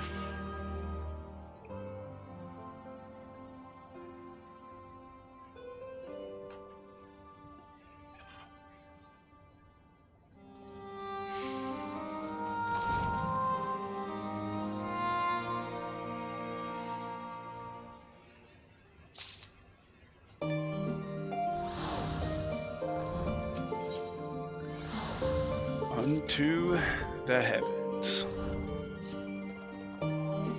I suppose this is where we part ways, for now at least.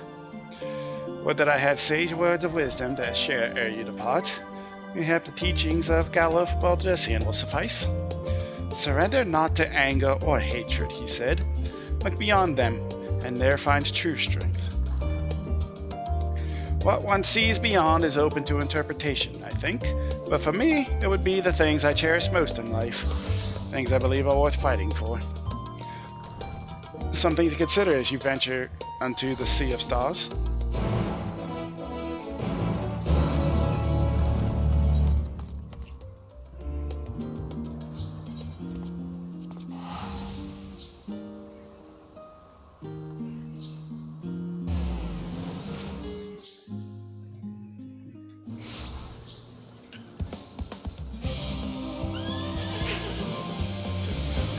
Nice.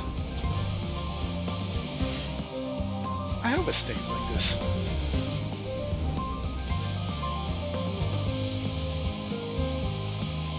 Of course, I'll probably come back to it off stream, and it'll be back to its normal music.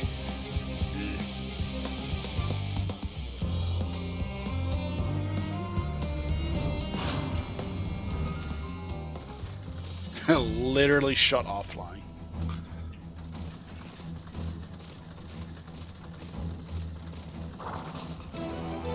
Everyone's here.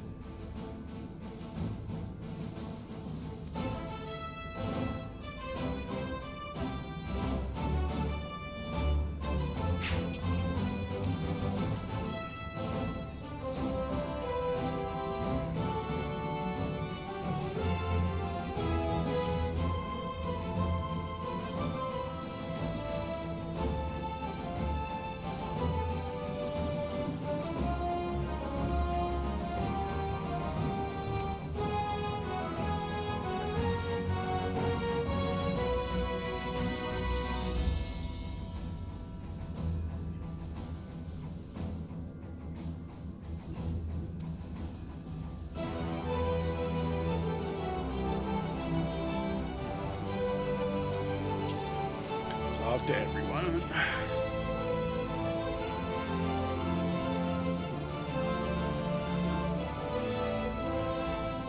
Dr. Colton A, yes. Yep. Okay.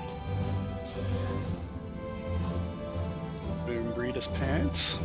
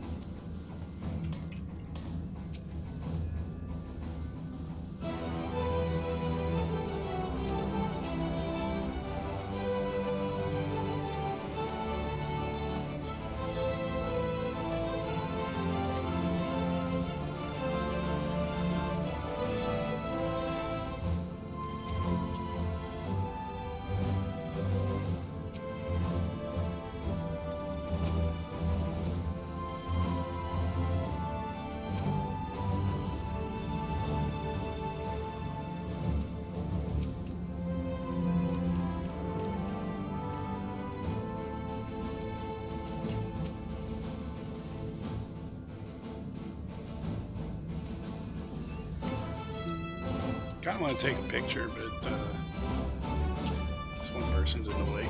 I suppose I could block them. There we go.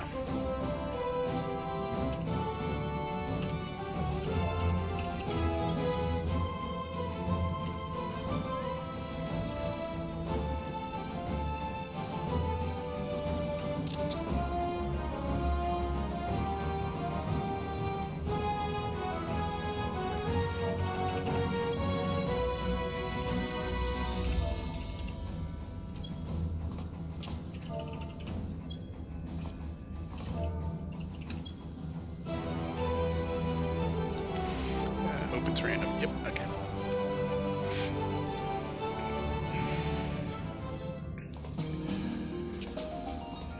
Off we go to whatever the hell Zone 6 is, Ultima Thule.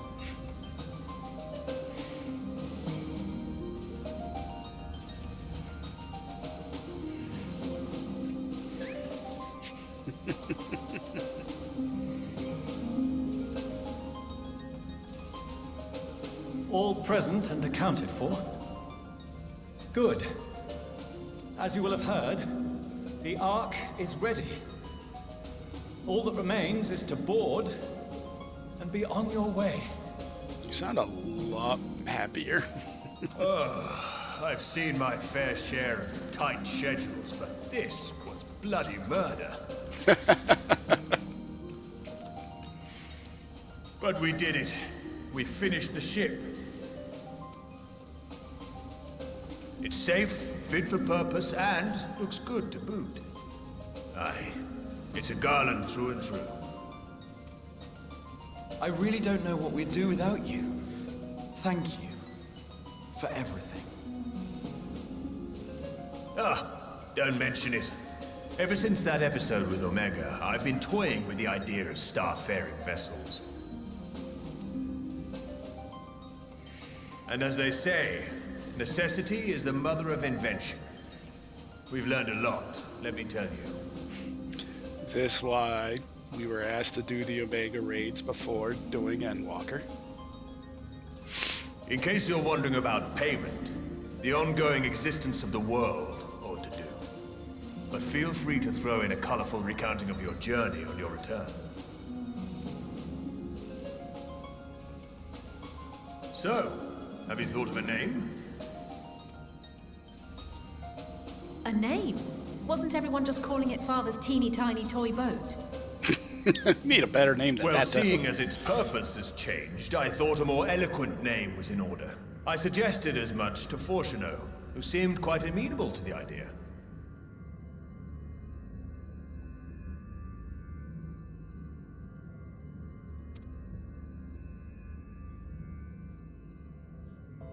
As you know, this vessel is the culmination of heretofore unprecedented collaboration. Are you going to name it Endwalker? And though said collaboration is owed to the Scions, there is another whose noble deeds made our work possible. Are you going to name it Hydaelyn? From a fragment of Dalamud, we obtained not only advanced materials such as refined adamantite, but the knowledge to traverse the stars. And this fragment would not have found its way to us had the Archon Louisoix not fought to protect this world, and in so doing, laid down his life. Now that the vessel stands complete, I cannot help but wonder if it was more than mere happenstance. If it was my father's intention to guide us here.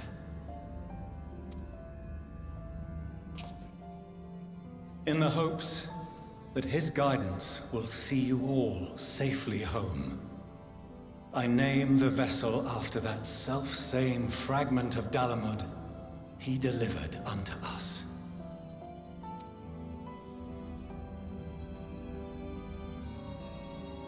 The Starship Ragnarok. I forgot that's also kind of a thing in Final Fantasy games.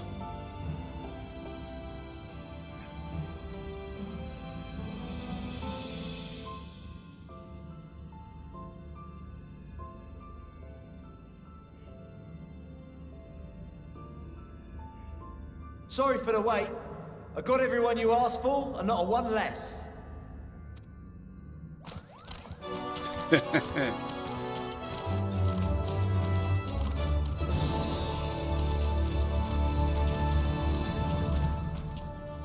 What are you all doing here? Oh, I invited them. The representatives of those tribes with religious inclinations. You've done a fine job of readying the Ragnarok, but for it to take flight, we'll of course need the power of the Mother Crystal. Given its immense size, however, transporting it would be an absolute logistical nightmare, not to mention we'd need to shatter it into tiny shards for feeding to the engines. But a brilliant idea came to me. We convert the crystal's energy into forms that can transport themselves! Are you gonna summon a primal to fuel it? Thou wouldst employ summoning, or should I say its precursor, creation magics.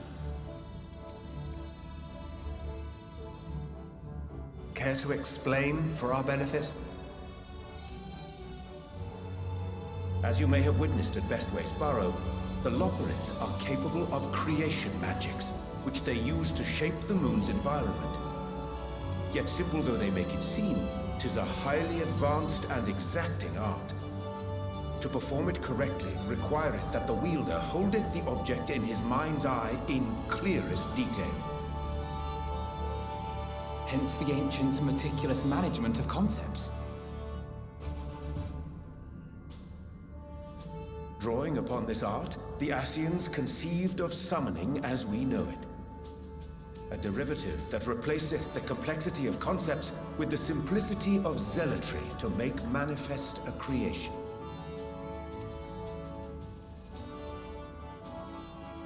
I see.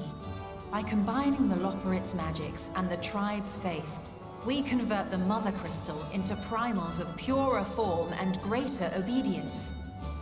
Summoning as it was intended, one might say. Indeed! Indeed!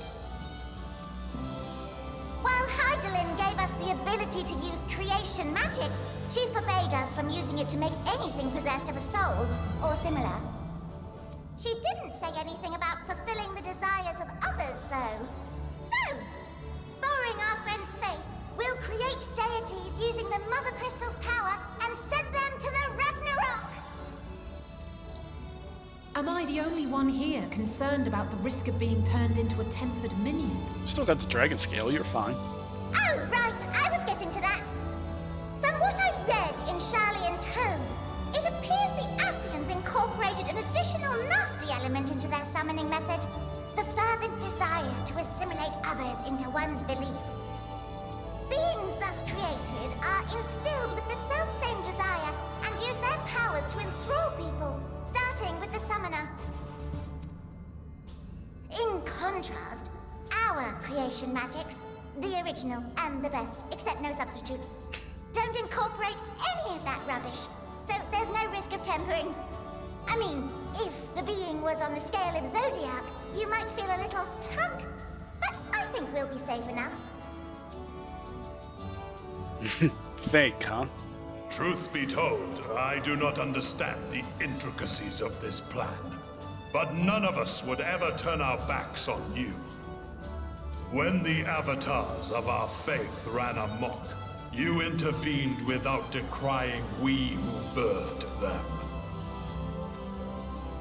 Where others vilified and suppressed us, you offered understanding and friendship.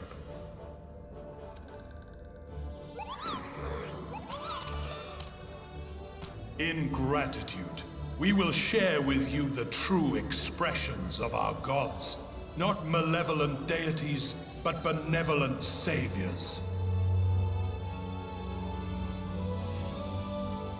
Alright, you lot, we're heading to the ethereal sea. Stay in sight, else you're liable to get lost. Lead the way. Okay, they're going to go down, summon their primals, and then funnel that. I think that's what I'm getting at.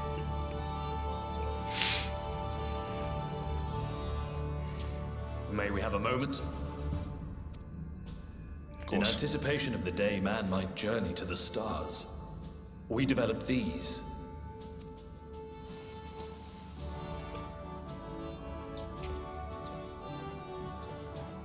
Tombstones. Portable teleportation devices. One for each of you, designed to work in tandem. They send us back. Press the button on one, and in a matter of moments, all 8 will activate and send their owners back to the Ragnarok. There is no telling what hazards you may encounter. If you find yourself separated or lost, please do not hesitate to use them. Be safe, all of you, and come back.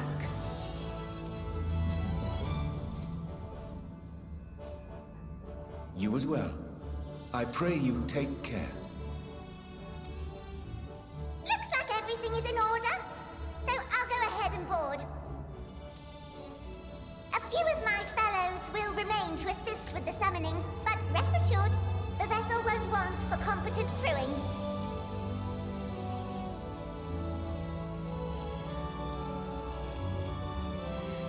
If you are ready, then you should board as well. Go, and Godspeed.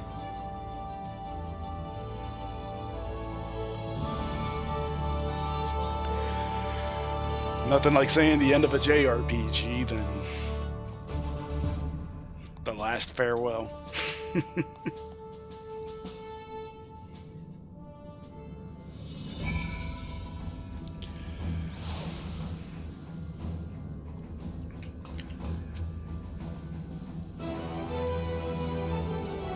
Okay, everyone stays the same.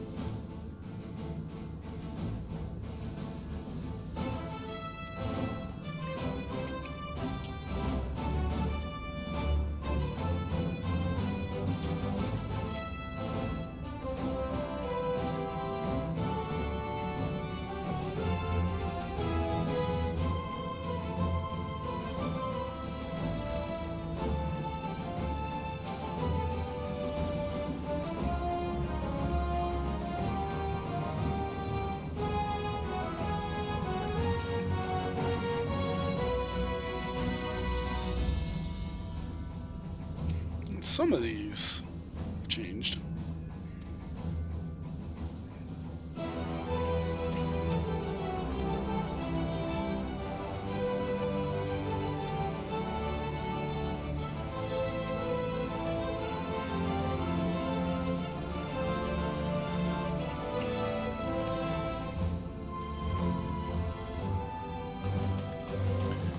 There we go.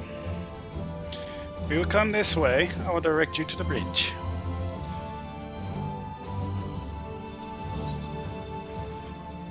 BRB, one moment. I gotta use the bathroom, so BRB.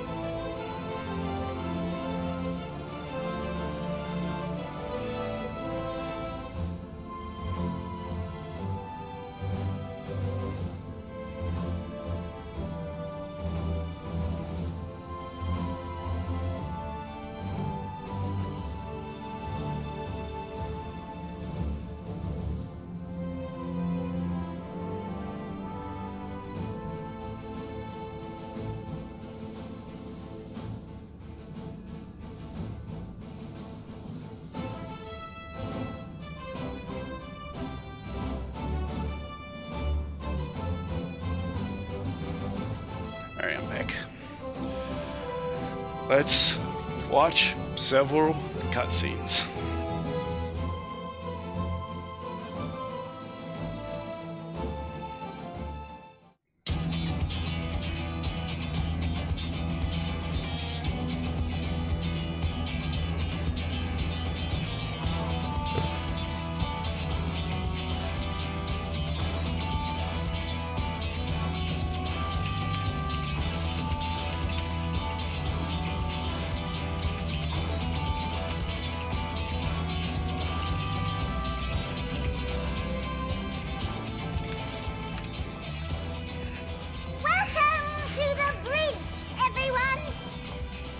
I hope you have everything, because I can't be bothered turning back.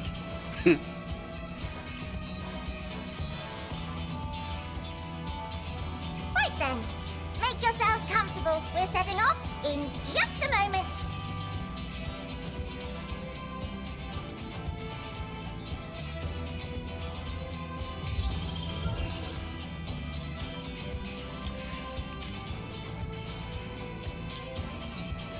Can confirm. Ship. Incredible.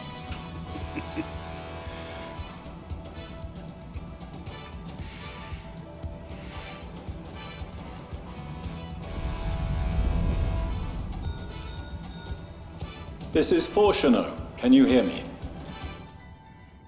The preparations for the summonings are complete. In accordance with the 14th phase of the plan, we have moved the Ragnarok to the launch site. The gates are open.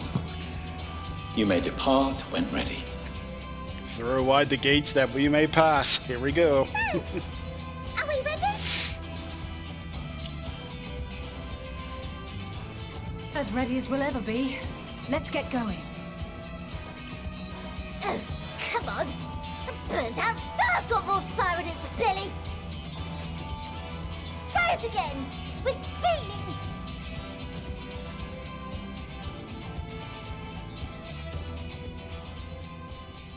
Can't say the thing.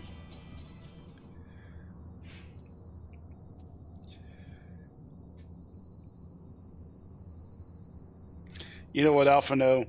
You got enough red flags having over your head as it is. What's one more?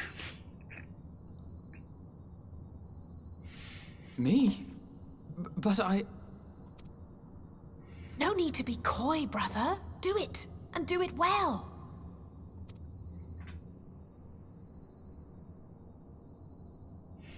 If you all insist.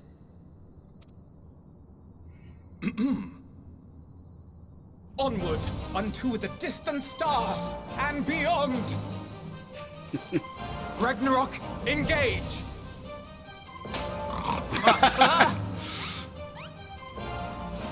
Engage! Engage!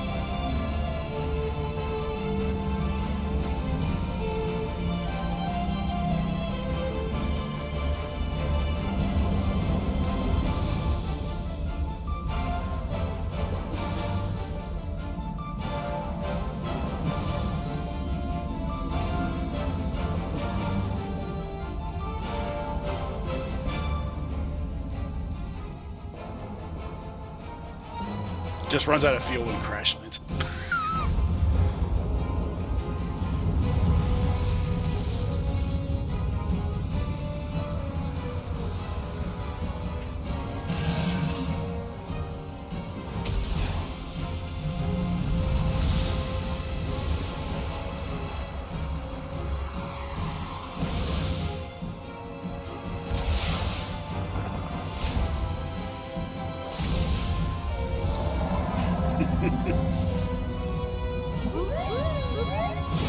It's about time to do something useful.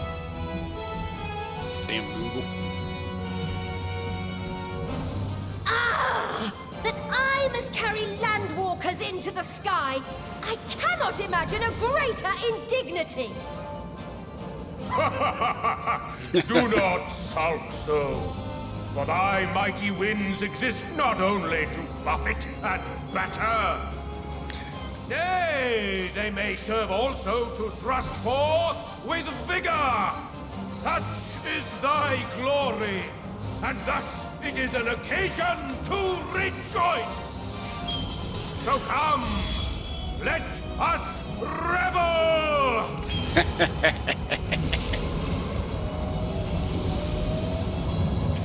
Go get him, Susanna.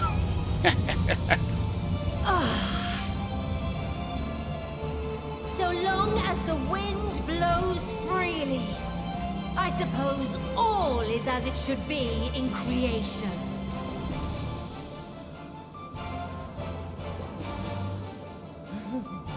I will render unto them a storm, that they may pierce the firmament and fly free! Why does Garuda get a thing?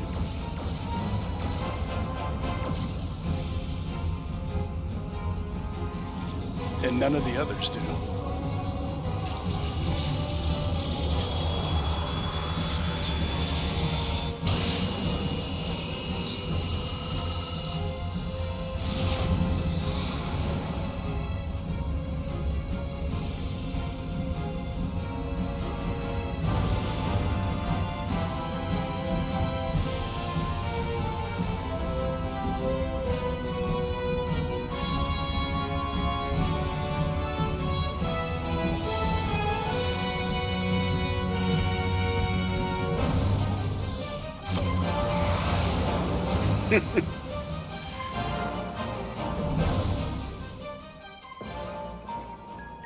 To space! Where's Space Sphere when you need it?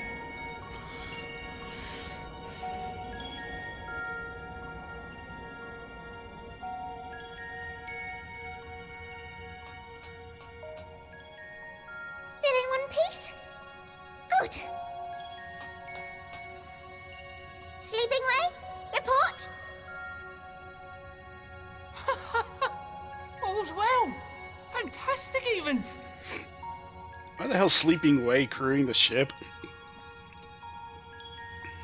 Thanks to the power of those primals, the engines are roaring and we're ripping along. All values are also within projected ranges. Time to destination is 8 carats. Perhaps 7 at a pinch. How long is that? Alright, let's go over some points of caution. Our destination, as you know, is Ultima Thule. Lest you wonder, the place is not a star so much as a patch of emptiness. That's the extent of what our equipment could determine, anyway. From what we know of Meteon, she's likely used dynamis to obfuscate her location.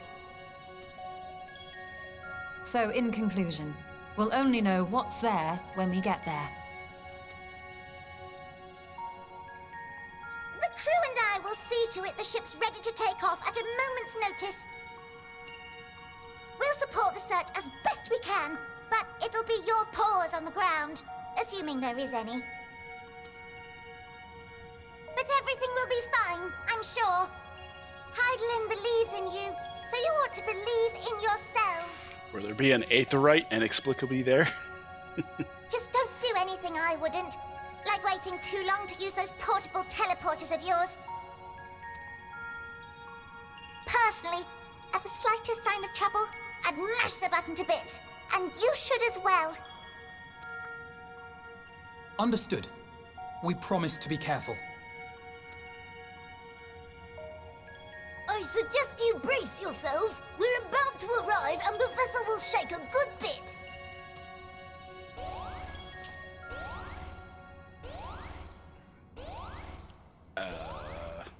Uh-oh. What is this?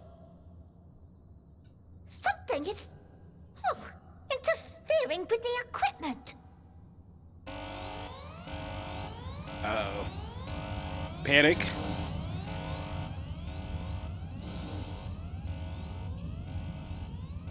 Greetings.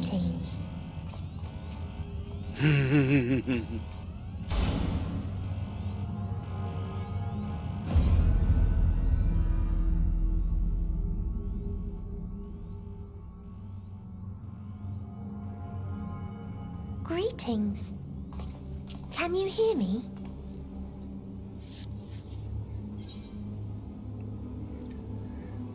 That's the bringer of despair.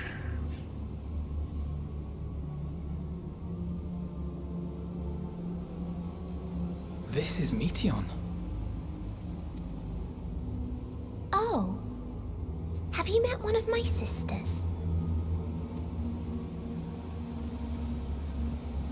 I don't remember meeting you myself. But I do know that you're from Atheris. Why have you come? All you had to do was wait. I would have delivered to you your ends.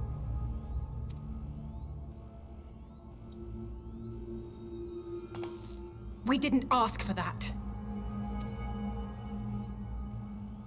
I don't understand. All life is destined to end.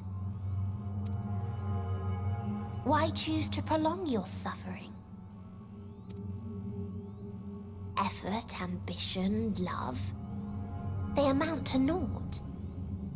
Happiness, should you find it, is inevitably lost. Stolen away by events beyond your control. There is no logic nor meaning in it. You think there is. Convince yourselves. But it's all a cruel accident.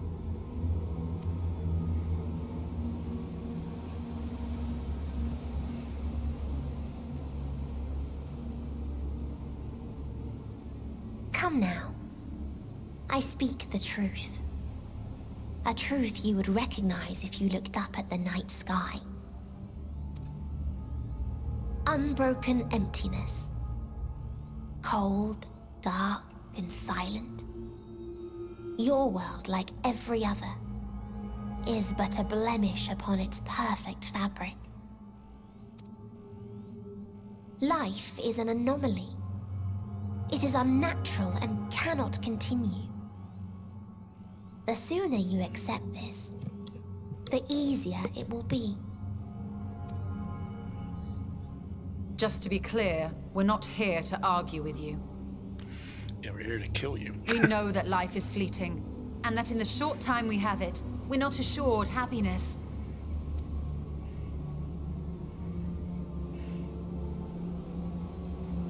Indeed.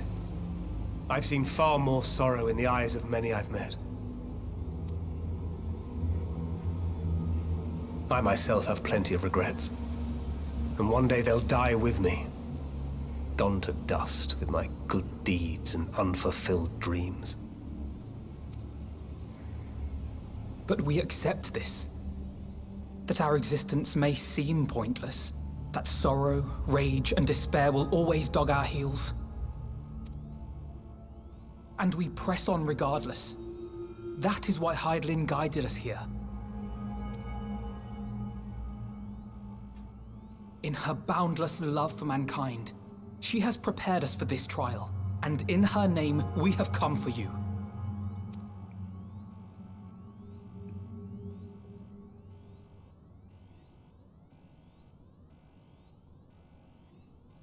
Yes, I sense it. A burning passion like unto fury. I know it well.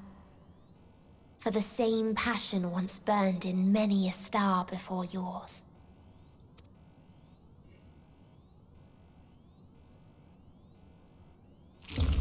Suffocated and extinguished now.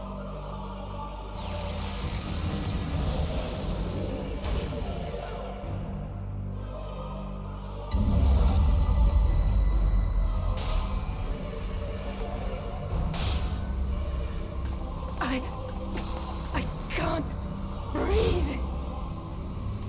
You approach the bounds of my ultimatum, where emotions dictate reality, where resignation and acceptance unite to embrace the end,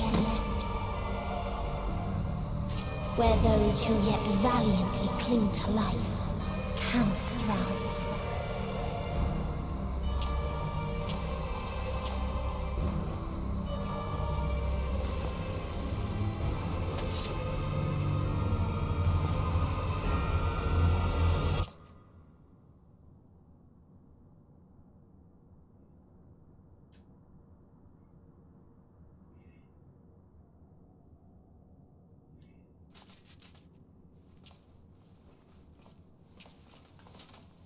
Tancred. By the Fury.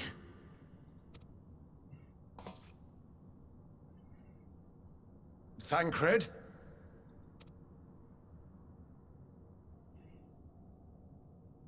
Meteon has gone as well. Mayhap he awakened first and gave chase. Everyone? It appears we are at our destination.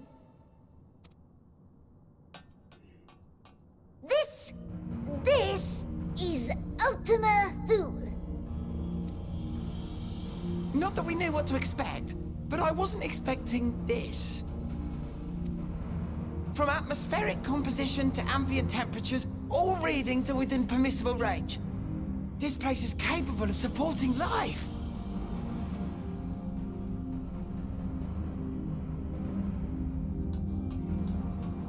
If that's the case, then Tancred may well have gone on ahead. Let's go and have a look.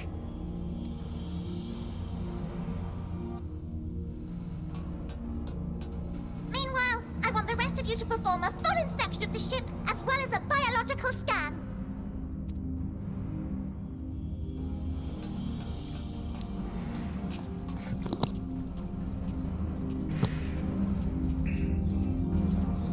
What's it look like? So it was that the brave wayfarers arrived at last at Dream's End.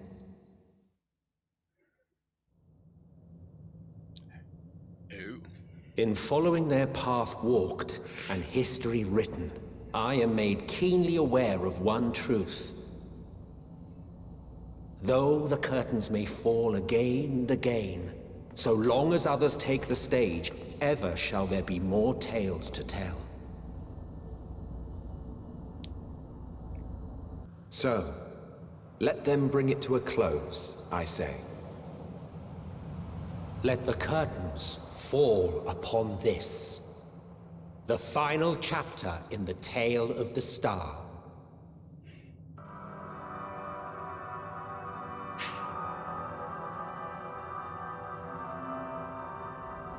Is this a dead star? As I live and breathe, I live and breathe. The environment itself shouldn't kill us. Well then, let us search for Tancred while exploring the area. The ship we leave in your care. This is it, huh?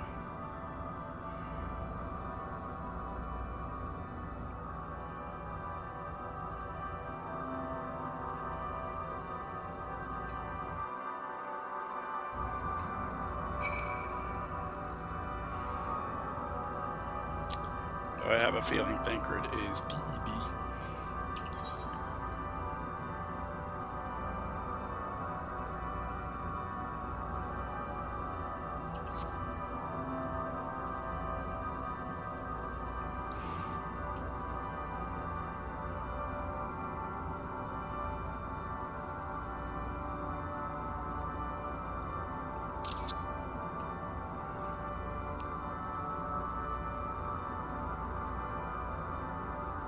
Well then.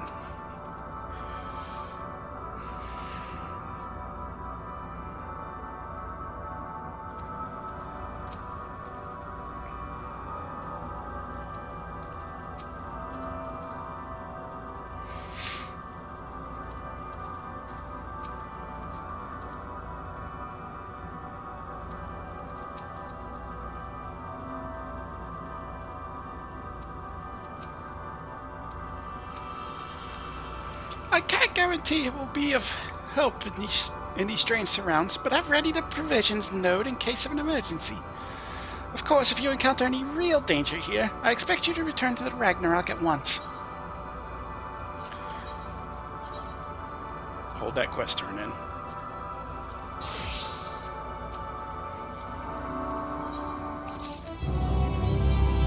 Okay.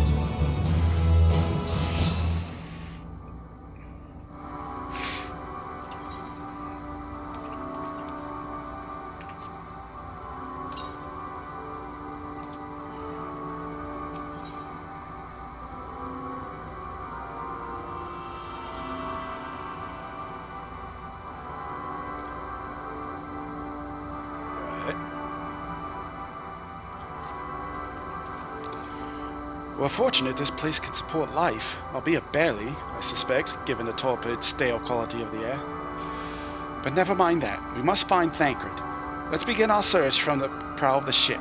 Seems as good a direction as any. And try not to stray too far, lest we lose sight of one another.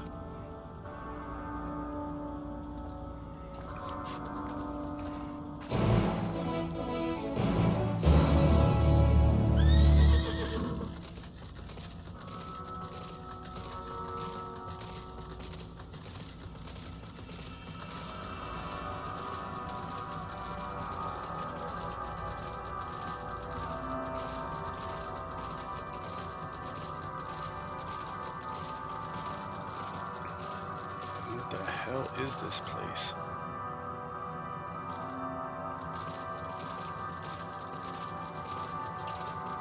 Why are there dragons? Wait. This wouldn't be the place where Midgard Sormer and Omega came from, would it?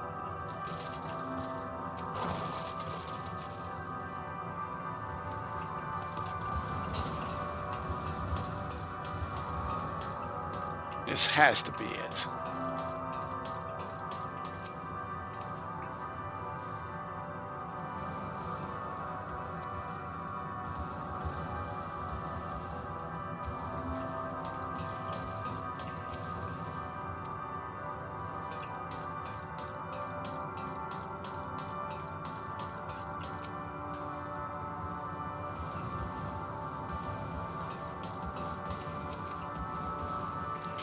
Ruins.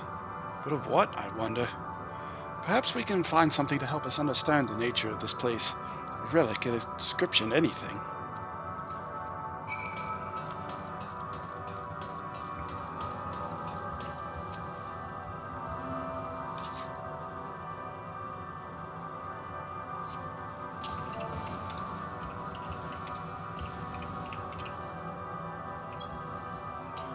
The metallic pillar has been partially melted, likely sometime in the distant past.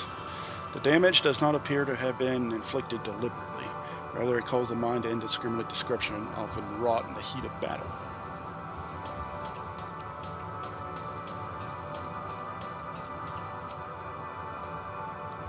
Look here, this part is relatively intact. The intricate design of the top suggests it is man-made, though its builders were surely not men as we conceive of them. Having said that, I swear I've seen this pattern before.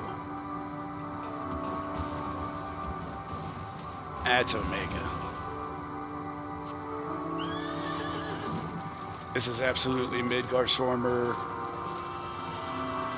/ Omega's world.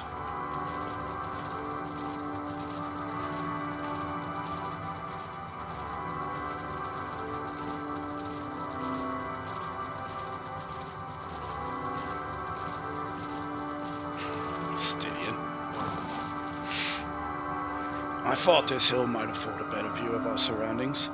A poor decision in hindsight. Besides the light from the ship, all is shrouded in darkness. If Thancred is here, I'd never know it. From what I can tell, we are near the edge of an island, if you can call it that, surrounded by floating debris.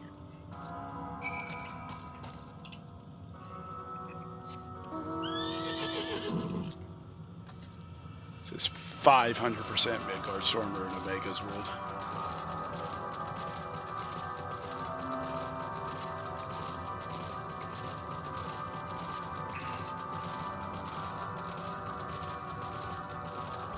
Why else would there be dragons here?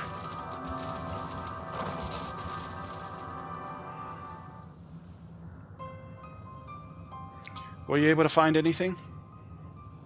Not really. As I feared, there's still no trace of Thancred.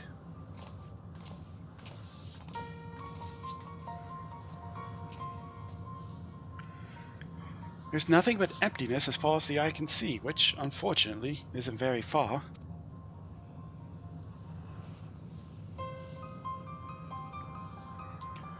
Though I can't help but suspect that someone, or something, is here. There are times when I sense it's drawing close, and then a chill washes over me, leaving me exhausted. Leaving me with feelings of death and anguish.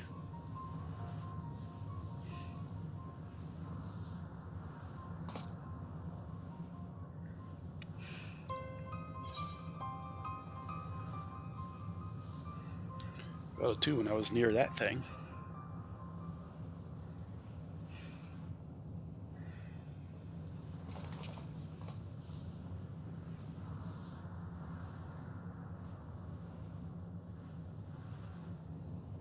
Can you guys not see? What are you talking about? There's nothing there. What?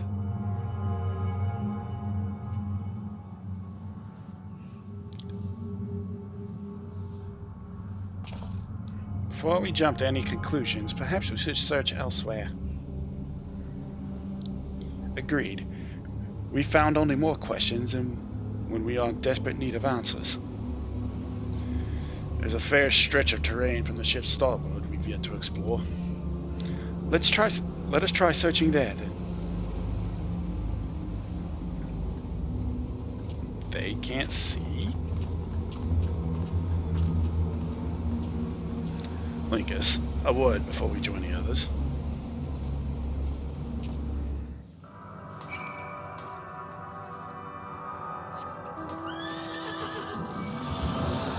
Oh, piss off, dragon.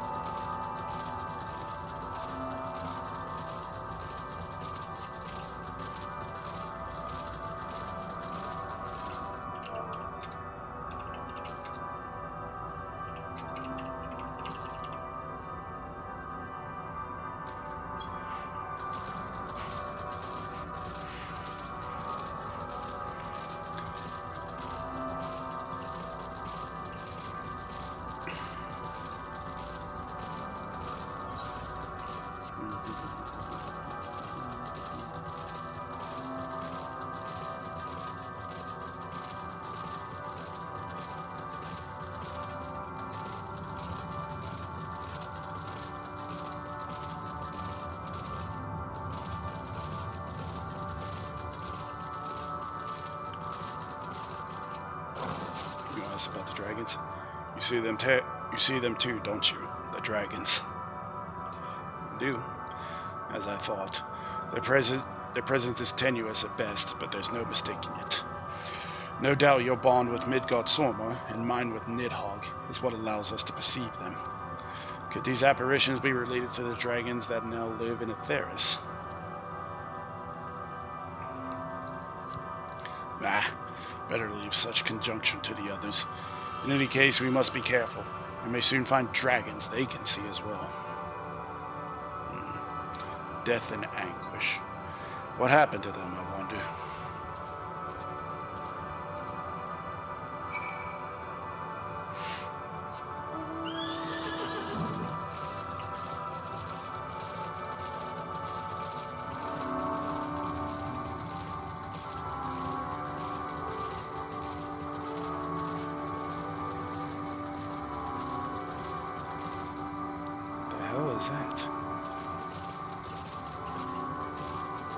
hell?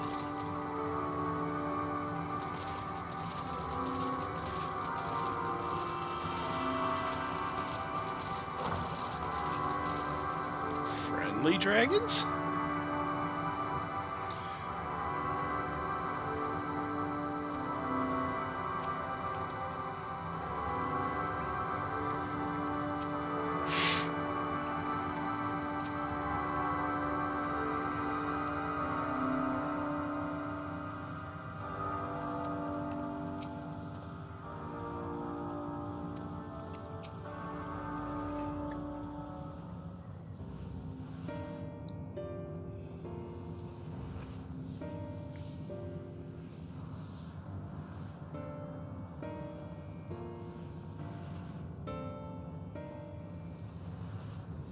Dragons? Here? I'm trying to think back on Midgardsor's backstory. I wonder if Medion shot to this planet and obliterated it, and then cast her web of despair and darkness from here. Or I guess their web, because I guess there's more than one Medion, or What you they're all see Medion. is a memory of a world that once was. A world suffering a slow death, whose denizens cried out for the release of oblivion. What? Their world is dead? It is. Not a single life remains upon that husk floating in the vast emptiness. These creatures are shadow and shade, perpetuated only to suffuse dynamis with their unending lamentations.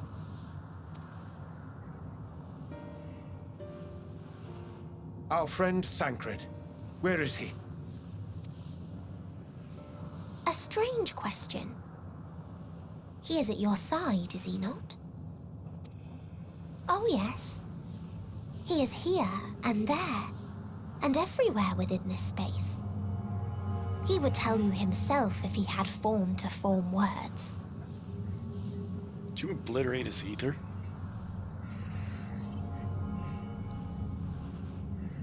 Huh. Such loathing and uncertainty.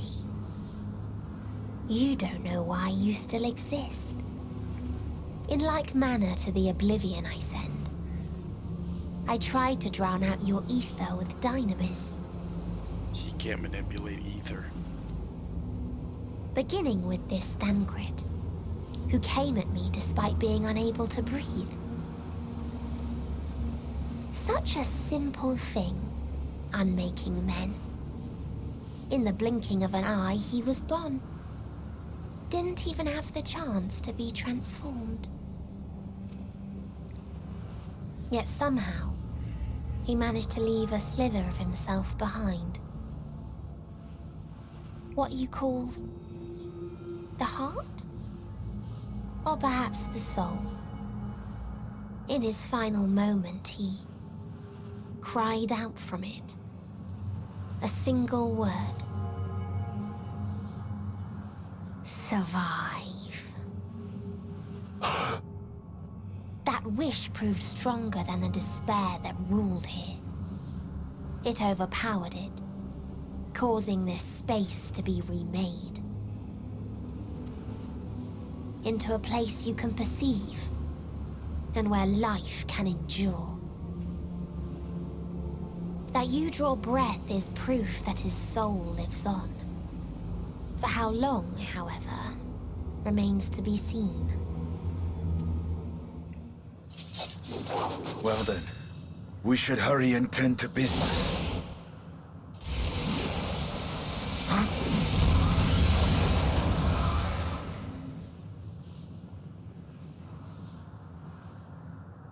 It's futile.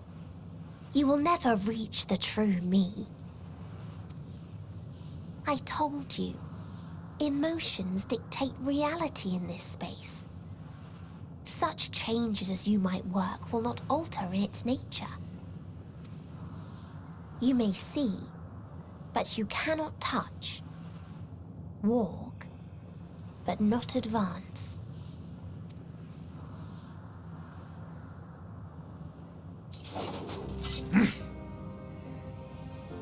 Meteon holds too much sway here. How do we contend with a foe who can unmake us on a whim?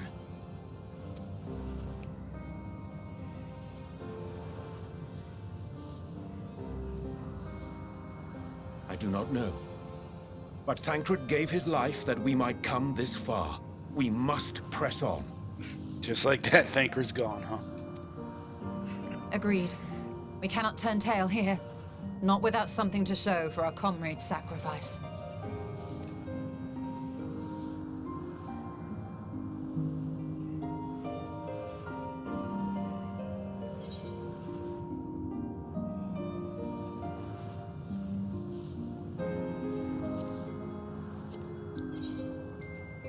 Three pots of that. 5, 0.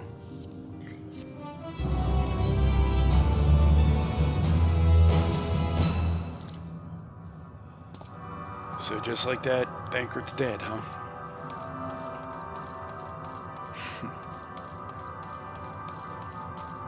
and his last breath made this so we could press on.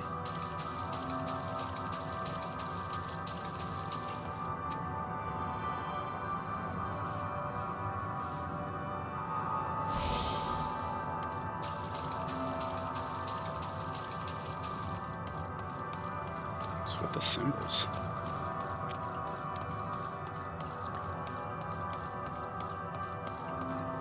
But I guess that's a hell of a reveal to leave off on, I think. And tomorrow we press on with whatever this is. So I guess Thancred's dead, and thanks to him, we are able to exist here.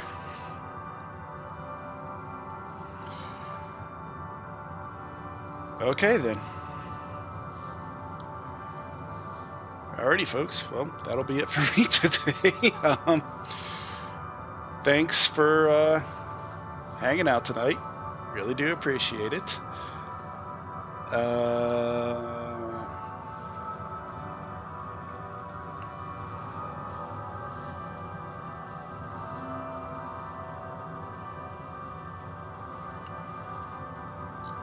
Oh, didn't want to rate Brit, but it looks like Brit's done for the day. So I guess we gotta find someone else.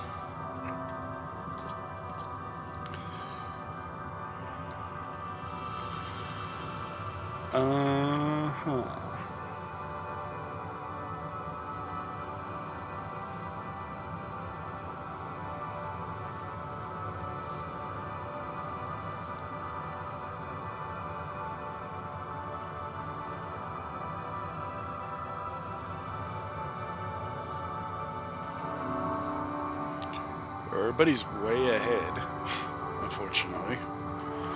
And I don't want to send you folks off to somewhere that's spoilers.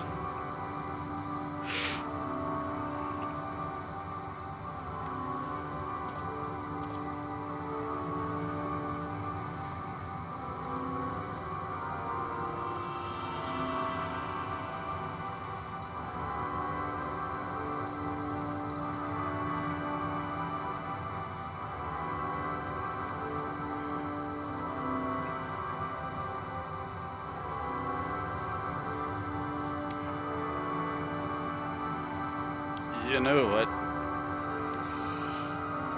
I think I'll just raid Jesse. Screw it. Oops.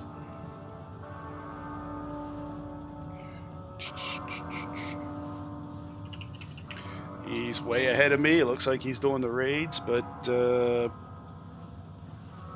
I can't really. That's where pretty much everybody is, so I might as well just send you folks there. And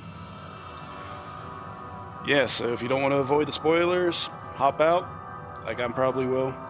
But anyways, folks, tomorrow we press on with whatever the hell this is. I think we're in for a hell of a ride. Thancred's dead. We're down to 7. Well, shit. Alright, folks. Have a good rest of your day, rest of your night, wherever you are out there in the world. Please stay safe out there. And I will see you folks tomorrow. Around 4:30, 5 o'clock Eastern. As always, take care, stay safe. Have a good one. See you later.